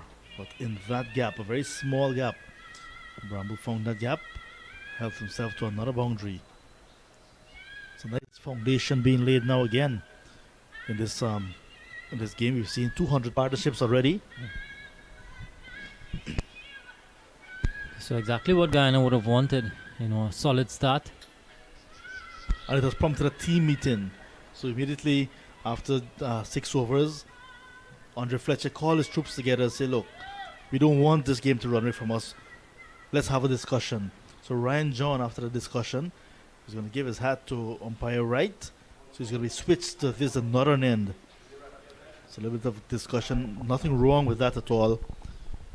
It's a team game. Not only Andre Fletcher as captain will take all the credit, but he's asked troops together, let's make a collective decision. Not a bad decision at all.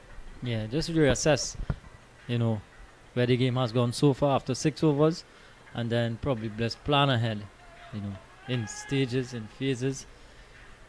But Guyana going along nicely. They require another 254 for victory. Chanda Ball now is going to take strike here to Ryan John.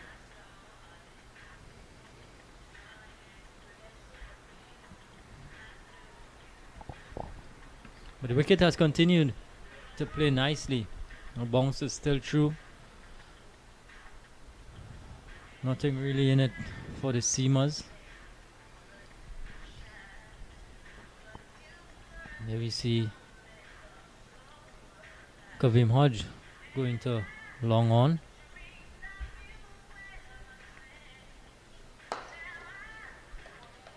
Nicely played there from Tej Narain. Working that one nicely out to long on.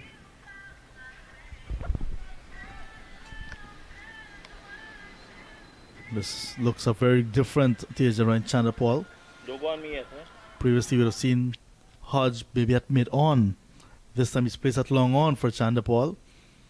And immediately the ball went to him.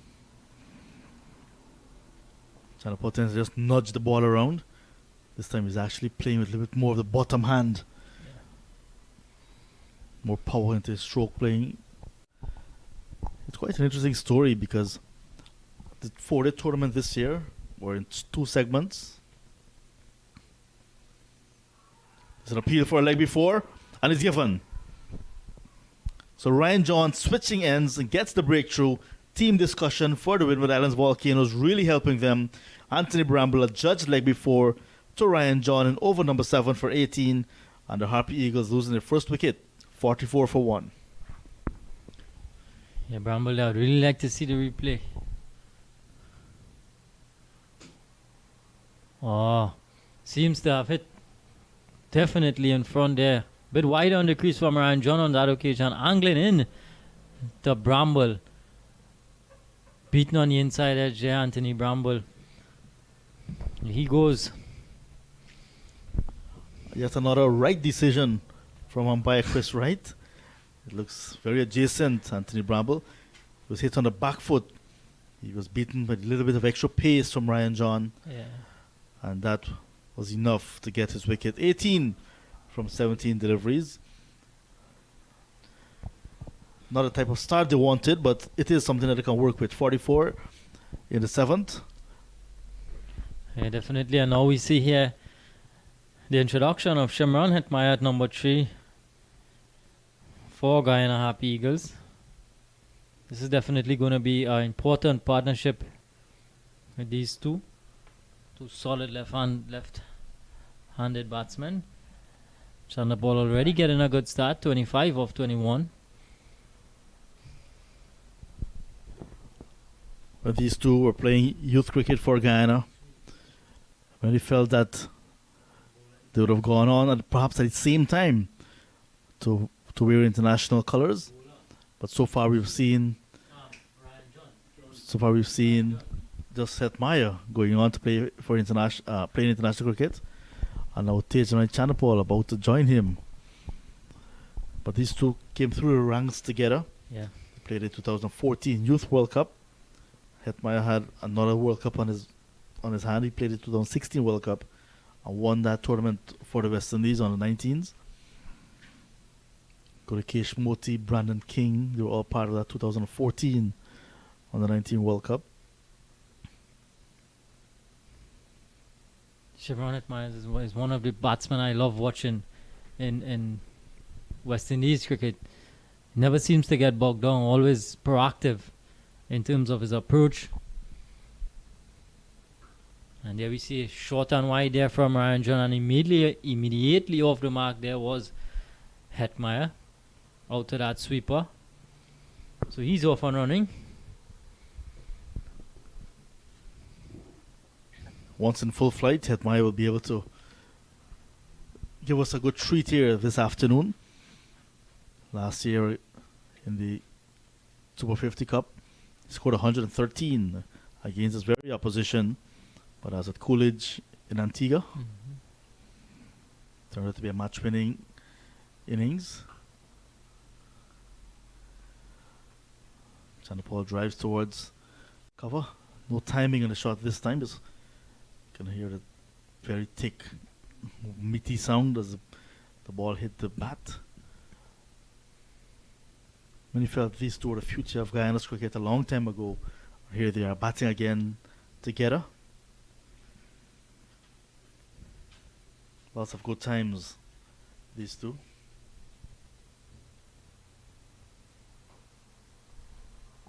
Again, opening the face on this one. Tijnarine picks up an easy 2 out to that sweeper.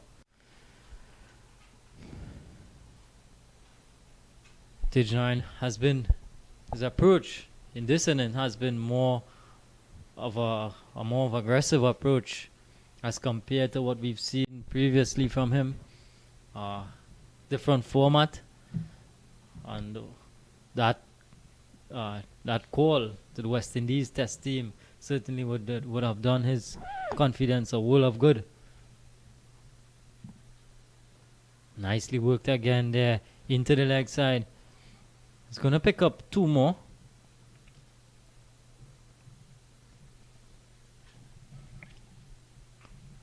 So at the end of over number 7, it's 49 for 1. Guyana requiring another 248 for victory.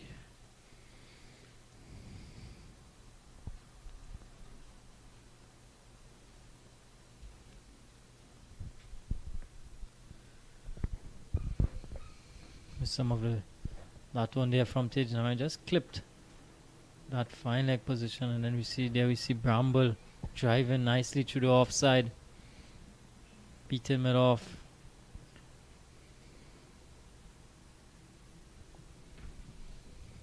Some of the highlights of the first 7 overs of play. So Greaves to continue from the Barnlower Pavilion end.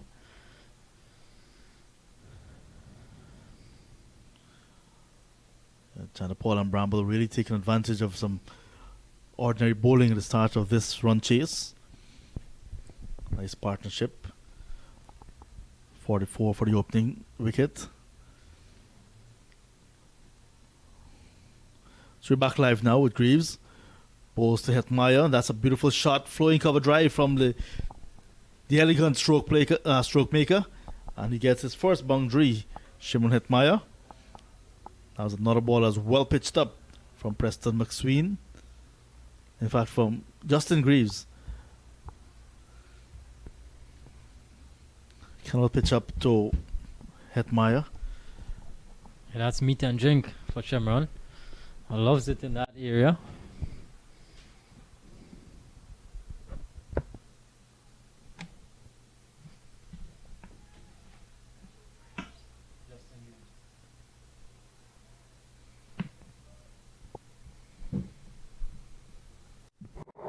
So interesting to see how Shimron is going to play here. Always likes to get after the bowlers. Certainly is going to be required to bat a little bit longer here.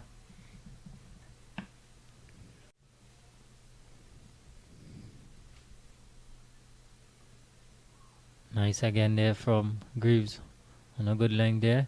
Shimron right behind that one. Beautiful sunshine here at the Queen's Park Oval.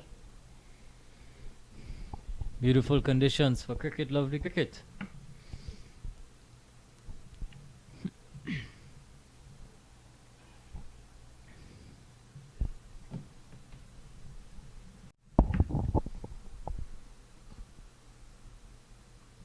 Back over good length again, they're punching into the covers. Can't beat Johnson Charles there.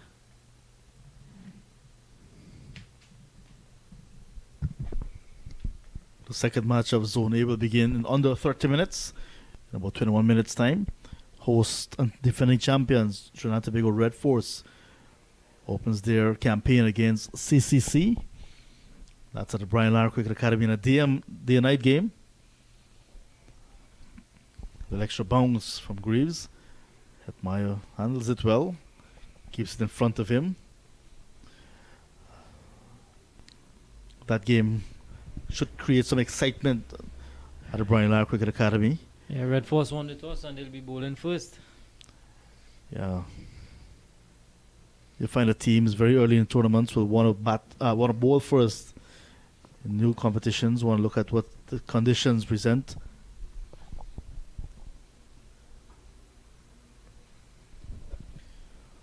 Looking to be a little bit too adventurous there at Maya. So dot ball to end the over. Greaves now completing 2 overs, none for 10. And after 8 overs, the Harpy Eagles looking to get 297 to win, 53 for 1.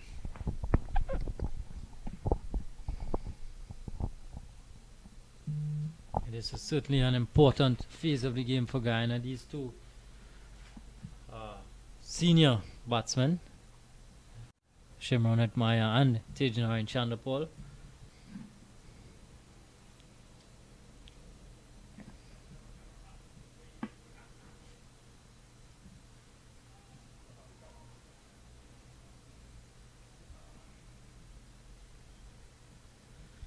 It's going to be Ryan John again.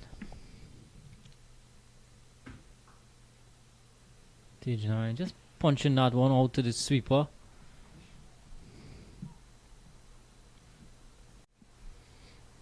He picks up another single. He moves on to 30 now. So he's striking more than a runner ball. He's 30 off 25 deliveries.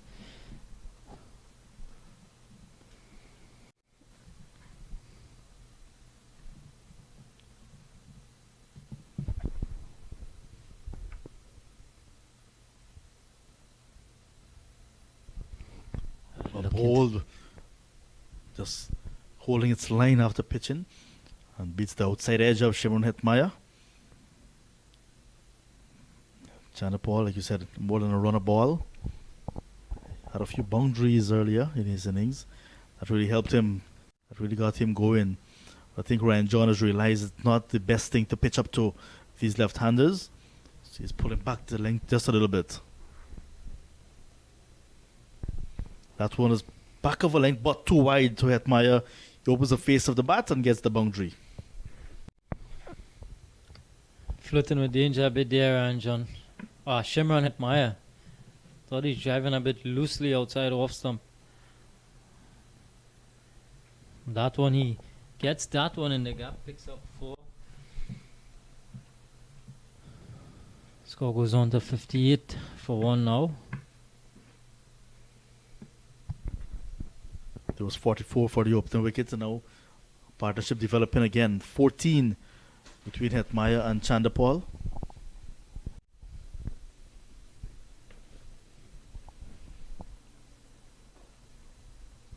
Elegantly driven. That's a beautiful shot again from Hetmeyer, but cannot get it past Johnson Charles. Had it past Charles, however, it would have been 4. Yeah. Always elegant when you see a left-hander driving, playing that cover drive. Let me bet, you're a left-handed batter as well. Yeah. I can tell. Wide again on that occasion. Could not. Spirit thought for the fielder. Excellent work done. That one was hit very ferocious. And He just got into position very early. I like Athanaze. Like Athanaze. Yeah. Can't keep him out of the game so far. But that backward point region is always a high traffic area. So you always want your best fielders in those sort of areas.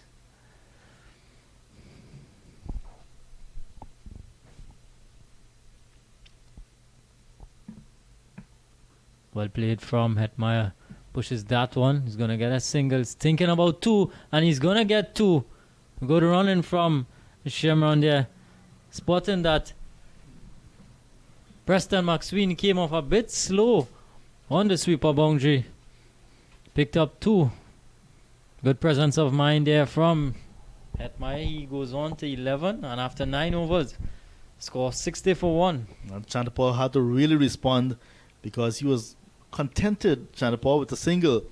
But then he had to really step on the gas after realizing that Hetmeyer was coming charging for the second. And the throw also was going to Chanderpaul's end. Eventually, the fielder not hitting the stumps at the non-striker's end. Nor was anyone there to collect it. And Chanderpaul got home. But they're young, youthful exuberance. They'll be able to take on other fielders. Now is the final over of this first phase of the game, the first power play. So 2 fielders are outside of the 30-yard circle now because they're allowed. And after this over, after over number 10, 2 more will be allowed to join them. But that's the thing you're going to get from Shimron. He's going to run hard. Nicely played again there from Tajanarine. It's going to be 2. And it's 2 is all they're going to get. All in there by Preston McSween. Patrolling that mid-wicket boundary. Well played again from Tajanarine. Getting inside the line and just working that one into that vacant mid-wicket region. There's a big gap there between short fine and mid-wicket, who's in the circle.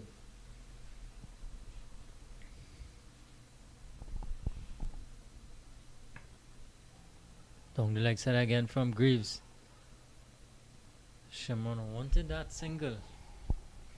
Tajanarine turning that one down on that occasion. Yeah, guilty of ball watching. Chanderpaul wasn't sure the keeper had it. Then after the little bit of misfield, it was too late for him. That's good awareness, good presence of mind from Shimron Hetmeyer. He's always in the game. Yeah. Nicely played again. Pushes that one to long on. Nice partnership building here from these two. Working around the ball nicely.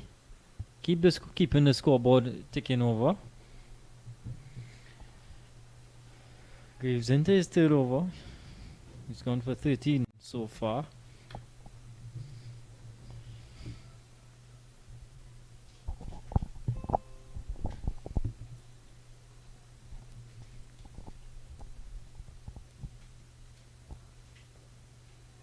Shimron with a quick single to long, mid off.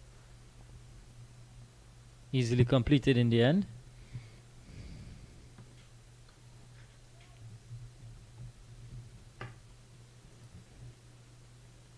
I like how busy Shimron Hetmeyer always is at the crease. Always looking for those ones, always looking to pinch one. Yeah, that's his style. And he's looking to turn ones into twos as well. I was in the air for a little bit. Slightly beaten by the extra pace of Justin Greaves. So was playing the shot and ball ballooned off the outer part of the bat. But fell well short of the field at backward point.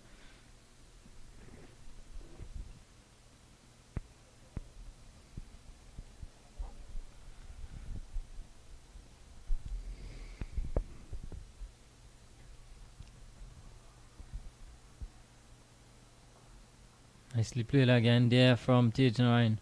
On the line of leg stump and just playing a nice on drive. So at the end of 10, Guyana Harpy Eagles are 65 for 1, requiring another 232 for victory. At the creases, Tijna and Chandapol, he's 34 not out of 30 deliveries. With him is Shimron Hetmeyer, he's 12 of 13 deliveries.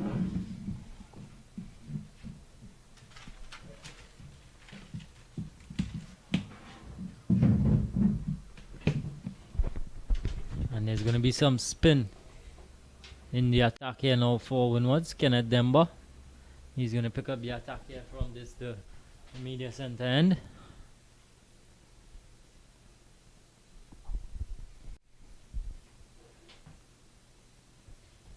Kenneth Demba, the off spinner.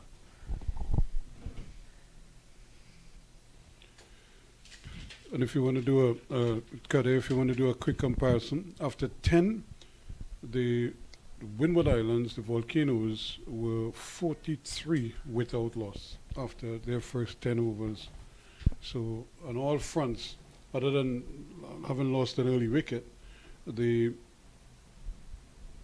Guyana Harpy Eagles are pretty much ahead of the game at this point.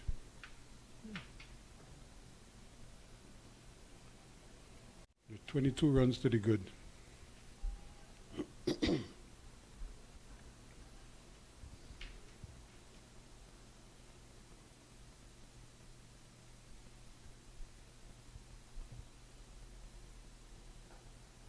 Again, driving and brilliant fielding there as well. So looking as sprightly as ever. And this is the captain leading from the front there. And Fletcher sprawling dive and making the stop cleanly. Again, Denver pitching up and driven into the deep.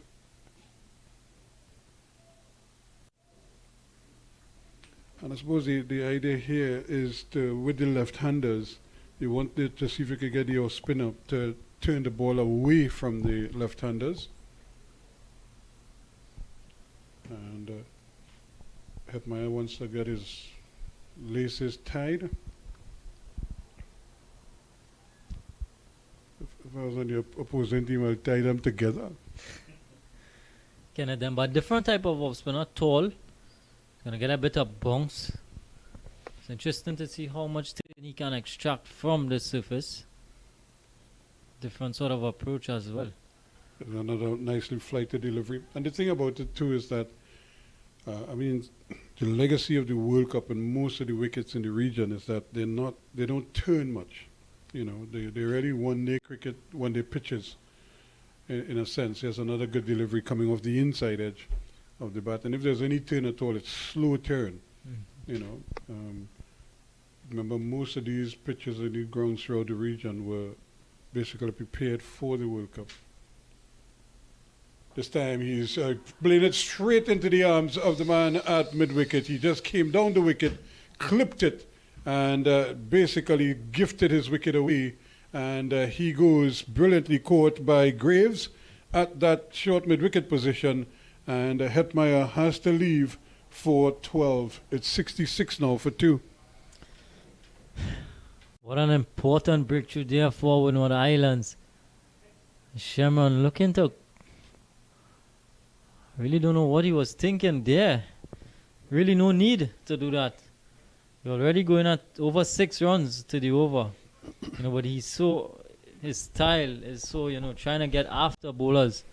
You know that it ends up... and on this occasion, it ends up being his downfall.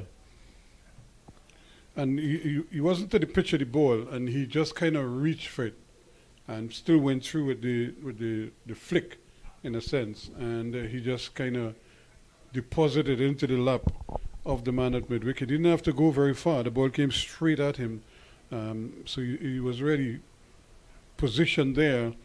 Good field placing by Fletcher, and he fell right into the trap.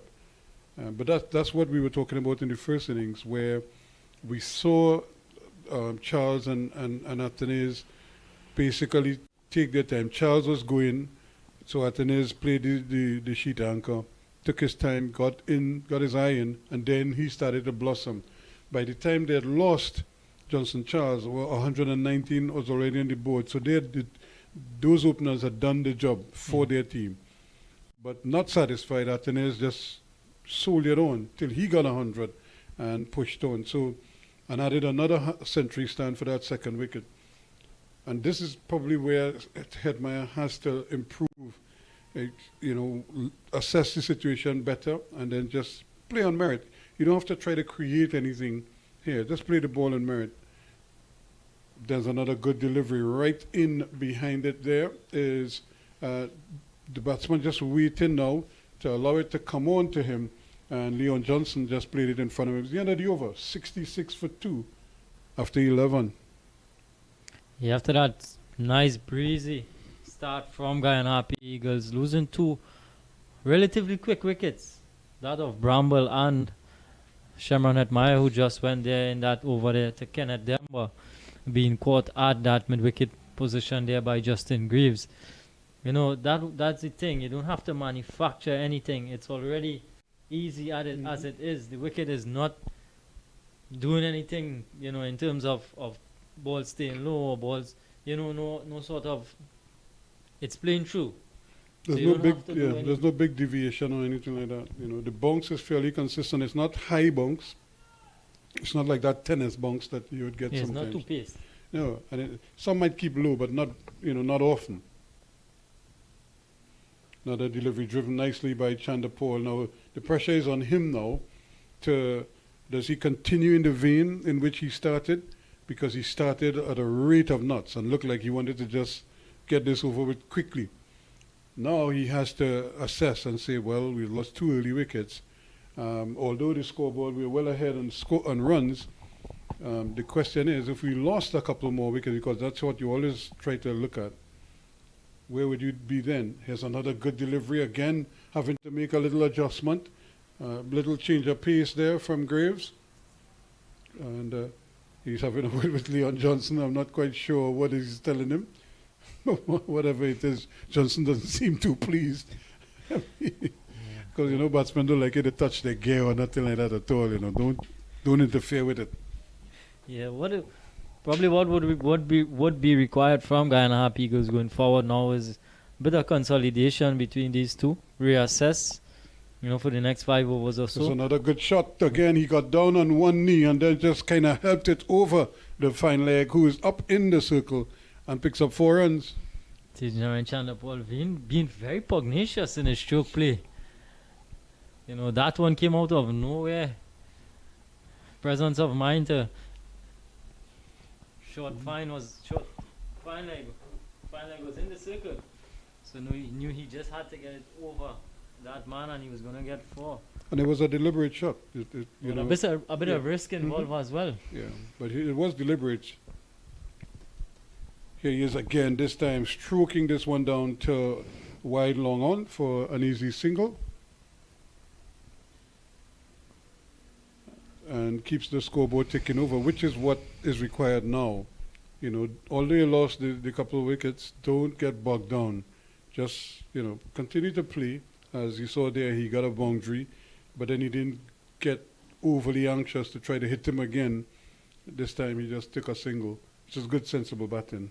Yeah, you don't want that rate to reach above 6.5 to the over. It's going to be, from there it's only going to go higher and higher. So you want to keep it at a minimum. So that's good from Tej Narayan, realizing that he needs to keep it ticking along. He's on to 40 now. And the captain is at the wicket, so again, an experienced campaigner who understands what is required. He gets a good delivery again, a little bit late in getting at it, but you could see him feeling for it a little bit. And so this is good confidence now from Graves. That wicket gives them a lift, Yeah, he's been hitting that good area, Justin Graves, for the most part of this spell so far, asking questions of batters. And what I like too, he's starting from over the wicket. He hasn't been tempted to go around just yet. Again, outside the off stump, touching down just outside the off stump and going through. The end of a pretty good over. And at the end of it, 71 for 2 now, Guyana.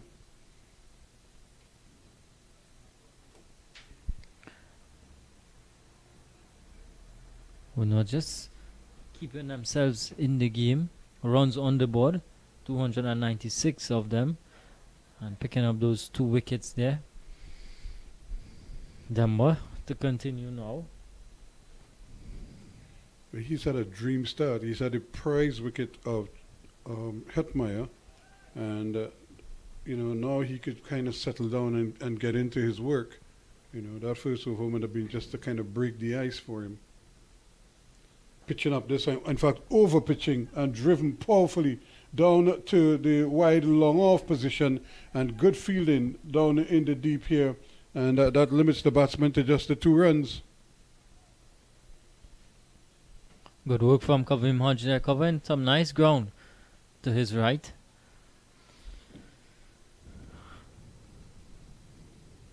Denver again bowls powerfully driven back to him, but he fields well to his own bowling, as well he should. But if you can't field to your own bowling, what do you expect other people to do? Exactly. But he did well. And this time he's right up in the block hole. Chandapal almost yoked himself there. And I'm looking at Denver. Who does he remind you of in his bowling? Now look at his approach to the wicket.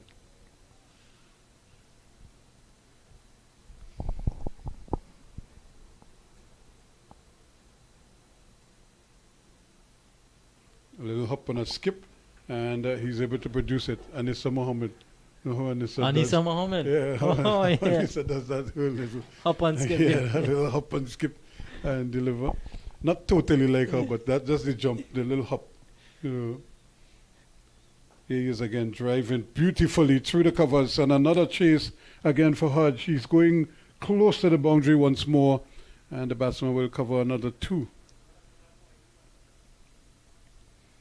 Well played again there from Tej Narain. Ball spinning away from him.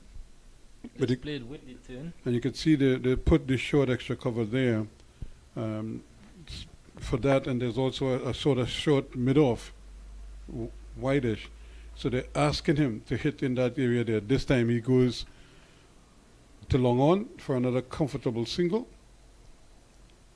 And that will end the over. And at the end of it, it's 76 for 2 now after 13. So Guyana going at 5.8 to the over. Keeping up with the required rate at this stage. So requiring another 221 for victory. It's going to be more spin. No, it's going to be Shadrock. Shadrock. So he had done his business with the bat. In fact, he was 21 not out, the Scarter, and now he gets a chance to show his all-round capabilities. I think they sent him to do just that, try to hit the ball, but I said then I was impressed with the way the fast bowlers came back at the death. Even though Shepard went for 13 in the penultimate over, in the 19th over, I think the over before that, he only conceded like 4 or 5. And also bowling well then was Pestano, who also did well in the dregs. He is on the legs again, and that's really a gift to Chandapal, and who accepts it gleefully. I suppose if you're making your maiden tour for the West Indies senior team, you're allowed to have gifts, aren't it? So the bowlers are giving him a few on his legs right there, and say equal to the task. Yep. He's already in that position. That's the thing about it, He just his stance allows him to access the ball on its pads very easily, So you put it there, and you're really gifting him runs. Similar thing to Johnson, who just nudges it down to fine leg for another comfortable single. So Windward Islands Volcanoes heavily reliant on the seam bowling options. One spinner we've seen so far in Kenneth Demba. There's also Kavim Hodge, who can bowl a bit of orthodox as well. They're relying on their seam so far. Well, I think when they selected their team, that was the focus. Little slow one, and this one is driven back past the. Well, he was trying to get it past the bowler, who did very well indeed to get down and stop it with his right hand. That's excellent reflexes there to stop it, because had it gone past him, at least he was going to get a single, possibly even two. Yeah, good work in his follow through there from Descartes. Hustling, bustling run up Shadrach Descartes. Very busy man. Again, he's on the legs, and this time they go for one. They're going to come for the second. They're going to take on the arm, and they make it quite comfortably in the end. Not much that the fielder can do out there, McSween, and the batsmen have two. They always had two on their minds. But that's good, positive running between the wickets. How often do we say that in West Indies cricket? It has been something that has been plaguing us for quite some time. You know, that to find gaps, to pick gaps and to rotate strike, turn over the strike has been eluding us for quite some time. So it's nice to see Tejnarain Chanderpaul, Alec Athanaze, Casey Carty over in Antigua as well with his 100 was able to turn over the strike rather easily. And again, and when you play limited overs cricket, there's so many gaps in the field sometimes. Like, you just have to know where to place the ball. And, you can manufacture runs to some degree, even off good balls. This time he's slashing, and a brilliant catch indeed. Diving low to his left, and would you believe it, a magnificent catch taken there, full stretch. Ryan John, who really was airborne for a long while, and then he just kind of plucked it out of the air and took a magnificent catch at that short third man position, and that is the end of Chanderpaul. What a catch indeed. He was flashing at it, and look at, he took it low to the ground, and no wonder why they're happy that is the end of Chanderpaul. It's now 80 for 3. He goes for a very well played 48. It had to take something special to get rid of Tejnarain Chanderpaul. He had been looking supreme.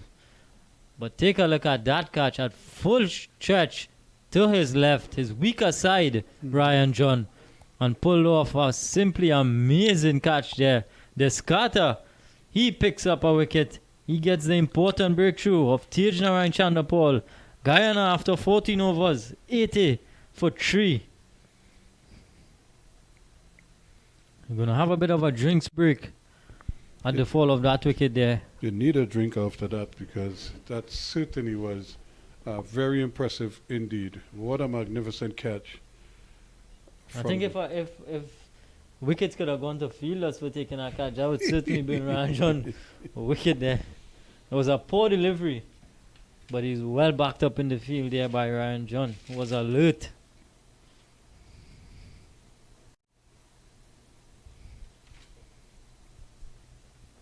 So Guyana requiring exactly 6 runs per over from here onwards.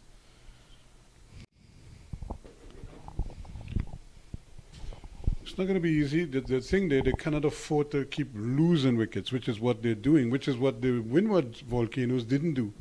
And early in their innings, they batted low, and they got 119 from the openers.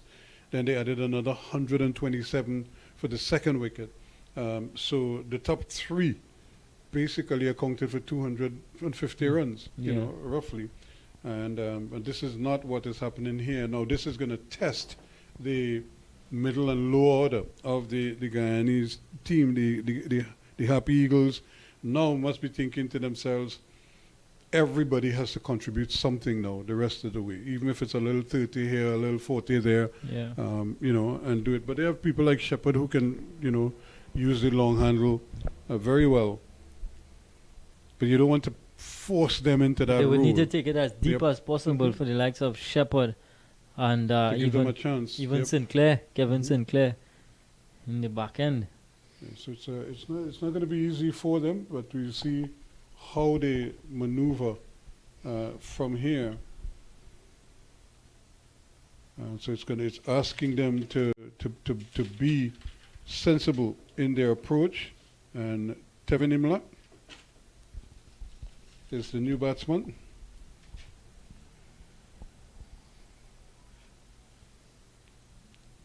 Tevin Imlach at number 5 today. It's a good opportunity for him to, to basically announce his arrival and see what is possible on this surface. This is a good surface for batting. There are no real terrors in the wicket. Bowlers are trying hard, but you have to give them a chance as a batsman. Yeah. And you could basically, if you set yourself up properly, you must be thinking, I could score a half century here without too much fuss. Yeah, And no if I'm sort of lucky, risks. if I'm lucky, I could kick on and maybe even get to triple figures.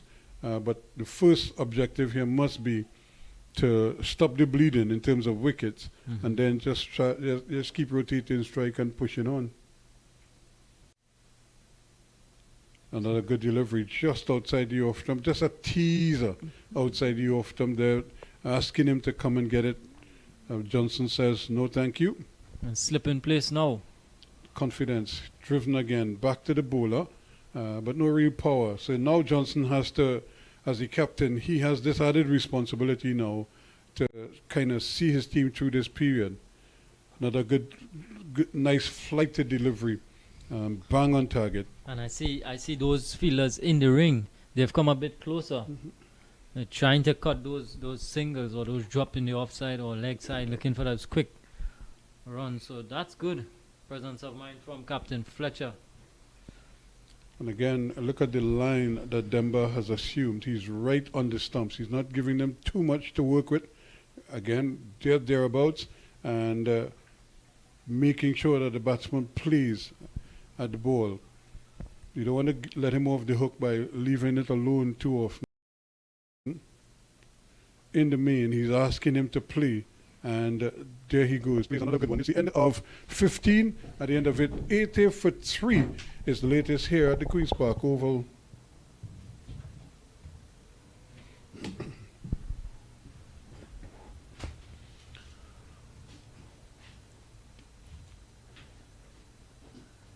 So again, with the other game in the group set for the Brian Lara Academy in South Trinidad, we trust that the weather down there is as fine as it is up here at the Oval. And because of the distance between the two grounds, you could have brilliant sunshine here, and it could be something totally different down there and on the same island. Well, you should know about that in Guyana. You could have 4 different seasons in the one island, because it could be so different in other parts, as the case may be. This one is wayward. Down the leg side it goes. But it's certainly a little jolt to have lost. It's a wide signal. I thought the umpire took very long to signal that. To lose both Chanderpaul and Hetmeyer in the fashion in which you lost them too. I mean, that catch was just simply brilliant. But then the Hetmeyer dismissal was really a gift to the fielding team. Here he is again flirting with the pads, but this time Imlach is off the mark as he gets a comfortable single to square leg. 82 for 3 it is now. So the Windward Islands trying to put the squeeze here, and when you consider they lost to the Guyanese last year in the semi-finals, so they will be maybe thinking of a little revenge here this time around, even though the two teams will meet again in the second round. So Skipper Johnson now has to put his hand up here and get his team out of danger. And right now the bowlers are not giving him too much to work with. Tight, consistent, good lines, good length, and backed up by a buoyant fielding unit now. That catch must really raise spirits, John. It just kind of does something to you as a fielding team. Again, he's in behind it, but he can't do much with it. other than play it defensively. Yeah, what a catch we've seen. Ryan John. We saw him bowling earlier. But that catch, if he comes back for a second spell, Ryan John, that catch will inspire him a whole lot.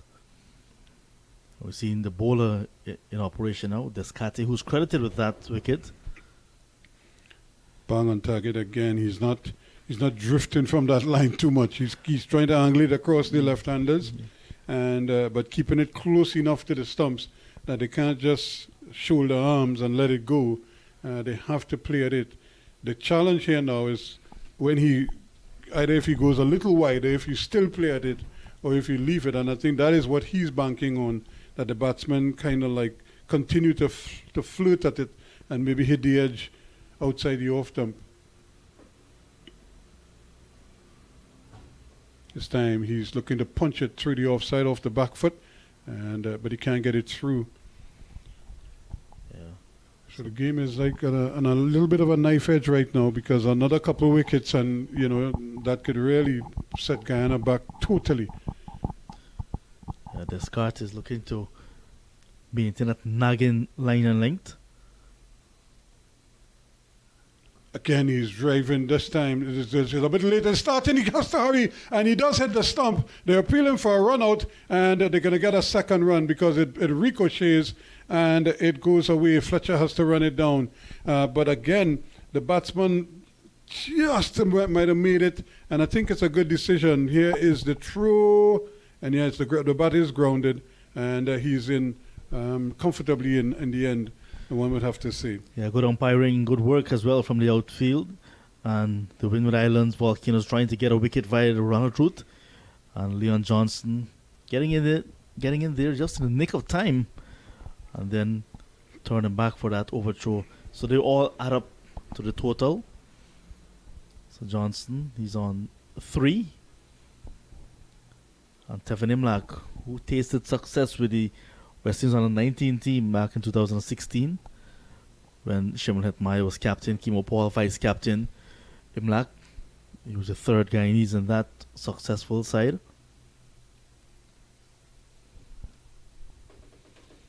Just back from playing with the West Indies A side. Demba again keeping a good line, and at least the batsmen have to play at these deliveries because these are deliveries lined with their stumps. So they're almost compelled to play. And that is proving to be a little bit of a challenge now because you can't just take your life into your own hands. Driven nicely down to long on for a comfortable single.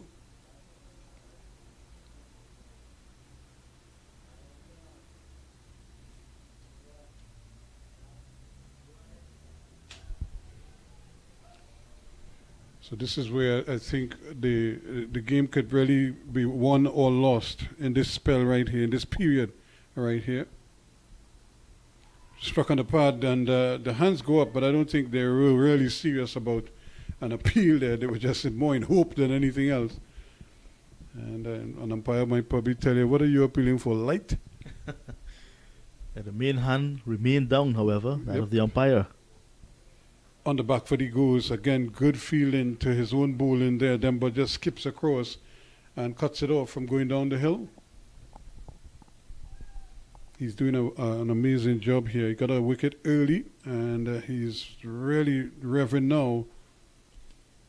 Punched away down to long off for an easy swing. Hodges down there, but the batsman will get another easy single. So the Windward Islands, the Volcanoes, making the Guyana Harpy Eagles work here now.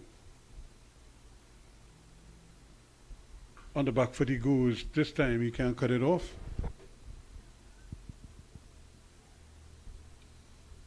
And another comfortable single. That completes over number 17. At the end of it, 87 for 3. So you're seeing Tejan Roy Chandapal being dismissed for 48. So 47 deliveries faced, 6 fours. So not a bad innings from the left-handed batsman. Anthony Bramble, 18 from 17 with 3 fours.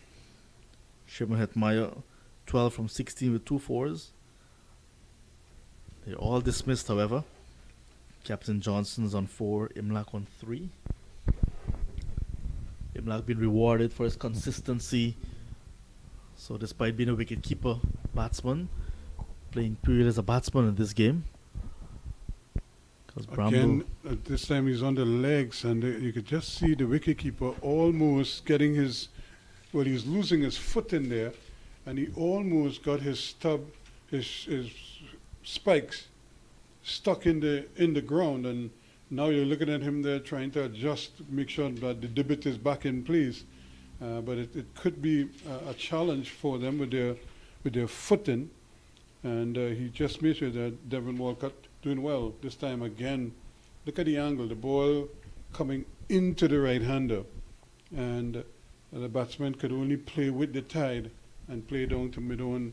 There is also a mid-wicket in position, a square leg and a fine leg. But you could see the angle, he's really working on that angle into the right-hander.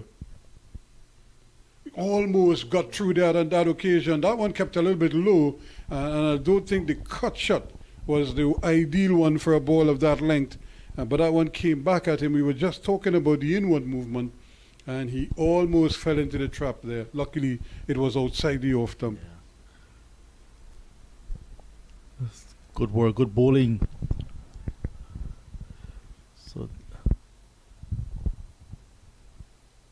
this time he's on his legs, and he's pushing it up on the onside for no run. And I think what happened to the batsman there, what Imlach saw was that he saw that as a loose delivery, because all the others were pretty much on the wicket coming into him, and he felt, finally I got something I could work with, and it almost cost him.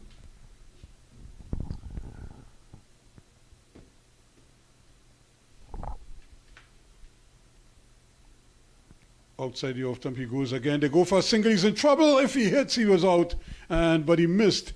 And they're going to get a couple overthrows. They're coming back for the third run, and for the second run, and they'll get it too, because the shy at the stumps wasn't too far off, and he would have been in real problems there, Imlach, because he was sent back. I don't think there was a single there, and luckily for him, the throw missed.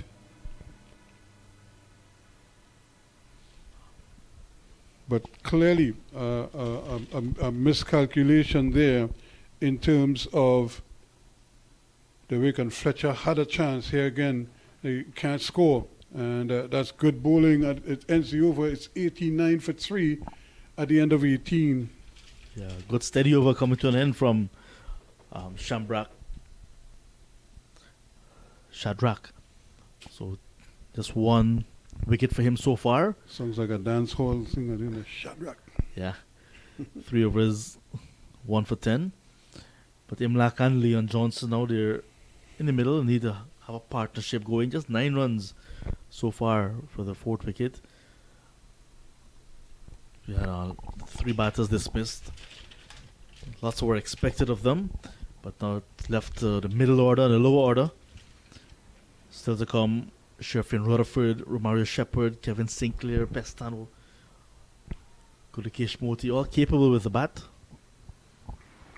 I was just doing a quick comparison there. After 18 overs, the Windwards were 90 without loss. So neck and neck in Neck terms and of neck. runs. Yep.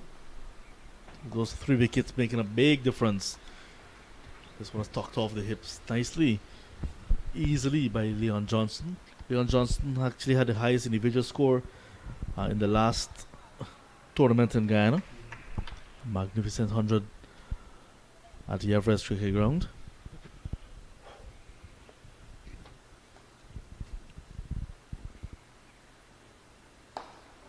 Driving again beautifully down to long on. Always had a single in it. And this is where I think somebody like an Imlach has to come now and repay the selector's faith in him, and show that he belongs here, that he belongs on this stage. This is the ball, a loud appeal, but I think it was drifting, going down the leg side, and you can see the hands going up, but he had the bat there, and probably playing for 2, and there was none. It just went its own merry way on the angle, and that might have saved him in the end. Here he is again, and once more, this time he has to kind of accommodate the little turn that is on offer there, but it's slow turn. And he has to be careful here now, Johnson. You don't want to lose your concentration. Quicker delivery, slapped away to the man at the long on, who comes off the fence and does the fielding to complete another over quickly. 92 for 3 now at the end of 19.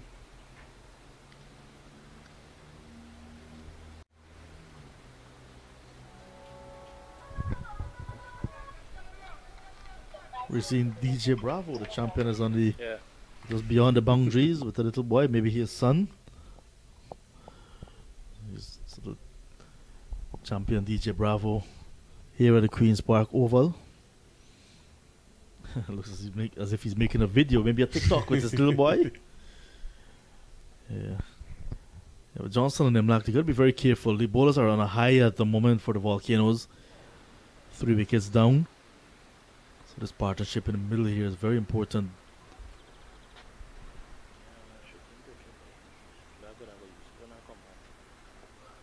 Shadrach continues, but starts on the line of the leg stump, and Johnson looking to flick it around. Keeper not taking it cleanly. So it might be leg buys. Just had to wait. And yes, it is confirmed leg buys by umpire Gregory Brathwaite. I realize he's bowling a fairly full length, although his line has been, almost immaculate. But his length is pretty good as well. And I think that is what is kind of upsetting the batsman. This time he's beautifully driven through the onside. He's going to get a couple, maybe even a third if they hurry. No, they decide against it. The return is a good one, and the batsmen are limited to just the 2 runs. But it was a sweet on drive again from Imlach, and I'm really impressed with him because he, he's shaping well. He doesn't look flustered, and he doesn't look like he's out of his depth here. Not trying to hit it too hard at all, just trying to place it in the gap. Got the timing nicely as well. Again, this one is coming back in at him, and that one, I'm not sure if he got an under edge, but the ball just seemed to die and stay down. The wicketkeeper did well because it just kind of came at him low down, and those could be the most difficult takes sometimes. And Shadrach, when you look at his bowling action, uses a lot of energy getting to the crease. And that can be putting off at times. And he has a whippy wrist action as well.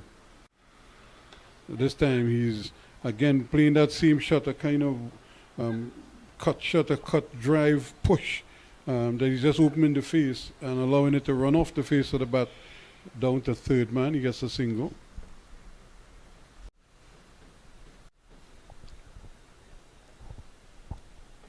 So Imlach doing his part here now, staying with his captain. I think that might be part of the instructions. Let's just kind of weather this storm, and then we'll see how things shape up after. Again, outside the off stump, that one touching down and going across the left-hander. And he got enough bat on it to keep it down, but I think that is exactly what it is. Fletcher wants from the bowler to force the batsman to play at balls that he probably shouldn't be playing at because the angle is taking that away from the stumps. But you can still see him kind of reaching for it. And luckily he got enough of an outside edge that it actually went down. This time he goes aerial. It's a long way up in the air and it's gone for 6. Yeah. In fact, DJ Bravo almost caught it out in the deep there. Almost took it with one hand. Yeah, he almost got the prize for the one-handed catch. And that 6 has brought up the 100 for the Guyana Harpy Eagles. At the end of 20 overs, 102 for a loss of 3. Johnson taking advantage of a loose delivery from Shadrach. One of the rare loose deliveries from the right arm seamer. It was short. Johnson went down the track and greeted it nicely. Hit over mid-wicket. And there's DJ Bravo with his little boy. Almost took that catch. So 102 for a loss of 3. Johnson is on 12. Soaked up 26 deliveries, getting to 12. Imlach is on 9 from 14. So the current run rate just over 5 runs and required run rate just under 7. So if you look at the number of runs, it needs 195 more from 180. So it's kind of like stretching and opening some distance there between balls and runs. That's why this partnership is so important in this run chase. Kavim Hodge is going to pick up the attack. Starts with the full one. Pushes this one down to Greaves at long on. So that's a single to Imlaki, goes on to 10. I think it's just thereabout in terms of current run rate and the required run rate. You know, these two, it's so critical for them to putt. You know, take it as deep as possible without losing any further wickets, and then you reassess from there onwards. Captain Johnson, he is going to have an important role to play here.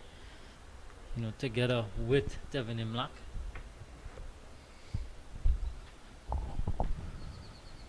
Some left arm spin now.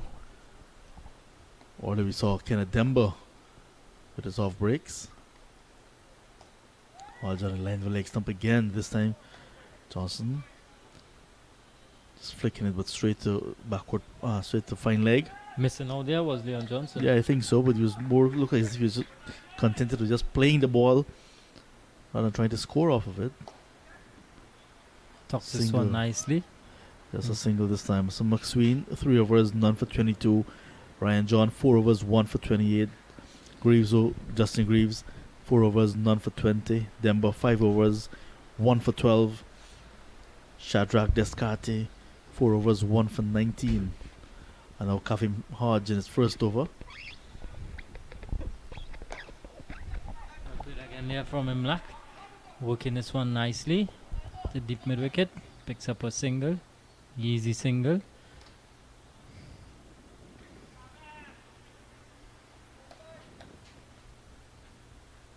So these two going along nicely so far. Johnson just taking his time to settle. Not yet really hit his straps as yet, Captain Johnson. 13 from 30 deliveries.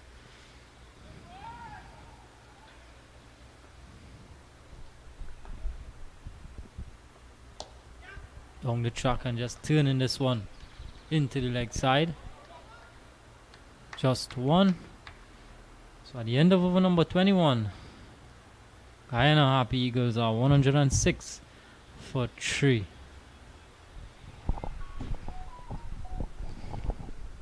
Captain Johnson has been at the helm of the Guyana side for a long time. Would like to have a title under his belt at this level. The last time Guyana won a regional 50 over title was back in 2005 when the KFC Cup was being played. The final was at Border in Guyana. It was Guyana against Barbados. Sitting around Chattagoon with a match-winning 100 to Guyana home. Seemed to be a long time away. Very long time ago. So Leon Johnson. But Leon Johnson has led this team quite admirably. Yeah. Past those 4-day titles. Yeah, 5 consecutive 4-day titles, yeah. In succession. So yeah, that has been, you know, some good accolades for him. But definitely he would, this has been one eluding him so far. So he would, you know, want to get this one under his belt. He's going to have a task on his hands here in this first game. Got close on many occasions, including last season when they got to the final.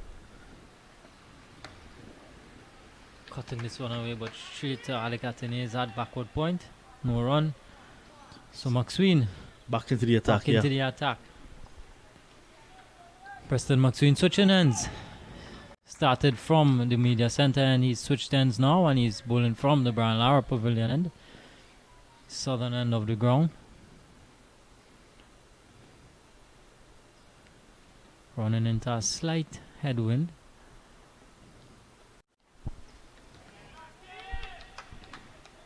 There's Obed McCoy, who's also left arm seamer. I haven't seen him today.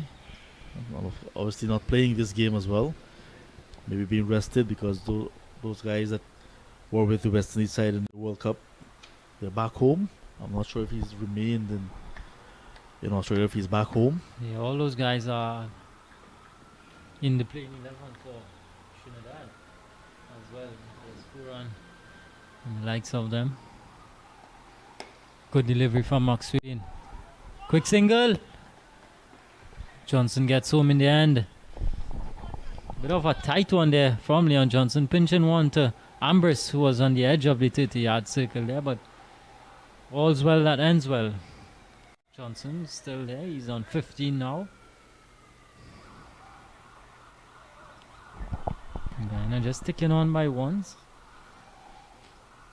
So that test team, Craig Brathwaite, Jeremy Blackwood, and Kuma Bonner, Shamar Brooks, Tejan Chandapur, Roston Chase, Joshua Da Silva, Jason Holder, Alzari Joseph, Kyle Mears, Anderson Phillip, Raymond Reefer, Kima Roach, Jaden Seals, and Devon Thomas.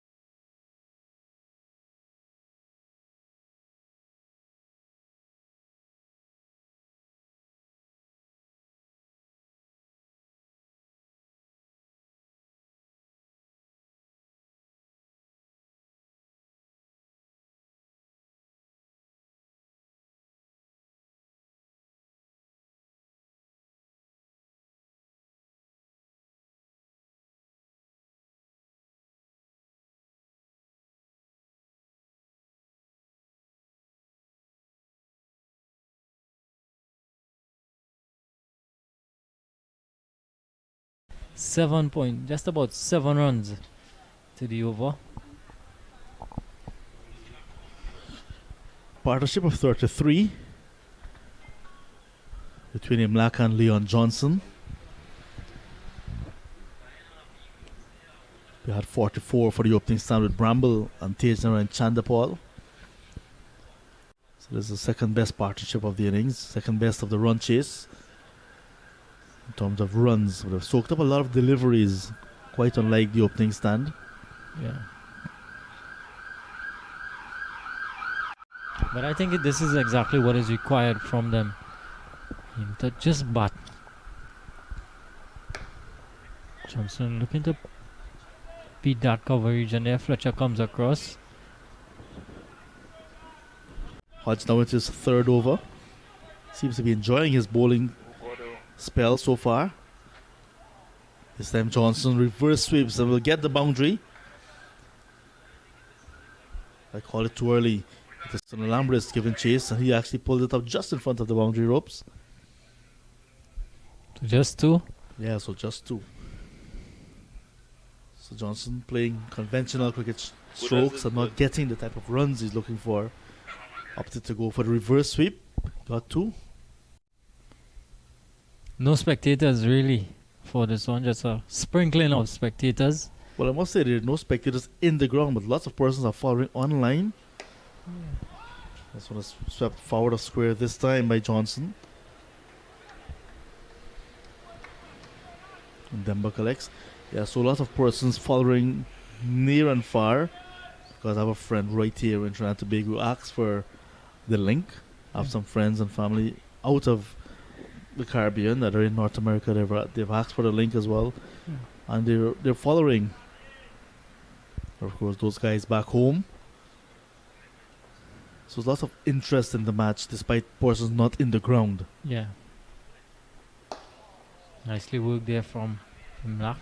Full delivery, just pushed. It's a long one. Greaves does the work. Another single.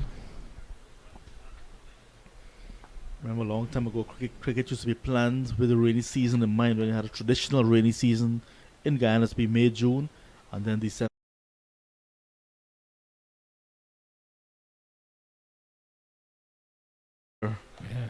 And we try to get cricket in all year. Yeah. So like sometimes it's like you're swimming against the tide. Yeah. It's difficult to organize cricket when it's so much rain. There's a big Reverse appeal sweep for leg again. before, and he's given. Kavim Hodge gets his man. Leon Johnson, for a while now, seemed to have lost concentration, perhaps trying to get himself out. And this time, reverse sweeping, missed it, and it was a full delivery from Hodge, and it took Leon Johnson on the body, and he's adjudged leg before. So wicket number 4 going down for the Harpy Eagles, and we can have a look. Missed it badly, and it crashed into his body, and he's adjudged leg before. So 25 gone, 117 now for 4. Leon Johnson, leg before to Kavim Hodge for 22. And that's the latest wicket to fall for Guyana. The captain, Leon Johnson, going at a really crucial stage now for his team. So he goes for 22 of 46 deliveries. New man is Shafin Rutherford. So he's going to have a job to do here, Shafin Rutherford.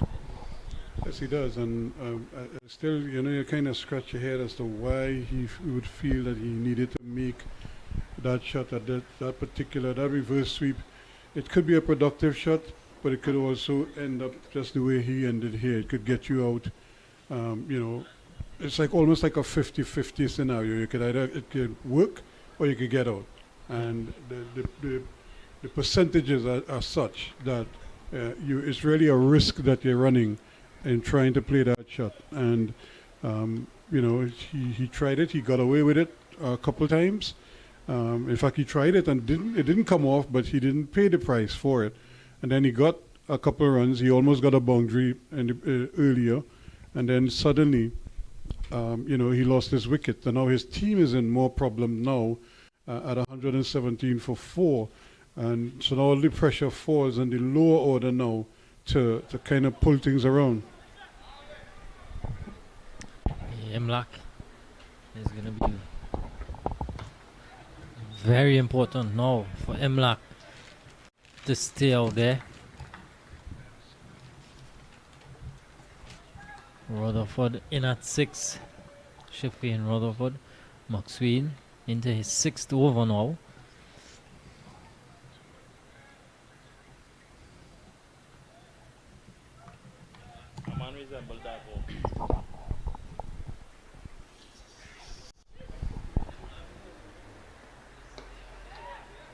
Still a nice ring of fielders in the circle. You see backward point, cover, mid-off and mid-on in the circle, as well as mid-wicket.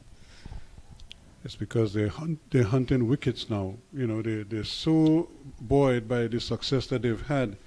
You know, everybody is closing in quickly. You know, they're coming in with the bowler. The bowlers are putting in the effort. And so they're looking for wickets here. They're trying to win this game. They're trying to win it now. Shot. Brilliantly played indeed. What a response that is. And Imlach just decided, look, let's just do this and see if we could, I can't say silence the crowd because there's no crowd, you know, but that's just to shift the momentum a little bit and throw it back in the Guyana's Harpy's Eagles' favor just a little bit. What a brilliant shot there from Tevin Imlach. Classy looking shot. Low risk. You know, that shot and got maximum results. As opposed to trying to play like a reverse sweep or play any kind of cross-batted shot. When, you know, there's a lot of room in the field, in certain parts of the field. When you have long on, you have mid-off and mid-on up. You know, so anything past the bowler, you know, could be rewarded. You just have to make good contact. Yeah, credit to Imlach there. Made full contact with that one. So he goes on to 20 now. Harpy Eagles move on to 123 for 4. In over number 26, Imlach just trying to open the face on that one to beat point there. Athanaze smartly comes across to his right.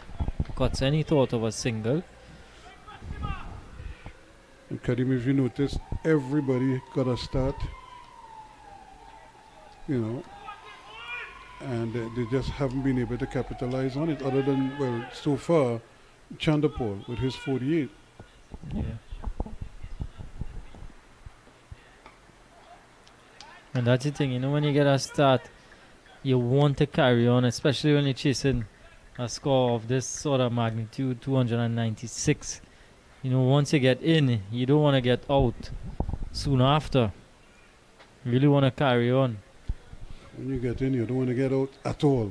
Yeah. You know, you just want to bat and just keep going. And then when the longer you stay at the crease, you find things get easier and you're able to maneuver the ball better.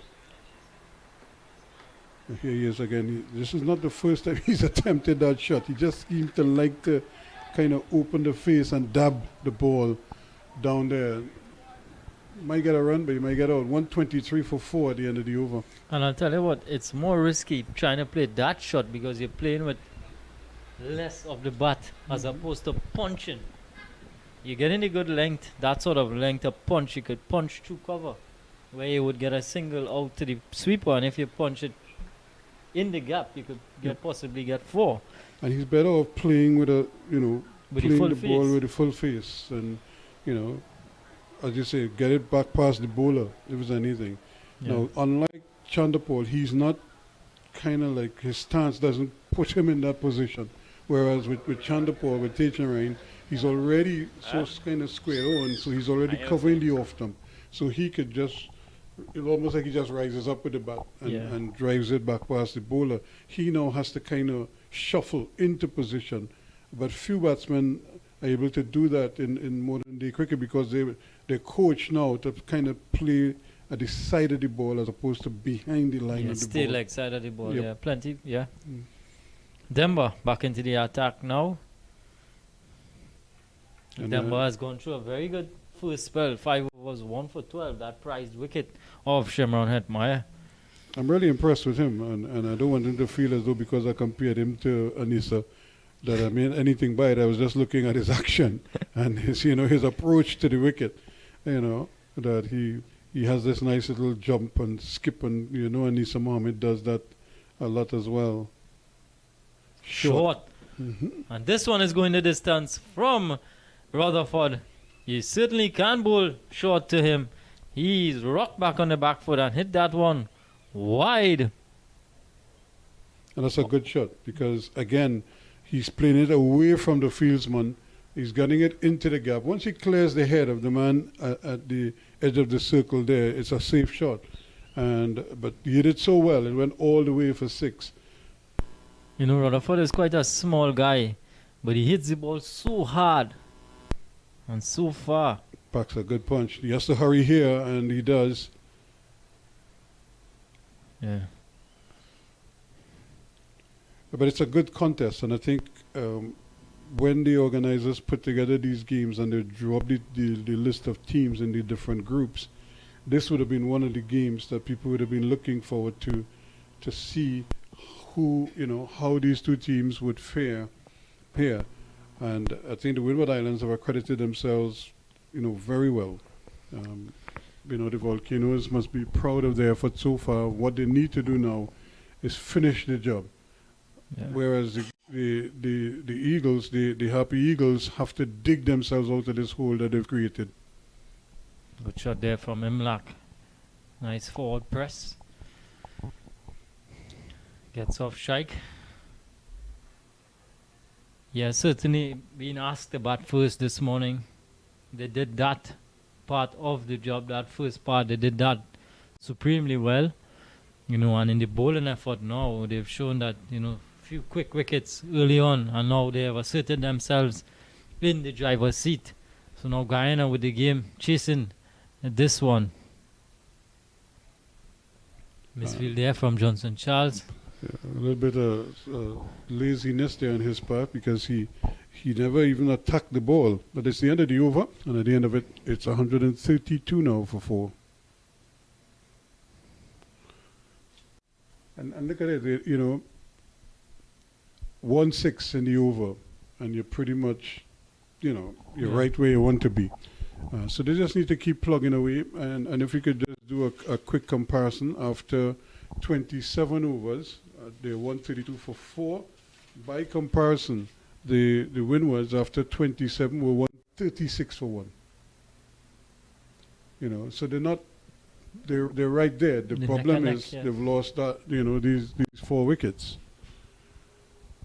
So the two teams are level pegging right now, and so they know if any one of these batsmen settles into a groove and plays a big hand, the game could change. So, and I think Fletcher is probably wary of that, and that's why he's probably keep pressing here, looking for another wicket or 2. He's ringing the changes. He's brought back Justin Greaves now for a second spell from the very end that he was probing from early on. Brian Lara pavilion end. He's bowling to the left-handed Rutherford, who clips this one off his pads, looking for 2, but then certainly not on. Good return from McSween in the deep. Well, that's good cricket all round. It was a good shot, a good on drive into the gap, but the field out in the deep, the McSween attacked it very well, and his return was on its way quickly, forcing the batsman to have to settle for the 1. And that is what you like to see. Even though, you feel you're in the driver's seat, you still have to do the things that got you in the driver's seat. And fielding is one of them. Nicely played there from Imla. Getting inside that one, getting it down to fine leg. Ryan John fields. Another single. And this is exactly what they would want now. Just keep ticking it over. Give yourself a chance. And, when you get to like 25, when you get to 30, you assess, you see where you are. You get to 35, you look at it again and you say, okay, we now need to score at this rate now. And as you go along, you make adjustments. Yeah, the required rate is just round about 7 after the over. And you know, so it's just about keeping your cool and keeping your focus, keeping your concentration. What Fletcher wants from his bowlers now is for them to stay the course, keep the pressure on the batsmen, attack the stumps at all. You know, most times, don't give them anything too easily. If they can make that shot overhead, fine. Let them attempt that over and over again. Now he has the long on in place, so that might even deter them from making that shot. Yeah. So now you're cutting out their scoring options. So they may very well start trying to go square or sideways, and that is what you want as a captain. Here's another one just looped up in the air. We were just talking about that. You know, if he plays that ball on merit, not a problem, but he's trying to invent something that isn't really there. And, you know, luckily for him, there was nobody close by to go, because it would have been a sitter of a catch for somebody short in at square leg We or see something. one of our own, Gordon Pierre, Yep, the mayor of Diego Martin. having a bit of a walk there. I'm not sure where he's off to.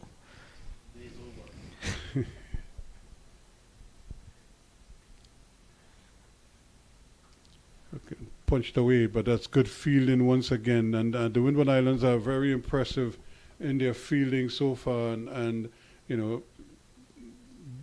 Captain Fletcher is leading by example.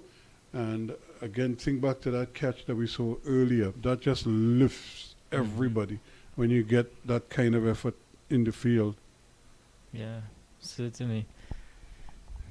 I think Athanaze has been patrolling that backward point region quite well. It's another one. This is a good shot, but again, he's taking it off the stumps.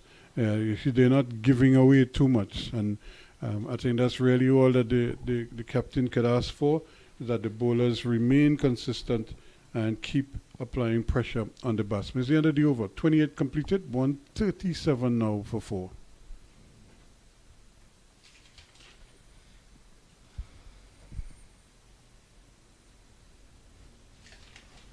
Rutherford and Imlach, really important partnership here. Been doing well so far. Put on about 20. Yeah, the partnership is 20. In fairly quick time. Rutherford 11 of 9 deliveries. So Demba to continue here. That's a good shot, but again, he plays it straight at Fletcher, who does well to stop it cleanly.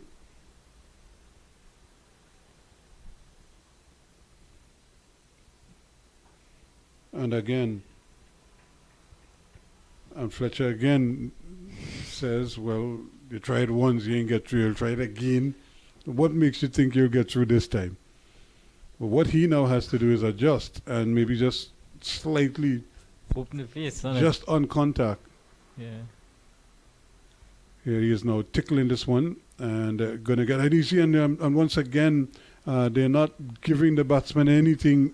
Rutherford was ambling at the run and then had to speed up at the end because the throw was coming at the non-strikers end. No real urgency shown by Rutherford on that occasion. Well, it was always a single, but you still have to run the full run. Yeah. Here's another reverse sweep. And This time he gets it past Johnson Charles at short third. It's going to go into the fence. So that's 4 to Imlach. He goes on to 27 now. And Johnson Charles got a good piece of that one. He just couldn't stop it. So right there, Ruskin, you could see it's a bit low risk. It's outside of stump. It's not troubling you in terms of hitting your stumps. So it's sort of a free shot, sort of a free hit in terms of if you connect and you beat short third as he did on that occasion. It's a boundary option. But again, it's the kind of risk that I'm not quite sure it's worth the effort on this, but you still have to find ways to score, and maybe that's the best option he feels at this time. And as he strokes this one down to mid-off, he's going to get a single quite comfortably again, and once more keeping the score ticking over. and seeing through to another over is the end of the over. 143 now for 4 after 28. So Demba he's completed 7 so far. He's 1 for 27. Kenneth Demba. He's been impressive. Demba, he's really been on the money, asking questions. Not a lot of turn, but he has certainly hit his areas. That is the thing. A lot of the spinners are trying, but they can't generate spin. They can't get the turn and the purchase that they want off the wicket because there's very little in it. It's slow turn. It's not prodigious spin. It's slow spin, you know. So you just need to spend time at the wicket. So Greaves now, full one. Imlak looking to drive that one back past Greaves as mid-off was in the circle. Greaves with a good hand there. 5 for 25. 5 overs that cost him 25 runs so far, Graves. Demba has 1 for 27 from his 7.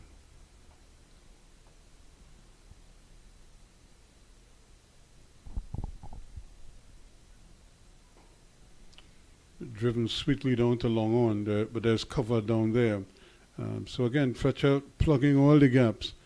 And he's really daring the batsman now to try something out of the ordinary to get runs. You have to manufacture your runs now. Yeah. And if you're not disciplined enough, then you might, you know, take risks, which is exactly what Fletcher wants them to do. Harpy Eagles just staying in the contest. You know, trying to build a partnership here. Partnership up to 27 now. And what a good shot there from Rutherford. 6 more fulls, again going under it and then just going through with it. You know, so much ease in that shot. And he just placed it, got into position, and then just followed through with the shot. Yeah, just over the top. Yep, it's almost like he was having a net session. That's the kind of shot you'll play in the net. Easy as you like. Mm-hmm. Maximum runs.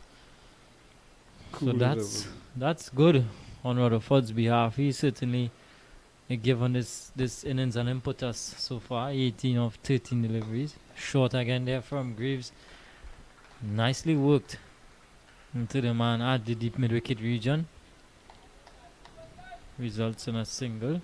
So that's the 150 up there for the Harpy Eagles. 151 now for 4. So and that's another milestone. So now you're looking at it. I'm sure the coaches and the captain will be looking in the dressing room and figuring out, you know, how we're going to fashion the next, 5 to 10 overs. What they want done. Cut low, and this time he gets the bottom edge, and it goes past vacant slip and down to third man. The man at third man never moved, as he was could only watch it as it just raced past him. Yeah, that was an educated edge there from Imlak. A beaten short third, and the keeper splitting them in half. So Hutch he had picks no up choice. So he's on to 33 now. He has been attempting that shot for quite a while. that little dab of his, that cut shot of his. This time he kind of puts it away and decides to just play it back along the wicket. That completes the over. It's 155 for 4 now after 30.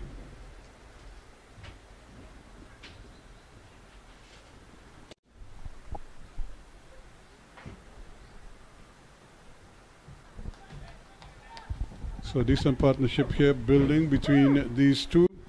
They came together at 117 for 4 now. They're taking it up to 155 for the same 4 wickets. And they're trying to see if they can get their team close, if not over the line of the 296 required, well, 297 required for the victory. But they still have a long way to go And there's quite a bit of work to do as well.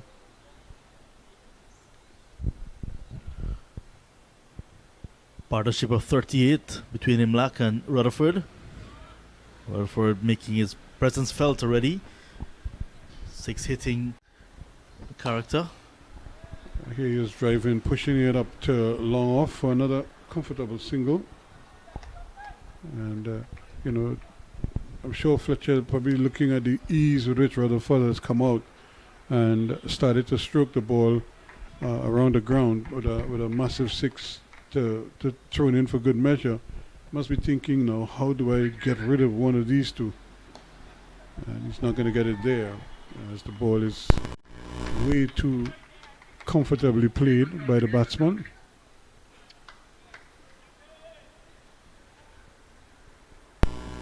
And they both look, well, Shane Rutherford has only just arrived at the crease, but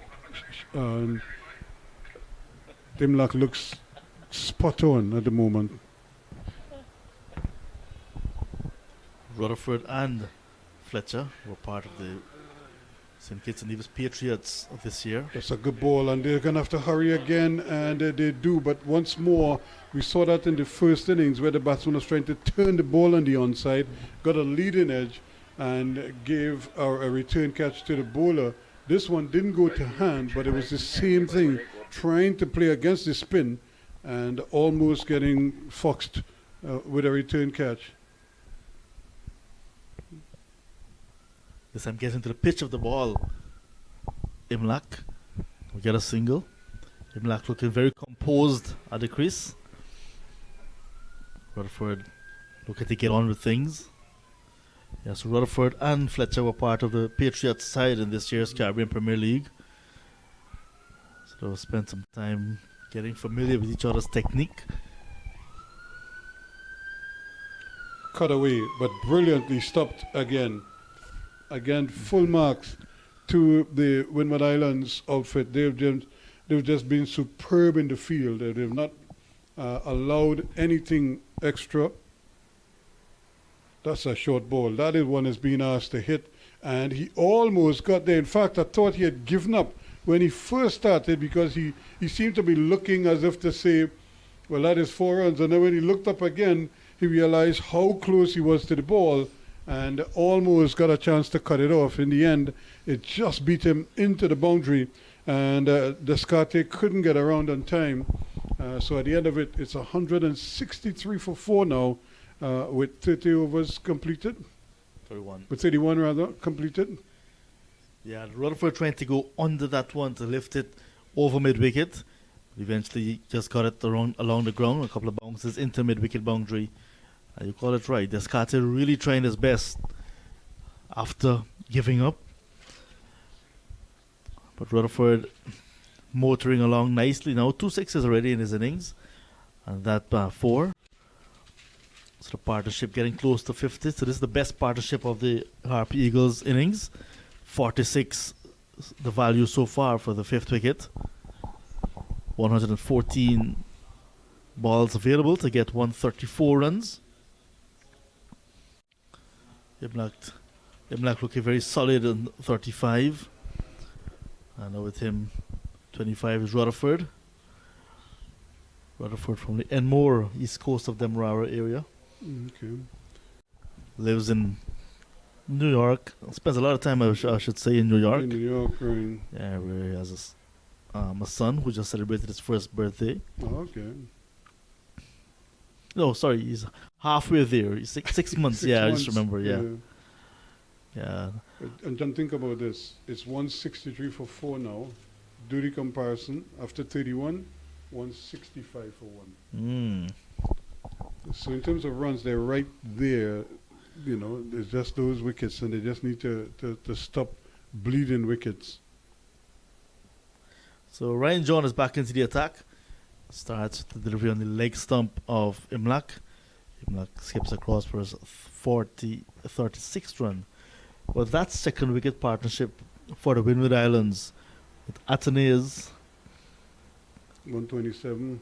Yeah, that 2nd wicket partnership when Athanaze was taking good control of the match at that time. Himself with Kaveem Hodge. And Hodge was very quick So that was the important phase of the innings for the Volcanoes, and that can be the difference between these two sides. How fast can the rest of the batters or this pair score will be very important. And they get into 297 and falling behind.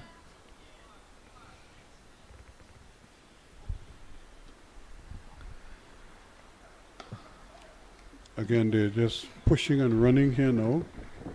They can't hit the boundaries too often, but they're getting a couple. We had a 6 here not too long ago, and so they're picking their spots. But in the main, they're trying to keep the scoreboard ticking over and just chipping away, and so I think they're reading the signs, so to speak, very well. It's a question now, can they hold their nerve and try and finish the job as a batting unit? That's another beautifully played shot. He wants a single, it's not there. And again, Fletcher just easing over to his left and put on that big paw of his to just gobble up the ball and threaten to throw down the stumps as if daring the batsman to go for the single.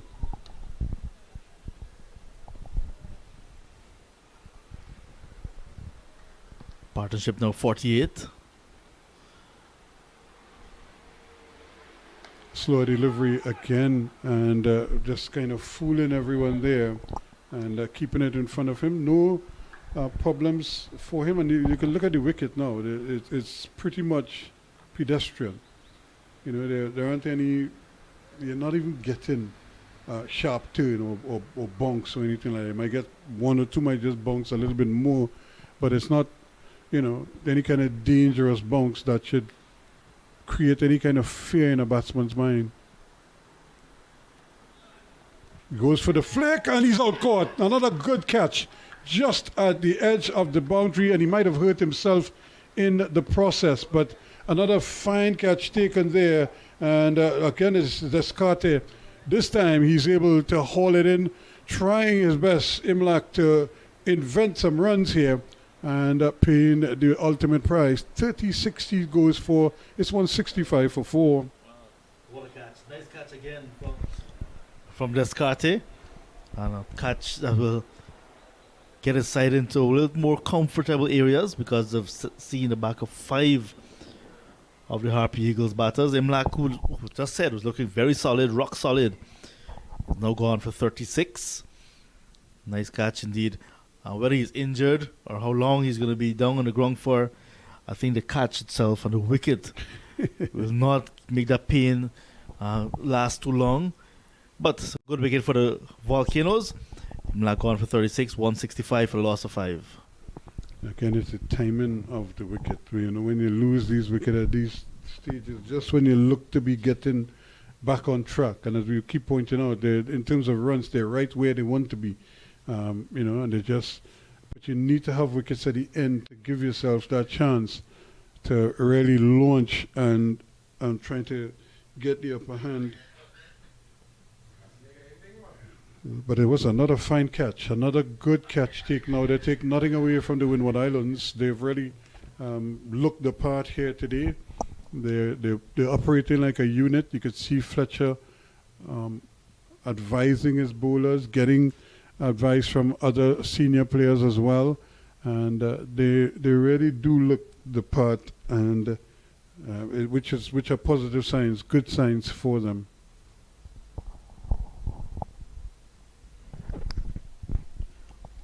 So the players are having the refreshments break. It's the second for the innings. This means it's the last one as well. So at this stage, 165 for loss of 5.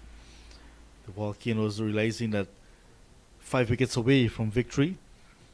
The Guyana Harpy Eagles need 132 more. It's a far way off. Kevin Sinclair is the new batsman, joining Sheffield Rutherford. Romario Shepherd, Clinton Pestano and the left-arm spinners are still in the hut. Moti and also Parmal. Mm-hmm. So there's batting. But the longer they take, really, scoreboard pressure will go up because the required run rate will be going up every time.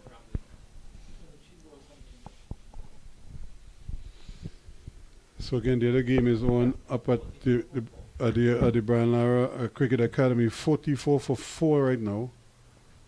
Remember the Trinidad and Tobago Red Force won the toss and asked CCC to bat first.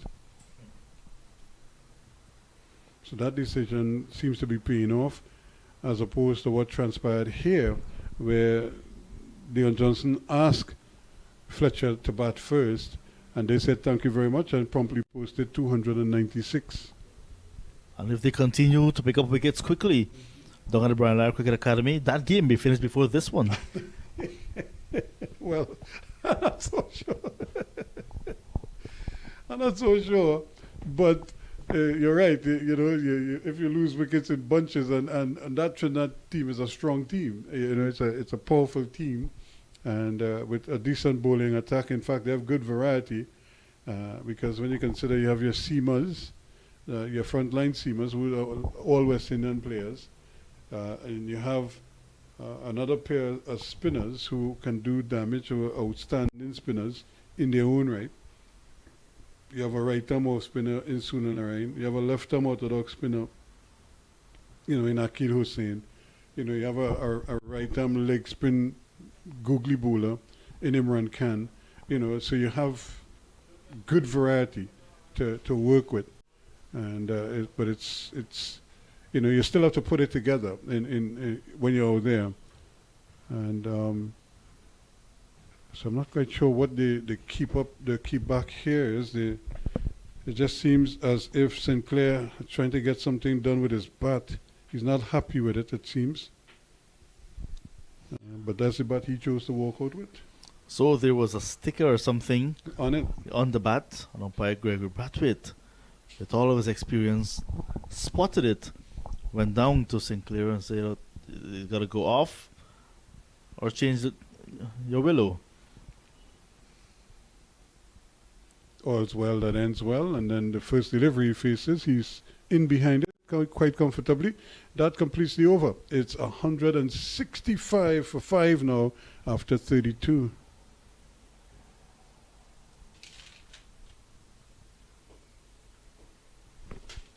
When Kevin Sinclair started his career, he started as a top order batsman in Berbice and at the youth level. But then he got his opportunity for Guyana. He started to bowl more off spin. Started to bat in the low order. Played for West Indies predominantly as an off spinner and a low order batsman. Follows a lot in the footsteps of Stephen Jacobs. Yep. And Well, also, remember, a lot of cricketers do that too. They start off in one field as young players, and then as they mature, they get, they probably like something else, or they got a different attitude to the game. So they're in a team that requires them to play a particular role, or play, bat in a different position, or something like that. I remember when I started, I was a serious cross batter, so that was my thing. I was playing T20 cricket ever since, And then I came to the Oval one time, and then I saw Glenn Turner, but here's a shot played powerfully, but once again they pick out Fletcher, and they can't get it through. And I was so amazed how it is he could hit the ball in the offside, and no matter how I tried, the ball wasn't going so at all. Everything was going that way. Another good delivery again. He's bang on target. I'm really impressed with his ability to kind of seek out the stumps when he bowls. yeah, good control from Demba. Yep. I went to his 9th over, so good work from him. Here he is again. They think for a moment of a single, but it's not there. And so that was it for me. When I saw Glenn Turner bat, I just went home and made a conscious decision to learn to bat properly. Again, he's attacking the stumps, and again he's forcing. This time it's a little bit of a bubble of midfield, but I don't think Athanaze wasn't completely behind it. It just seemed to squirt under his body, and they got an easy single. But when I started to play cricket, I actually batted at the bottom, the tail end of the innings, because, like I said, I was a vicious cross bat, so no way I was batting, high up. But then whenever they wanted runs, I would get promoted. you know, and it was somewhere in that transition there between being promoted and coming to the Oval and watching cricket and then realizing that I have to do things differently.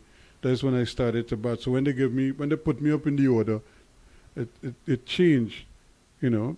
Instead of now going and just swinging the bat for 2 or 3 overs, I would bat the whole innings, you know, and you know, because I enjoyed batting. Here he is again, almost getting this one played back to him, and it was just a little bit tight there because between the ball and the batsman at the non-strikers end, there wasn't any room at all for them but to operate with there, and the ball dropped. It fell a fair distance in front of him. I don't think he could have caught it, but he certainly didn't have much room to maneuver in there. He would have had to go through Rutherford to come up with that one. Rutherford flicking this one away again, and once more the field is so well set because there are 2 men behind the bat on the onside. One is a short fine leg, one is a short square leg, and he can't get it. So it's the end of the over. 167 for 5 now after 33. Means the equation 130 to get from 102 balls. But that's a lot of balls. You follow what I'm saying? Yeah. Even though you're behind in terms of runs and balls, but it's still a lot of balls to get those runs. It's under 8 runs and over still, so it's manageable. 7.7 runs required. Scoring at just over 5 runs and over. So those wickets in hand is something they got to look at. But they're all very capable batters at the moment. The assistant coach of the Guyana Harpy Eagles, new face there as well, Garvin Ned, played just about 11 matches or thereabout for Guyana in the 90s, in the mid-90s, as an off-spinner. He was the youth coach for many of these players. He was almost chopping that one on there. He was in 2 minds there, Sinclair, as if to cut it or to leave it. It looked as if he was, and at the very last moment, he just seemed to drop the bat and it hit the under edge, and it passed between his legs and the stumps. In fact, he might have jumped over the stumps as well. Decisions. Got to be very quick with your decisions, young Sinclair. He is again pushing this one, and I think that's the plan with him. He wants to push and run, and that's why he was just kind of left the bat hanging there in the previous delivery. Because he wants to get Rutherford on strike, I think, and which is a good ploy, but you still have to make sure and play the ball properly so that you don't give away your wicket as well. He's one.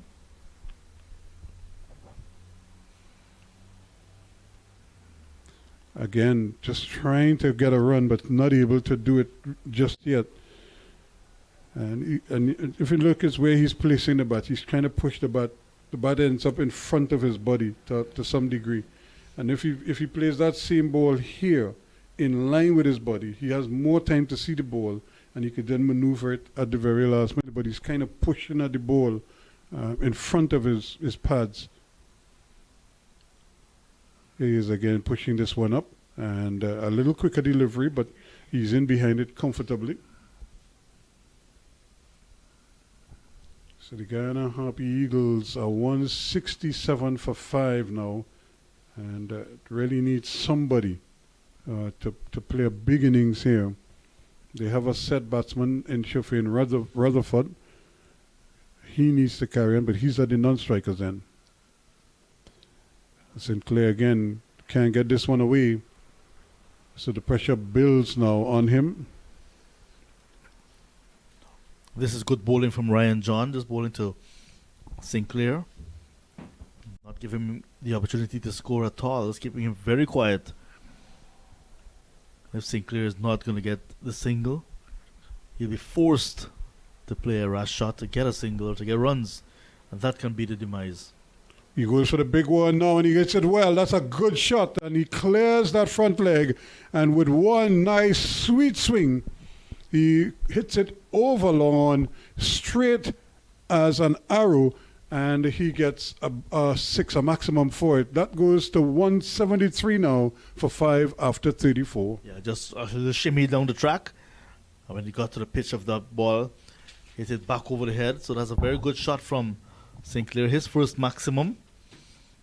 And I know he can bat long and bat with some aggression. So that will do his confidence a world of good. 34 overs gone. So the balls remaining in this innings just under 96, 96 is under the 100 mark. The runs still 124 required. So Garvin Ned, like I was mentioning, was a youth coach for a long time in Guyana at various levels. Coached lots of these players in their younger days. Now he's given an opportunity as the assistant coach. And he would like that. That's a very well played shot. As he just strokes it, Rutherford strokes it down to long off for a comfortable single. And no risk at all. It's a low risk shot. There's no real danger when you play like that. Problem is, if you keep looking up at the scoreboard, you may want to think, boy, I have to bring that deficit down. You know, but by rotating strike, you keep it going and you wait for when you get your chances. You wait for when you get a bowler that you could really attack. Here he goes again. That's another big hit. That's 6 more. From the moment it left the bat, he just clobbered it. And it went aerial and it went out in a flash. Yeah, that's another good shot from the young Barbician. Full delivery and Denver into his final over. And now being taken to the cleaners by young Kevin Sinclair.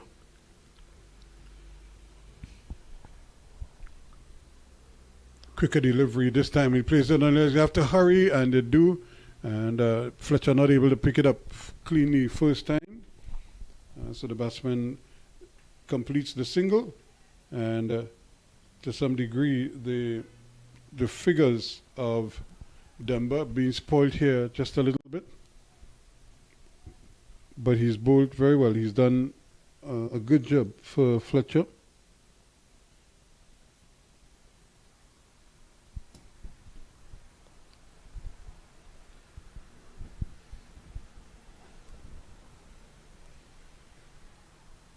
Quicker delivery and he's bowled him. Well.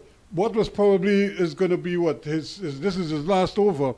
And he just produced something a little bit different there. A quicker delivery, and just like that, Rutherford trying to give himself some room and maybe waiting for a slower one so he could probably punch it through the offside. Couldn't get the bat down in time, and you could see him just trying to back away a little bit there, and the ball just went all its way through. No turn at all, and it just went right through and struck the stumps. 181 now for 6. Kept low. Was full and straight. So there's Rutherford. No foot movement, not even trying to get to the pitch of the ball. Left his thumbs exposed. And Denver gets his second wicket. So his final over, we just said he was being taken to the cleaners by Sinclair. But he came back with a very next delivery after Sinclair was off strike. And got a very important wicket, a big wicket of Rutherford. Rutherford, we know his capabilities. And Fletcher, of course, realizing how dangerous he is, Rutherford, was elated to see the back of him. You can see the animation when he got his wicket. Sheriff Rutherford has gone, and another big hitter has come. Romario Shepherd making his way into the middle now, about to take guard. Was among the runs, was among the wickets in the Intercounty tournament in Guyana, the MVP of the tournament. We're looking to continue in that same vein. Did not pick up a wicket with his 9 overs that he bowled today. Shepherd, very capable with the bat as well.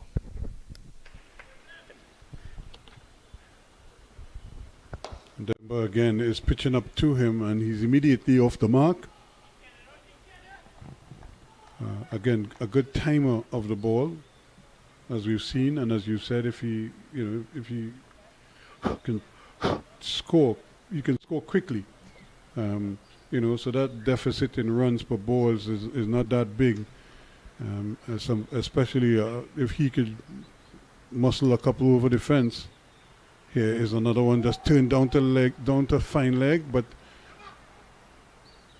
the batsman not interested in the run at this time. So Romario Shepherd will remain on 114 it is to Sinclair, and after 35 overs, it's 182 now for 6. Good spell of bowling coming to an end from Kenneth Demba, the right time off spinner. 10 overs, 1 maiden, 2 for 46. And he can be very pleased with his work today. And his captain, Fletcher, will be very happy as well.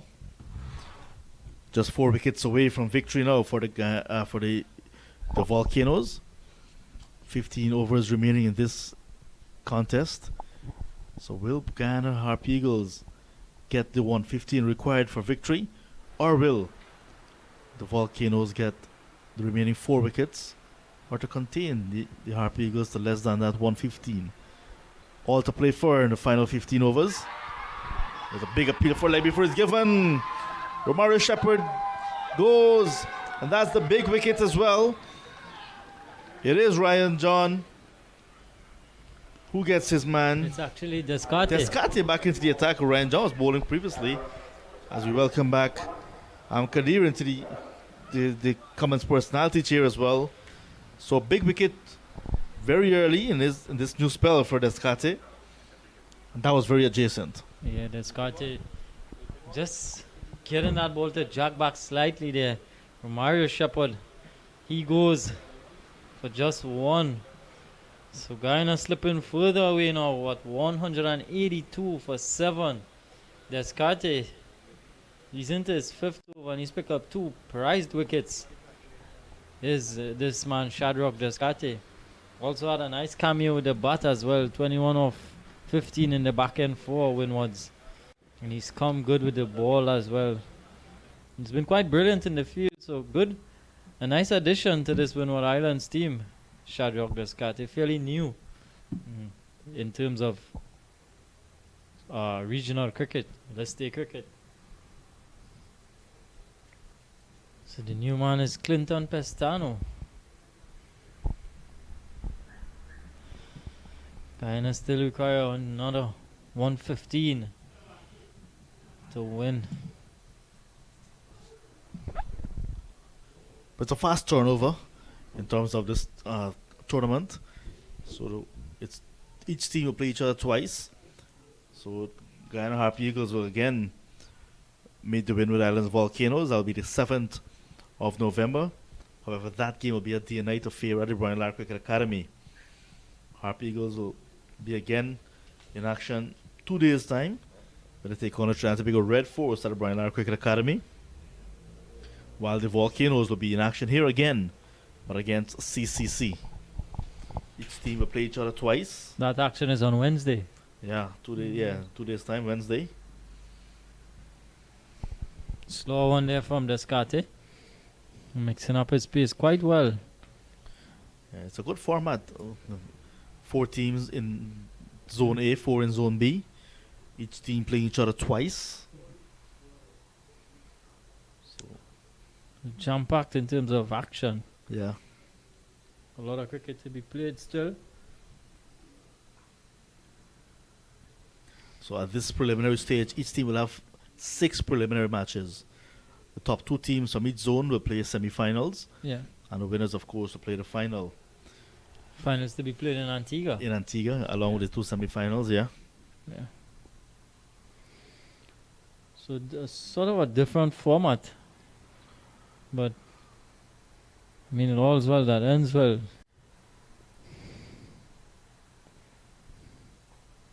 Pestano gets off the mark with this push into the leg side. It's just 1. So I was just reading the figures of Kenneth Demba. 10 overs, 1 maiden, 2 for 46. A slight drizzle here again at the Queen's Park Oval. It's been that sort of day. The sun has been out pretty much all day, but ever so often a little bit of a drizzle. Yeah. Just coming to cool things down maybe. Or maybe spice things up. Spice things up. Oh, Well what a played. brilliant shot there from Kevin Sinclair. Over cover. One bounce into the ropes. Yeah, it was a slightly slower delivery from the bowler. Descartes delaying that ball and also delaying the shot was Kevin Sinclair. You can see rolling his hands over that ball, Descartes, and then this Kevin Sinclair waiting for it, hitting it over extra cover. Nice shot, inside out. You think the Gets- top order batsmen are going to be quite happy with that? Well, he started as a top order batsman in his career, Kevin Sinclair, now started specializing as a bowler who can bat. Also, he definitely has some ability with the bat. Yep. End of a successful over for Descartes, the over in which he picked up the wicket of Romario Shepherd, leg before for 1. And after 36 overs, the Harpy Eagles 187 for a loss of 7. That's a very important number. 7 wickets down. Still 110 away from that victory target of 297. All to play for the last 14 overs of this contest.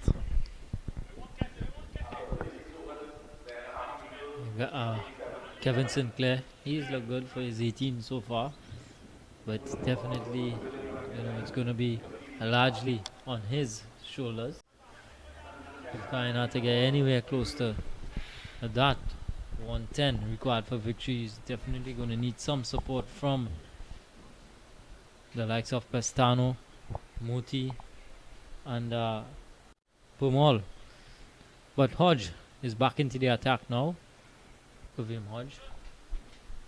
Bowled 3 overs, 1 for 11 in his first spell.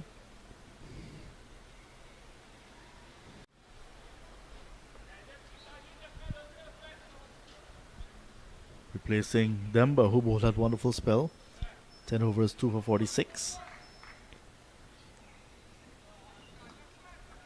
With spin from the northern end. That little drizzle we saw moments ago disappeared again. Yeah. So the rain's coming but not staying on too long, which is very good. Yeah, as you mentioned earlier, it's been like that. Full one there from Hodge. Worked nicely there by Pestano. He's going to pick up 2.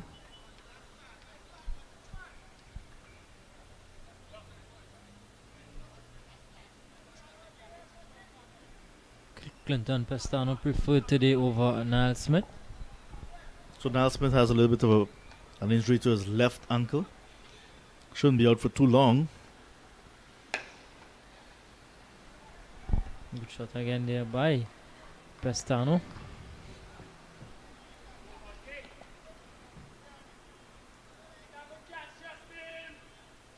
Was in a second spell today, or towards the death of the Volcanoes innings. Pestano really came back nicely with the ball. That's experience of the man. Single easily taken this time from Sinclair.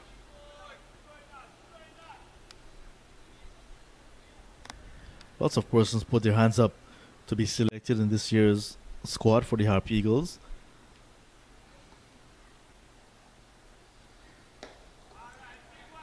There's a young bowler back in Guyana, Shamar Joseph, who's actually on the reserved list of players.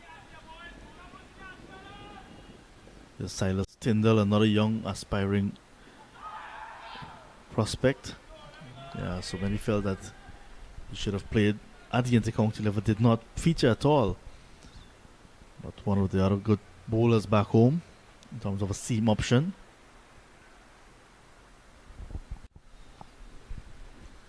To the ranks, are there any out and out quick bowlers? These guys, like I said, they can handle their own. The overs completed, 37 gone. It's 191 for a loss of 7. Remember, you produced good quality, quick, fast bowlers. Ransford Beaton. Who's also on the reserved list. Yeah. Yeah, but Previously, haven't there had was cricket. Rion King. yeah, Colin Stewart, Rion Yeah. King, Barrington Brown, Lyndon Joseph. Yeah. There are 2 guys did not get a lot of opportunities. Roderick Lovell, Jermaine Neblet. They were very good bowlers, and they were around the same time with Kevin Darlington, Colin Stewart, Rayon King. Ian Kachi was there. This one's cut away nicely. Looking for a second. Sinclair, it's not on. Isaiah Thorne, the under 19 speedster. He's up and coming as well. He's with the West Indies emerging players. Right. Is he? No, I'm not certain that he is. He was actually recently in Pakistan for that junior league. Or Johan Lane, I think it was. Yeah, he- Kenny Clark, yeah. They were the emerging players. They're Bajan. Bajan of Bajan descent. Isaiah Thorne, yeah. Asai, how do you pronounce his first name? Isaiah. Isaiah. Yeah. It's Asai. Yeah. Yeah. Isaiah. Yeah, he's looked well. I've had a look at him at the under 19, West Indies under 19s at the Go Martin. Yeah, I had a look at him. Look fairly good. Need to manage his workload, however. Young man, you don't want him breaking down too soon.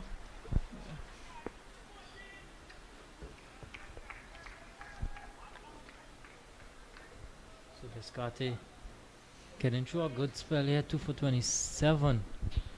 Do mind you that, remember when COVID-19 came, everything stopped. The world stopped for that 2 years. Bold! Clinton Pastano playing over a very full delivery. And in came Descarte again, picking up his third wicket now. Pastano gone for 5. 194 now for the loss of 8 wickets. And it seems to be all over, bar the shouting. Middle stump knockback. Yeah, Pastano just swinging from his hips there. Head all in the air there. And Descarte, you miss, I hit. Sort of stuff from him. The new man, Moti, Udakesh Moti.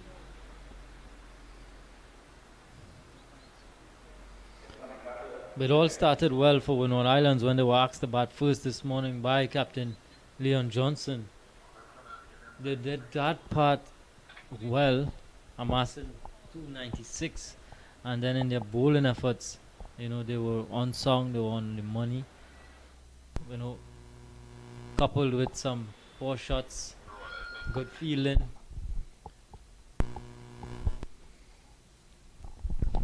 Yeah, it's a good performance from the Volcanoes. They did all the hard work in weathering the storm this morning to put on 117 for the opening wicket, then 127 for the 119 in fact for the opening wicket, then 127 for the second wicket. So batting really got them into a position of strength. 296 on the board, and now having to score at least 6 runs and over every over. The Guyana Harpy Eagles started to lose their way very early. They were always in the hunt in terms of the runs, but wickets kept falling at crucial times.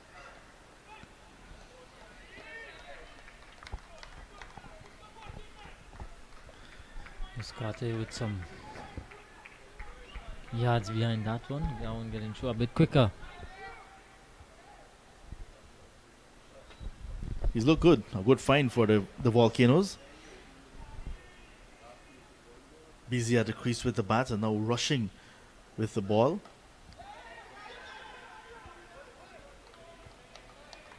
Good wicket in there from Athanaze. Yeah, Athanaze cannot keep him out of the game. That maiden 100 today. 38 gone, 194 for the loss of 8.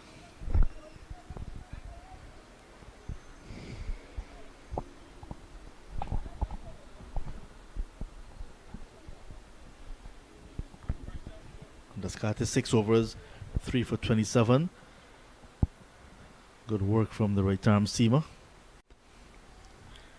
The just via Sami Pamal to come. And required run rate getting closer to 9 now. Sinclair's there, he's looking quite confident and competent. 21 from 17. But Muti, he can bat. Good catch, Muti.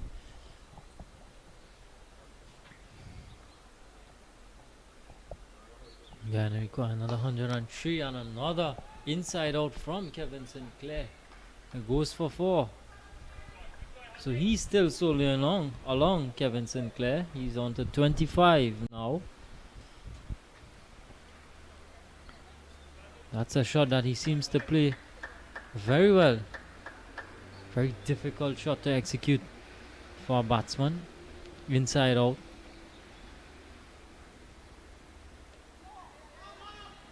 Wide delivery from Hodge. Missed by keeper Walcott. That's it, 200 up for Guyana. Yeah, 200 coming up in over number 39. So that's also a psychological victory, you'd want to say. You can look at it. Just 97 required now. It's double figures required now. Yeah, runs required. Less than 100.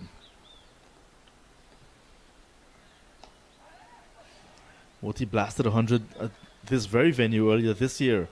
The regional 4-day tournament. So once he gets in, he'll be able to play some shots as well. Also play some cameos during the recently concluded Caribbean Premier League. Yeah. Swept away nicely. So runs again for Kevin Sinclair. Taking a liking now to Kavim Hodge. So Hodge being roughed up in over number 5. 2 boundaries already. Yeah, that was well executed. Got inside the line of that one. Square. Good shot from Sinclair. He's on to 29 now. That was pretty determined. He actually went down on his knees early, waiting for Kavim Hodge. And then Hodge bowled it just a bit short. That was enough for him to help it over the backward square. So now there's a fielder at square leg next to the umpire and a short fine leg. Not so far away from him. Working this one nicely into the leg side. Sinclair.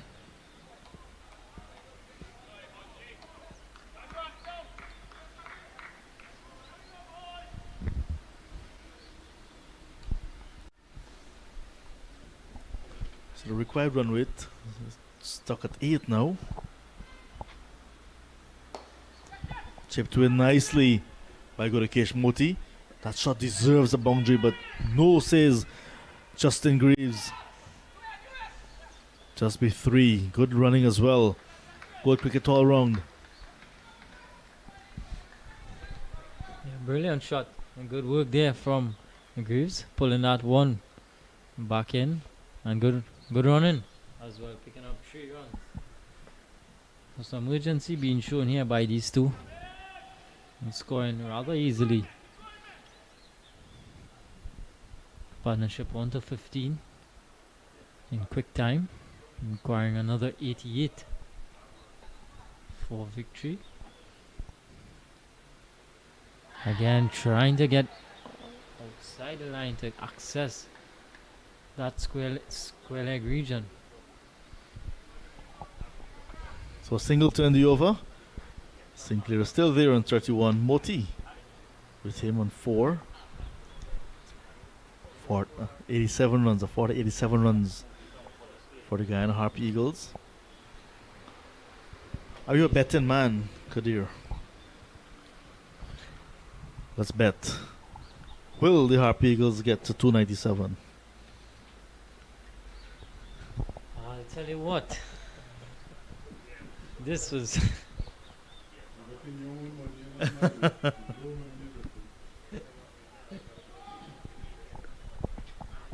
I'll tell you what, if Kevin Sinclair, if he continues to go in the vein that he is going right now, it could be very interesting.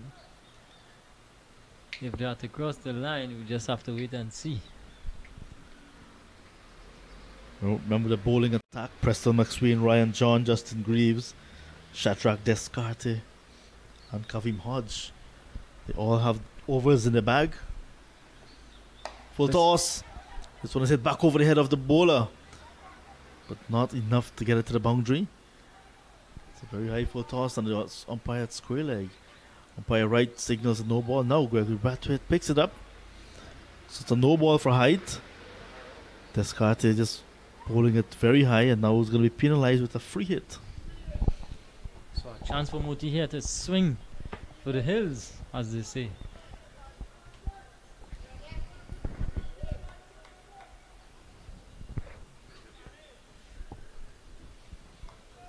Muti just trying to attempt another one of those slow deliveries. Came out all wrong for him.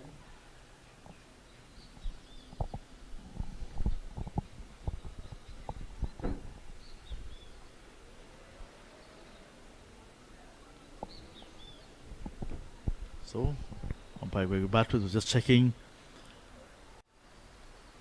with his counterpart, and that's a good ball to send down at this stage of the innings. Yeah, wide Yorker. Yeah, the free hit. So Moti missed out on that occasion. Good delivery. So Descartes has some tricks up his sleeves. Very good bowling. He has impressed so far. 3 for 29 into his 7th over now. Shadrach Descartes. Good delivery from him again. Yeah, that's a very slow ball. And don't forget 21 from 15 when he was batting this morning towards the end of the innings. Cameo. Good little innings from him. Yeah, he had that one shot that stood out, the one off from Mario Shepherd. He just advanced down the track, hitting him for a big 6. Quick single. Muti gets home. Had there been a direct hit, you'd have seen if he actually got home indeed.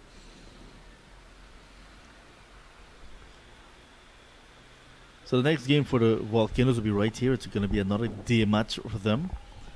They take on the combined campuses and colleges in 2 days' time. In 2 days' time, the Guyana Harpy Eagles will play their first day-night match. That's going to be at the Brian Lara Cricket Academy.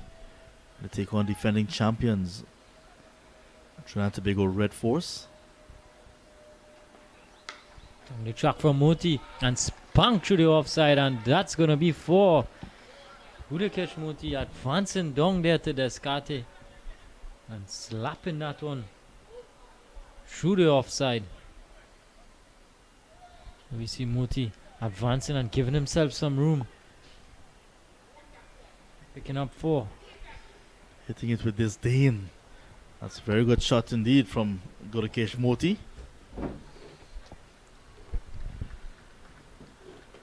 The lad from Albion in Berbice. Then could this be 2? Muti wants 2, he's gonna get 2. Good running from Sinclair, he's quick. So the crowd rate coming down now. It's below 8 now, it's at 7, about 7.5 to the over. On a busy partnership in the making, 26 runs already from just 14 deliveries.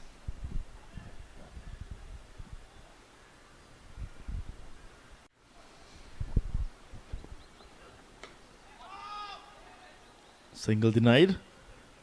That's the end of 40.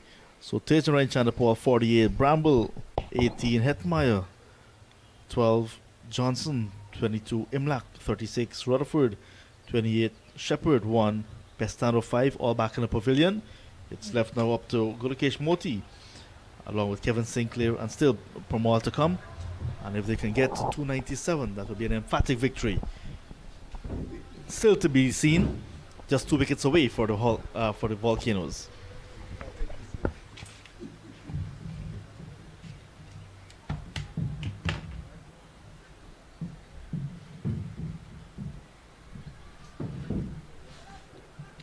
So Preston McSween is gonna come back into the attack here now, replacing Kevin Hodge. Did I hear John say an emphatic victory?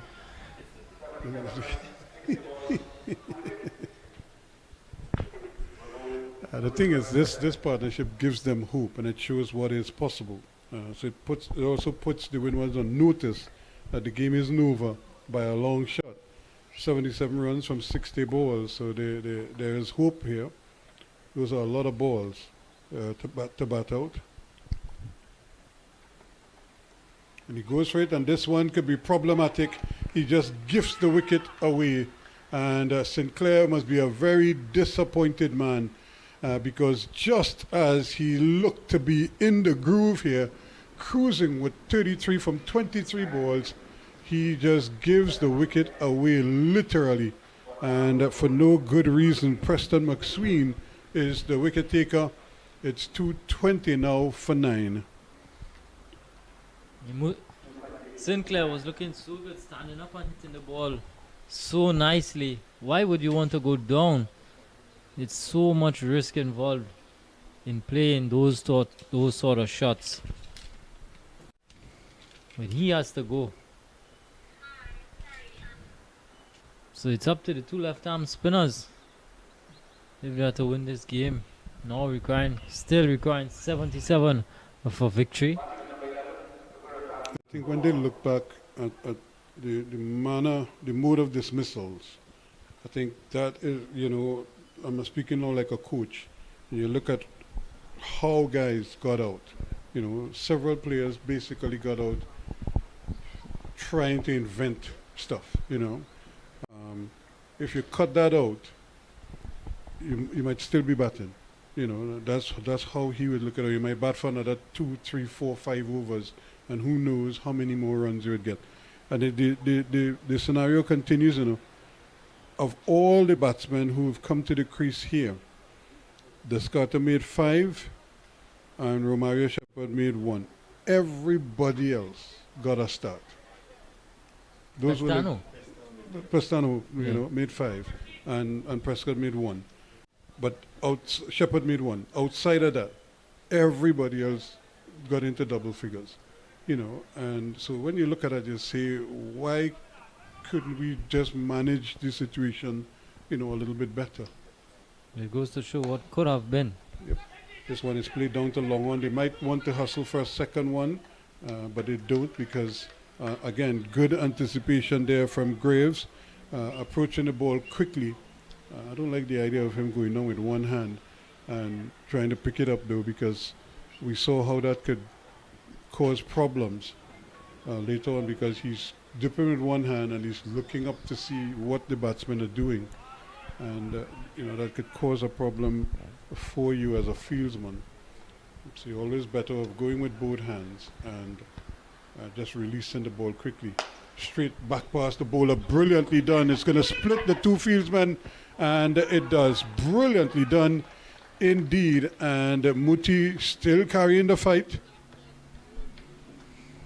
Muti continuing to soldier on, picking up 4 beautiful looking runs. Straight back pass, McSween, and splitting those two fielders there. So Muti, he's up to 15 now.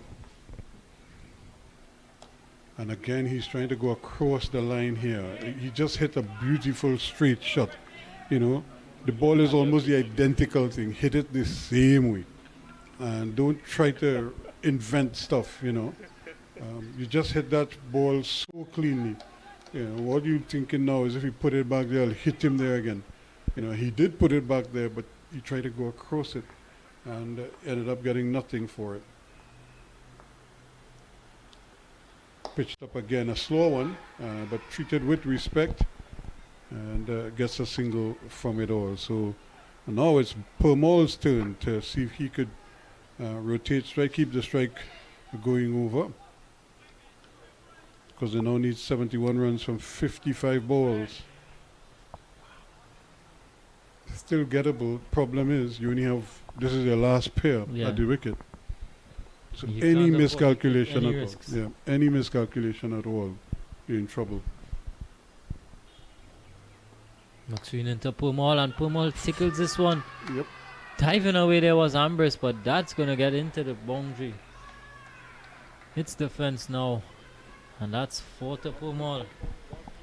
So that's the end of over number 41. Guyana, 230 for 9. Pumal clipping that one off leg stump. Beaten short fine. Ambrose, fingertips on that one. And again, it's how you handle the pressure. You know, that's the main thing. Now, the pressure was not on the likes of, I would say, at the top of the order. Sherman Hetmeyer was under no pressure, really. You know, to think about it. You know, Bramble was under no pressure. Tidran Chanapol was going along nicely until that amazing catch, you know, dismissed him. Johnson consolidated well and then, you know, gave it away. So when they look back at this and they talk about it, I'm sure that's exactly what the coach is going to be pointing out to them. Guys, we had this game, right? It was a big total, but we have the baton to get to this total, you know, and we just kind of frittered away our wickets in the middle part. A slower ball again, and just cramping them there for room. No, you have to apply the power on that delivery. So Moti is off strike quickly. And now it's up to Purmall now to see if he can do the business against John. But the Windward Islands bowlers, I think, in tandem, they've done very well. They've complemented each other. Yeah, they're bowling partnerships, certainly. And what I like about it is they've really kept the focus on the stumps. They haven't deviated too much from that. They've kept it close to the stumps at all times. And now they, again, another single. This one out. So they have to, I suppose if they end up winning this game, the Windward Islands, they will have to look, of course their batters set it up for them quite nicely. That's how you approach an innings. You know, you kind of decide who will go hard first, and the next man will kind of back off a little bit, and then he would kick on later on. Another slower delivery, so it's just a barrage of slower balls now, and they eventually got there, but they can't get the overthrow either. And so that's kind of like how this game started with the Windward Islands setting the tone with a beautiful opening partnership of 119 runs. Then the second wicket partnership was another 127 runs or so. So those top three basically posted 250. 250 is a good score by itself, you know. And then whatever you get after that, you take. Another slow one. Cut away nicely down to third man for 4 runs. Nice backcut there by Purmall.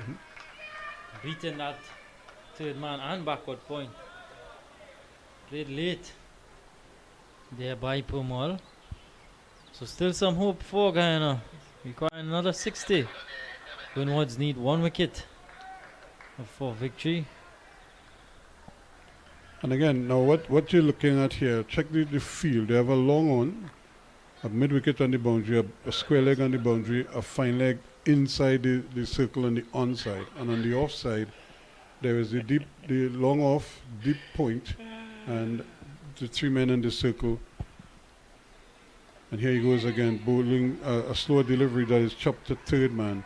You know, if he's going to focus exclusively on the off stump or outside the off stump, as you see, then you could probably take a chance and take somebody out from on the onside and pack this offside. You even cut out the scoring options down here at third man, you know, and force him to go to mid wicket then or somewhere like that. Yeah, he has to invent something. Must try to invent something. Yeah. You know. But do you trust your bowlers enough? Slow one from Ranjan again, but nicely played there again by Muti. Out to that long off position. Just a single, and that's the end of over number 42. Harpy Eagles, they limp on to 239 for 9. So they need runs, and that's about it, because you can't say you can preserve wickets. You know, when you look at it, the equation 58 from 48, you know, had you had about 4 wickets in hand, it would have been so much more easier to access those 58 runs. In terms of, no, we can't afford to take any risks. This is the final pair in. So they have to play it smartly as well as they have to try to get the runs. And the thing about it is that, when the Guyana Happy Eagles look back at this, they will be thinking, boy, a little more runs here, or we cut out some runs because we didn't bowl as well at the start. Just all those little things were going through their minds. You had to get another comfortable single. And, but it's areas they could tighten up on. Yeah. This is only the first game of the tournament. So it's not like a must-win situation. You would like to win, Yeah. but it's not a must-win for you. Yeah, but in you their don't want to. introspection. But you don't want to repeat it. That's the thing. You don't want to repeat it the rest of the way, because it's a short tournament, and you want to make sure that you take care of business. Yeah, in their introspection, they would have to iron out these issues, and try to better the performances. And it's fixable. It's not Yeah. stuff that they can't fix. And we've seen the Guyana teams do this over the years. They might lose a game here or lose a game there, but they always seem to be able to bounce back and correct it. So I'm almost certain they will do that here in this tournament as well. What they don't want is to repeat this and then have like the rain interrupt another game or something like that. Then you're relying on other people to help you, Yeah. with the results. That's why it's so important to get a win early or keep winning early, because you don't know what the weather is going to do. This is the situation as it stands now. Into Pumal. Again, Into and he's- Moti, sorry. Yep, and he's just trying to guide it down to third man. And here's the identical field again. If the bowler is going to bowl off stump for you, you have a short third man, you have a backward point, you have a sweeper, and you have a cover and a mid-off, a long off on this side. If you're so confident that a bowler could bowl off stump, you could bring another man on the offside, force the batsman to try to go some other area, part of the field, and stifle him on that part of the area. But I don't think the captain is brave enough to try that, because the convention is you protect the boundaries on the onside quite often. But look at the length he's bowling. It's very difficult to pick him up and put him through mid-wicket from there. Yeah, you would have to actually walk across the access there. And when we talk about risk, he is edging just past the keeper. No, I thought it passed him. He took it on the hub. It didn't get it. That's a brilliant stop there by Walcott. But the ball was dying on him. He just couldn't get under it. He got close, but he couldn't get under it. Maxwell. It just bounced in front of him, but he took it well with the one glove in that right hand and prevented it going past him. And again, but look at the line. Everything is off stump, outside the off stump. Once he stays there, it's difficult for them to score. And they can't score there either, because there is pressure on them in that area, on the offside of the field. They now have to come right across to try to hit it. It's the end of the over. It's 2:42 now for 9. Maxwell completing his 8 over there. 1 for 45. And John is going to continue from pavilion end. He's about 7 overs at 2 for 45 so far. Moti, he's 21 of 18, and Permol, he's 12. They've put on 22 so far. This last pair for Guyana. Yeah, Guyana send the batting order upside it down. Because you see the potential that they have with the bat, and they're playing good cricket shots. Just that every so often, they get a little rush of blood. And Nicely played again there from Moti on the line of his body. He just worked it away nicely.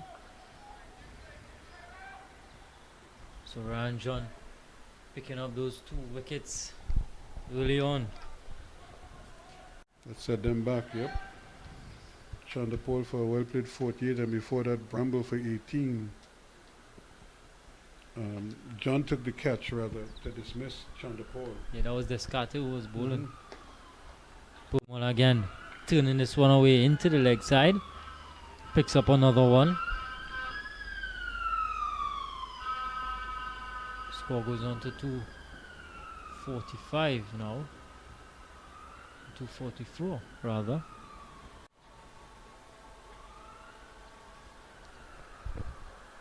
You know, the batsman will be looking at this and saying, "Boy, maybe we could get it down to 30."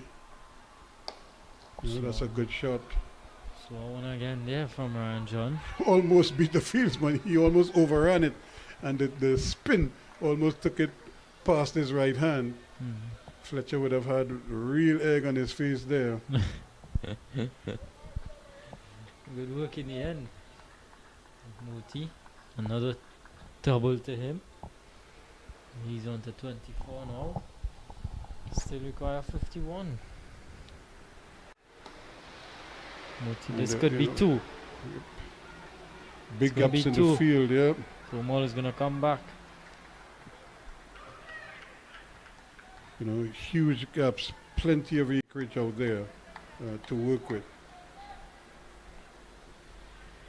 Okay, so, you know, they just keep the chipping away. So they bring it down under 50 now. 49 to be exact.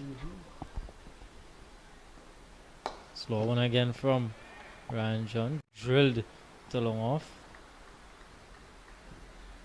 So 249 now, so they're almost reaching the 250 mark, so that would be another milestone for them. You know, 29 from 22.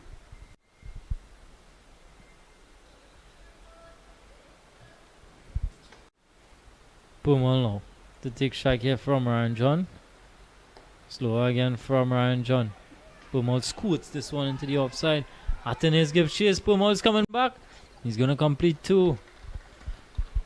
Couldn't get his feet set to make the throw. He had to hurry the throw on the turn, and as a result, the batsman they didn't have the power on it nor the accuracy, and the batsman made it back. So 251 now for 9 at the end of 44.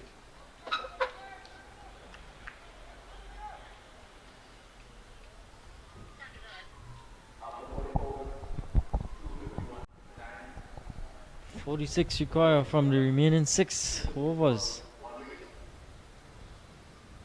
36 balls.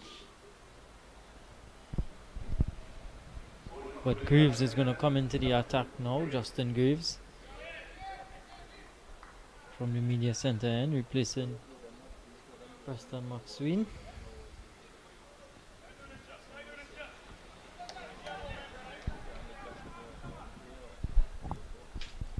He's going to be bowling to Budakesh Moti.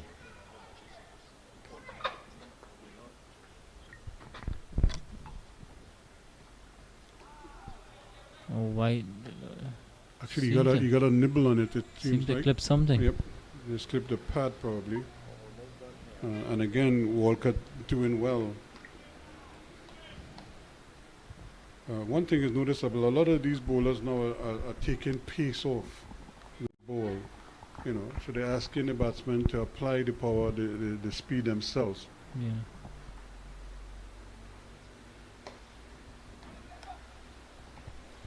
Moti picks up another single out to deep mid wicket. So they're not giving them any pace really to work with. It's really about you applying your own pace now. If you want to go for the big hit, then go for it. You know, and it seems like it's a deliberate ploy because almost every bowler now is kind of just a bevy of slower deliveries. Edged, pass slip, down to the third man boundary. It's vacant, and that's 4 runs. So it's getting very interesting here, Ruskin. 41 more required. There we see Pumol with an educated edge, splitting the keeper and the third man. Goes away for 4. 256 now for 9. So they're not out of the woods yet.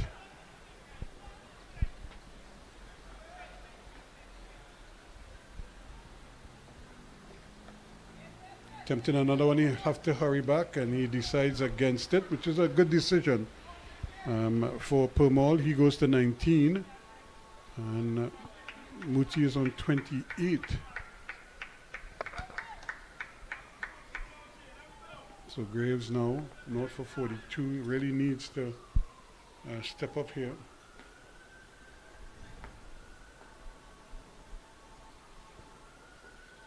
Pitching up, driven beautifully through extra cover, and it's going to go close to the boundary. Might actually get the boundary in the end. Is he off the field, on the field? I think they're going to have to search that.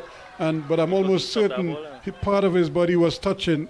Maybe not the first time, but when he made the second attempt to kind of get back after rolling over, he might have actually touched the boundary. Umpire Gregory Brathwaite is asking him.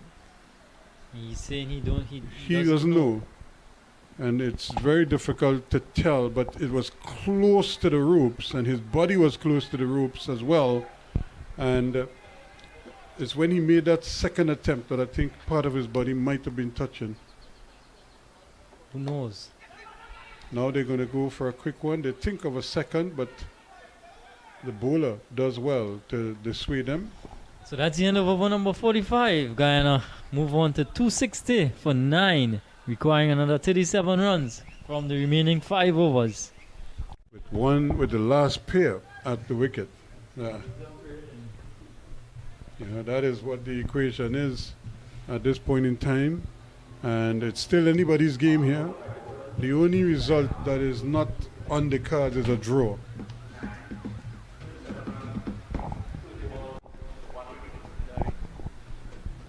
So it's either a Windwards Volcanoes win or Guyana's Harpy Eagles win. Either way, because I think they've given themselves enough of a chance here now to start believing that they could still pull it off. And John, I'm not sure how you're thinking, but given what we've seen in these last 3 or 4 overs, these two look like they understand what is required here. Level heads at the moment. And they're going to get another single. They might even get 2 here, but again, the bowler does well. And coming in and just disrupting the flow. He might have actually hurt himself in the process as well, going over there, discarded to retrieve that ball. And now he needs a little help up. So the cramps stepping in. And when that lactic acid builds up in the legs, you have no control. It just kind of takes over that part of the body and does its own thing. And most times it's painful for you. But he seems to be moving okay, which is a good sign. But this is a good fight between Gurukesh Moti and Veersamy Permal. 41 runs for the last wicket so far. Right down it goes, and another good shot into the deep. But they're not getting the boundaries right now, but they're still chipping away, and making good choices. They know each other very well. Played pretty much all of their cricket together at the Albion Community Centre Cricket Club. That's in Berbice. Moti sometimes plays in Georgetown for the Everest Cricket Club. So they've been around with each other for a long time. They understand each other inside out. It's a delivery played in. He's going to have to hurry back, and they got the run in the end because certainly there was no one backing up there to cut it off. In fact, when you consider that there was an opportunity for a run out at that end, but Johnson Charles never moved to try to back up the throw. And but I suppose you will forgive him for that. He's not the youngest and the quickest mover out there. But certainly he should have been backing that up to prevent that run. Shot again, no real power in it. And the bowler not applying any pace either. Pace off. This is a very good match to start Zone A. 296 posted, and look at this run chase. 263 for 9 already. So it has everything in it. This run chase, runs, wickets. Lots of drama in this match. This one, again, they kind of cramped him there. No pace, really. It's just a little movement in as he saw him coming down the wicket and restricted him to just the one. So it's good bowling, but even better batting right now. Can they pull this off? 33 from 25 balls, but it's the last pair at the wicket. It's 264 for 9. Back it goes to the bowler. Again, no pace at all to work with. So the over ends at 264 for 9 with 46 completed. It's a very good over again from Descartes. Just 4. Yeah, so he's completed 8 overs, picking up 3 for 41 so far. He's a very busy player. And Captain Andre Fletcher cheering on his troops. Yeah, he needs a little push here now, just that little extra. He knows that men are tired and what have you, but they have to be switched on the rest of the way here now, because all they want is one chance, you know. That's really what he's saying to them here. It could come with this ball. Brilliant stop again, and that is what he's asking of them there. Just give me that little extra. Oh, look at the man, Descartes again. He's down and the cramps are killing him right now. He's like, oh man, not me again. He's just lying there. He's just sitting there now. Probably needs some help to get up once more. And they should bring some liquids for him to drink because he needs it. Yeah. And yes, that leg is cramping up there.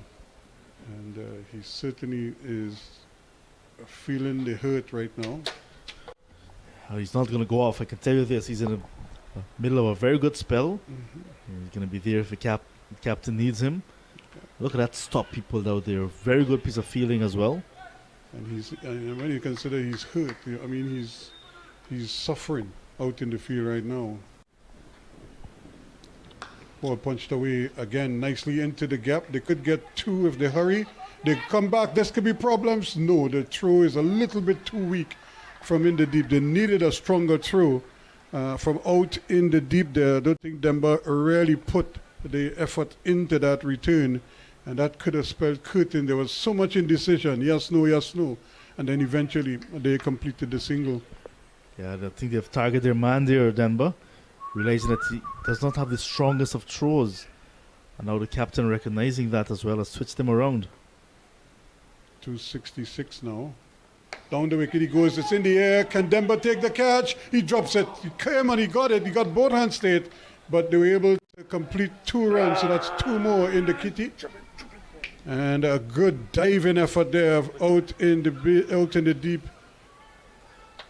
Athanaze this time. Athanaze this time, yeah. So Demba was switched with Athanaze after realizing that Athanaze is perhaps a better fielder on the boundary. Athanaze got there. Mentioned quicker. He got there in time. Just could not hold on. Good effort. It's all happening here. The last pair of the crease. Drama at the oval. Pitched up, but he bowled him well right up in the block hole. And that is all she wrote. Justin Graves with the final wicket. And Guyana bowled out for 268. The Harpy Eagles coming up just short by 29 runs. And that's a very good opening victory for the Windward Islands Volcanoes. In the end, it took a very full delivery from Justin Graves to dislodge the stumps of Veerasammy Permaul. Permaul bowled for 28. Very good innings, a heroic knock from him. But was not enough to take his side home today. And 28-run victory, Ruskin. Yeah, 28. They won by 28 runs. Victory. Seguro Moti finishing 31 not out. And a comprehensive victory indeed when you look at the way things were set up. 296 for the loss of 4. Nice 100 from young Athanaze. Fighting half century from Johnson Charles. And some cameos to support them. but just 48 from Tejan Chanapal, 31 now from Gudakesh Moti, 28 from Pramal. Not quite enough to go with 36 from Imlak to get the Guyana Harpy Eagles the opening victory that they were looking for, but they just the two batters there, Shepherd, like you mentioned, and Pestano, not getting into double figures, but a good last wicket fight. Splendid indeed, and all the credit has to go to the Windward Islands, but it certainly is a wonderful advert for cricket and for this tournament to get a game like this, because at a little more luck, who knows, they might have even brought this closer and create real panic in the Windward Islands attack. These are the bowlers now. McSween 1 for 45. John, his 8 overs, 2 for 54, 1 for 50 to Graves, that last wicket there, 2 for 46 for Demba, and 3 for 41 from his 8 overs, Descarte, and if needed, he would have bowled all 10.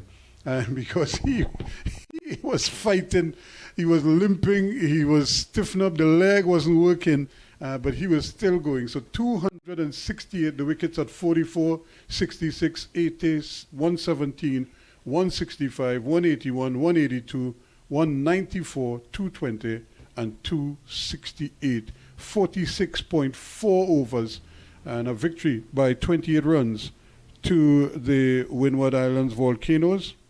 And I'm sure they'll be very happy with that. And you would have to say, based on performance over both innings, that they are deserving of a victory. Definitely. And well supported in the field after they got 296 on the board. And like you mentioned, despite being not at full strength, Shadrach Descarte, you must give him credit. 3 for 41, made a big difference with the ball and in the field as well. Good support from Kenneth Demba with his off breaks, 2 for 46. Ryan John, wonderful catch to go with 2 for 54 from his 8 overs, and 1 wicket apiece for Justin Graves, who got the final wicket. Preston McSween and Kavim Hodge with his slow left arm spin. So all in all, it is really a good effort from the Windward Islands. The last time these two teams met before this tournament was in the semi-final in 2021, when Guyana won that one to go on to the final.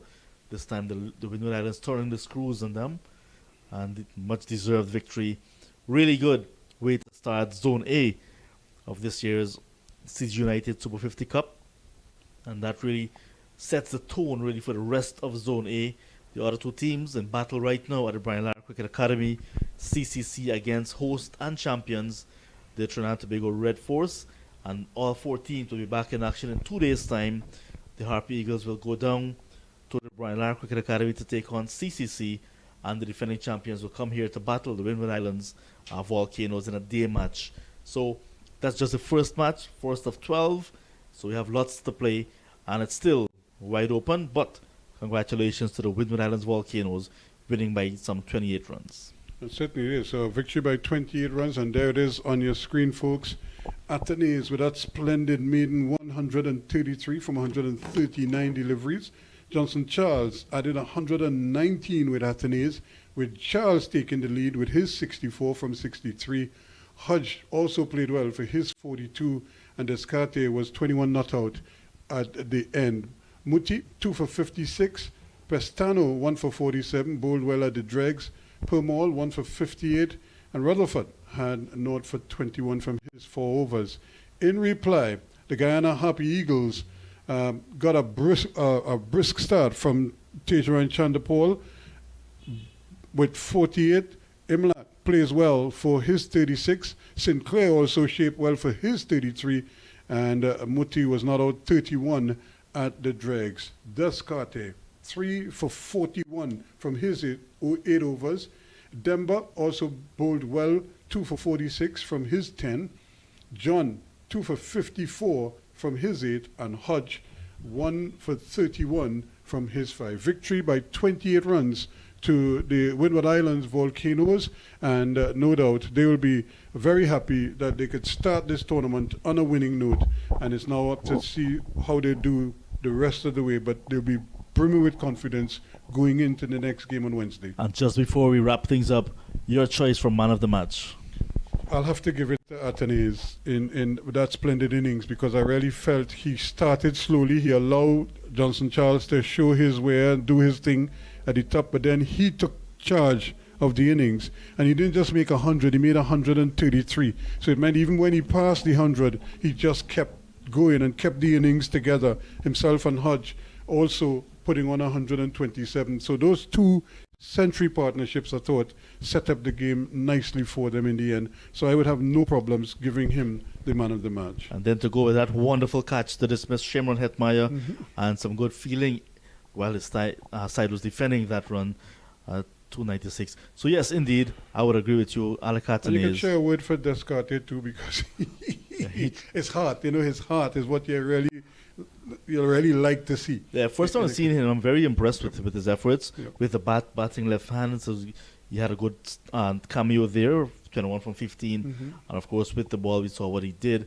despite being suffering from cramps. Yeah. And what about Chanda Paul? I mean, it was kind of out of character when he started, because he was jumping down the wicket, he was cover driving, he was lofting the ball over the bowler's head. He was finding ways to score. Yeah, McSween and John did not help themselves, especially in that opening burst as well. So there was young Chanderpaul taking advantage of some loose bowling, helping himself to a good knock, 48, but he needed to carry on. But it took a very good catch as well to dismiss him, and he, no doubt, will be very, very much disappointed that he did not go on. Yes, it is. And I was really impressed with Chanderpaul's approach to batting. It shows that even though he's been labeled, a prodder, slow, very, very kind of cautious and methodical, it was good to see him really put his foot down and really put the pedal to the metal and get some very good scores. So the CCC 119 against the Trinidad and Tobago Red Force, 119 all out, 33.3 overs they batted, and Trinidad and Tobago Red Force will be coming out shortly to do their reply. So DeMario Richards 14, Christian Kalitiran 2, Xavier Burton 5, Jonathan Drakes 38, Dennis Ramdin 23 ball not, Odean McCarthy 6, Matthew Ford 37, Nathan Edwards 4, Amari Goodridge no score, Romario Greaves 2, Isaiah Ali left not out on no score, and the wicket taker Zakil Hussain 8.3 overs, 4 for 38, Shannon Gabriel 5 overs, 1 for 18, Jaden Seals 4 overs, 3 maidens, 1 run, 2 wickets, Sunil Narayan 8 overs, 3 maidens, 2 for 21, and Yannick Carrier 8 overs, 1 maiden, 1 for 35. The CCC 119 all out. And so again, a pretty good start there for the defending champions. But the Windward Islands will be celebrating down here at the Queen's Park Oval. They've just completed a fantastic victory over the Guyana Harpy Eagles to get their tournament off to a winning start. This is where we're going to leave you for this evening from the Queen's Park Oval. We look forward to your company again on Wednesday when we do it all over again, starting at 9 in the morning, weather permitting. On behalf of the entire team, I'm Ruskin Mark, thanking you so much for being with us. And we want to thank our technical crew, more particularly, for bringing you the pictures and keeping you abreast of everything else, including our scorers, and keeping us abreast. And on behalf of John and, of course, of Kadir, we say good evening for now and hope you will join us again when next we're on Wednesday.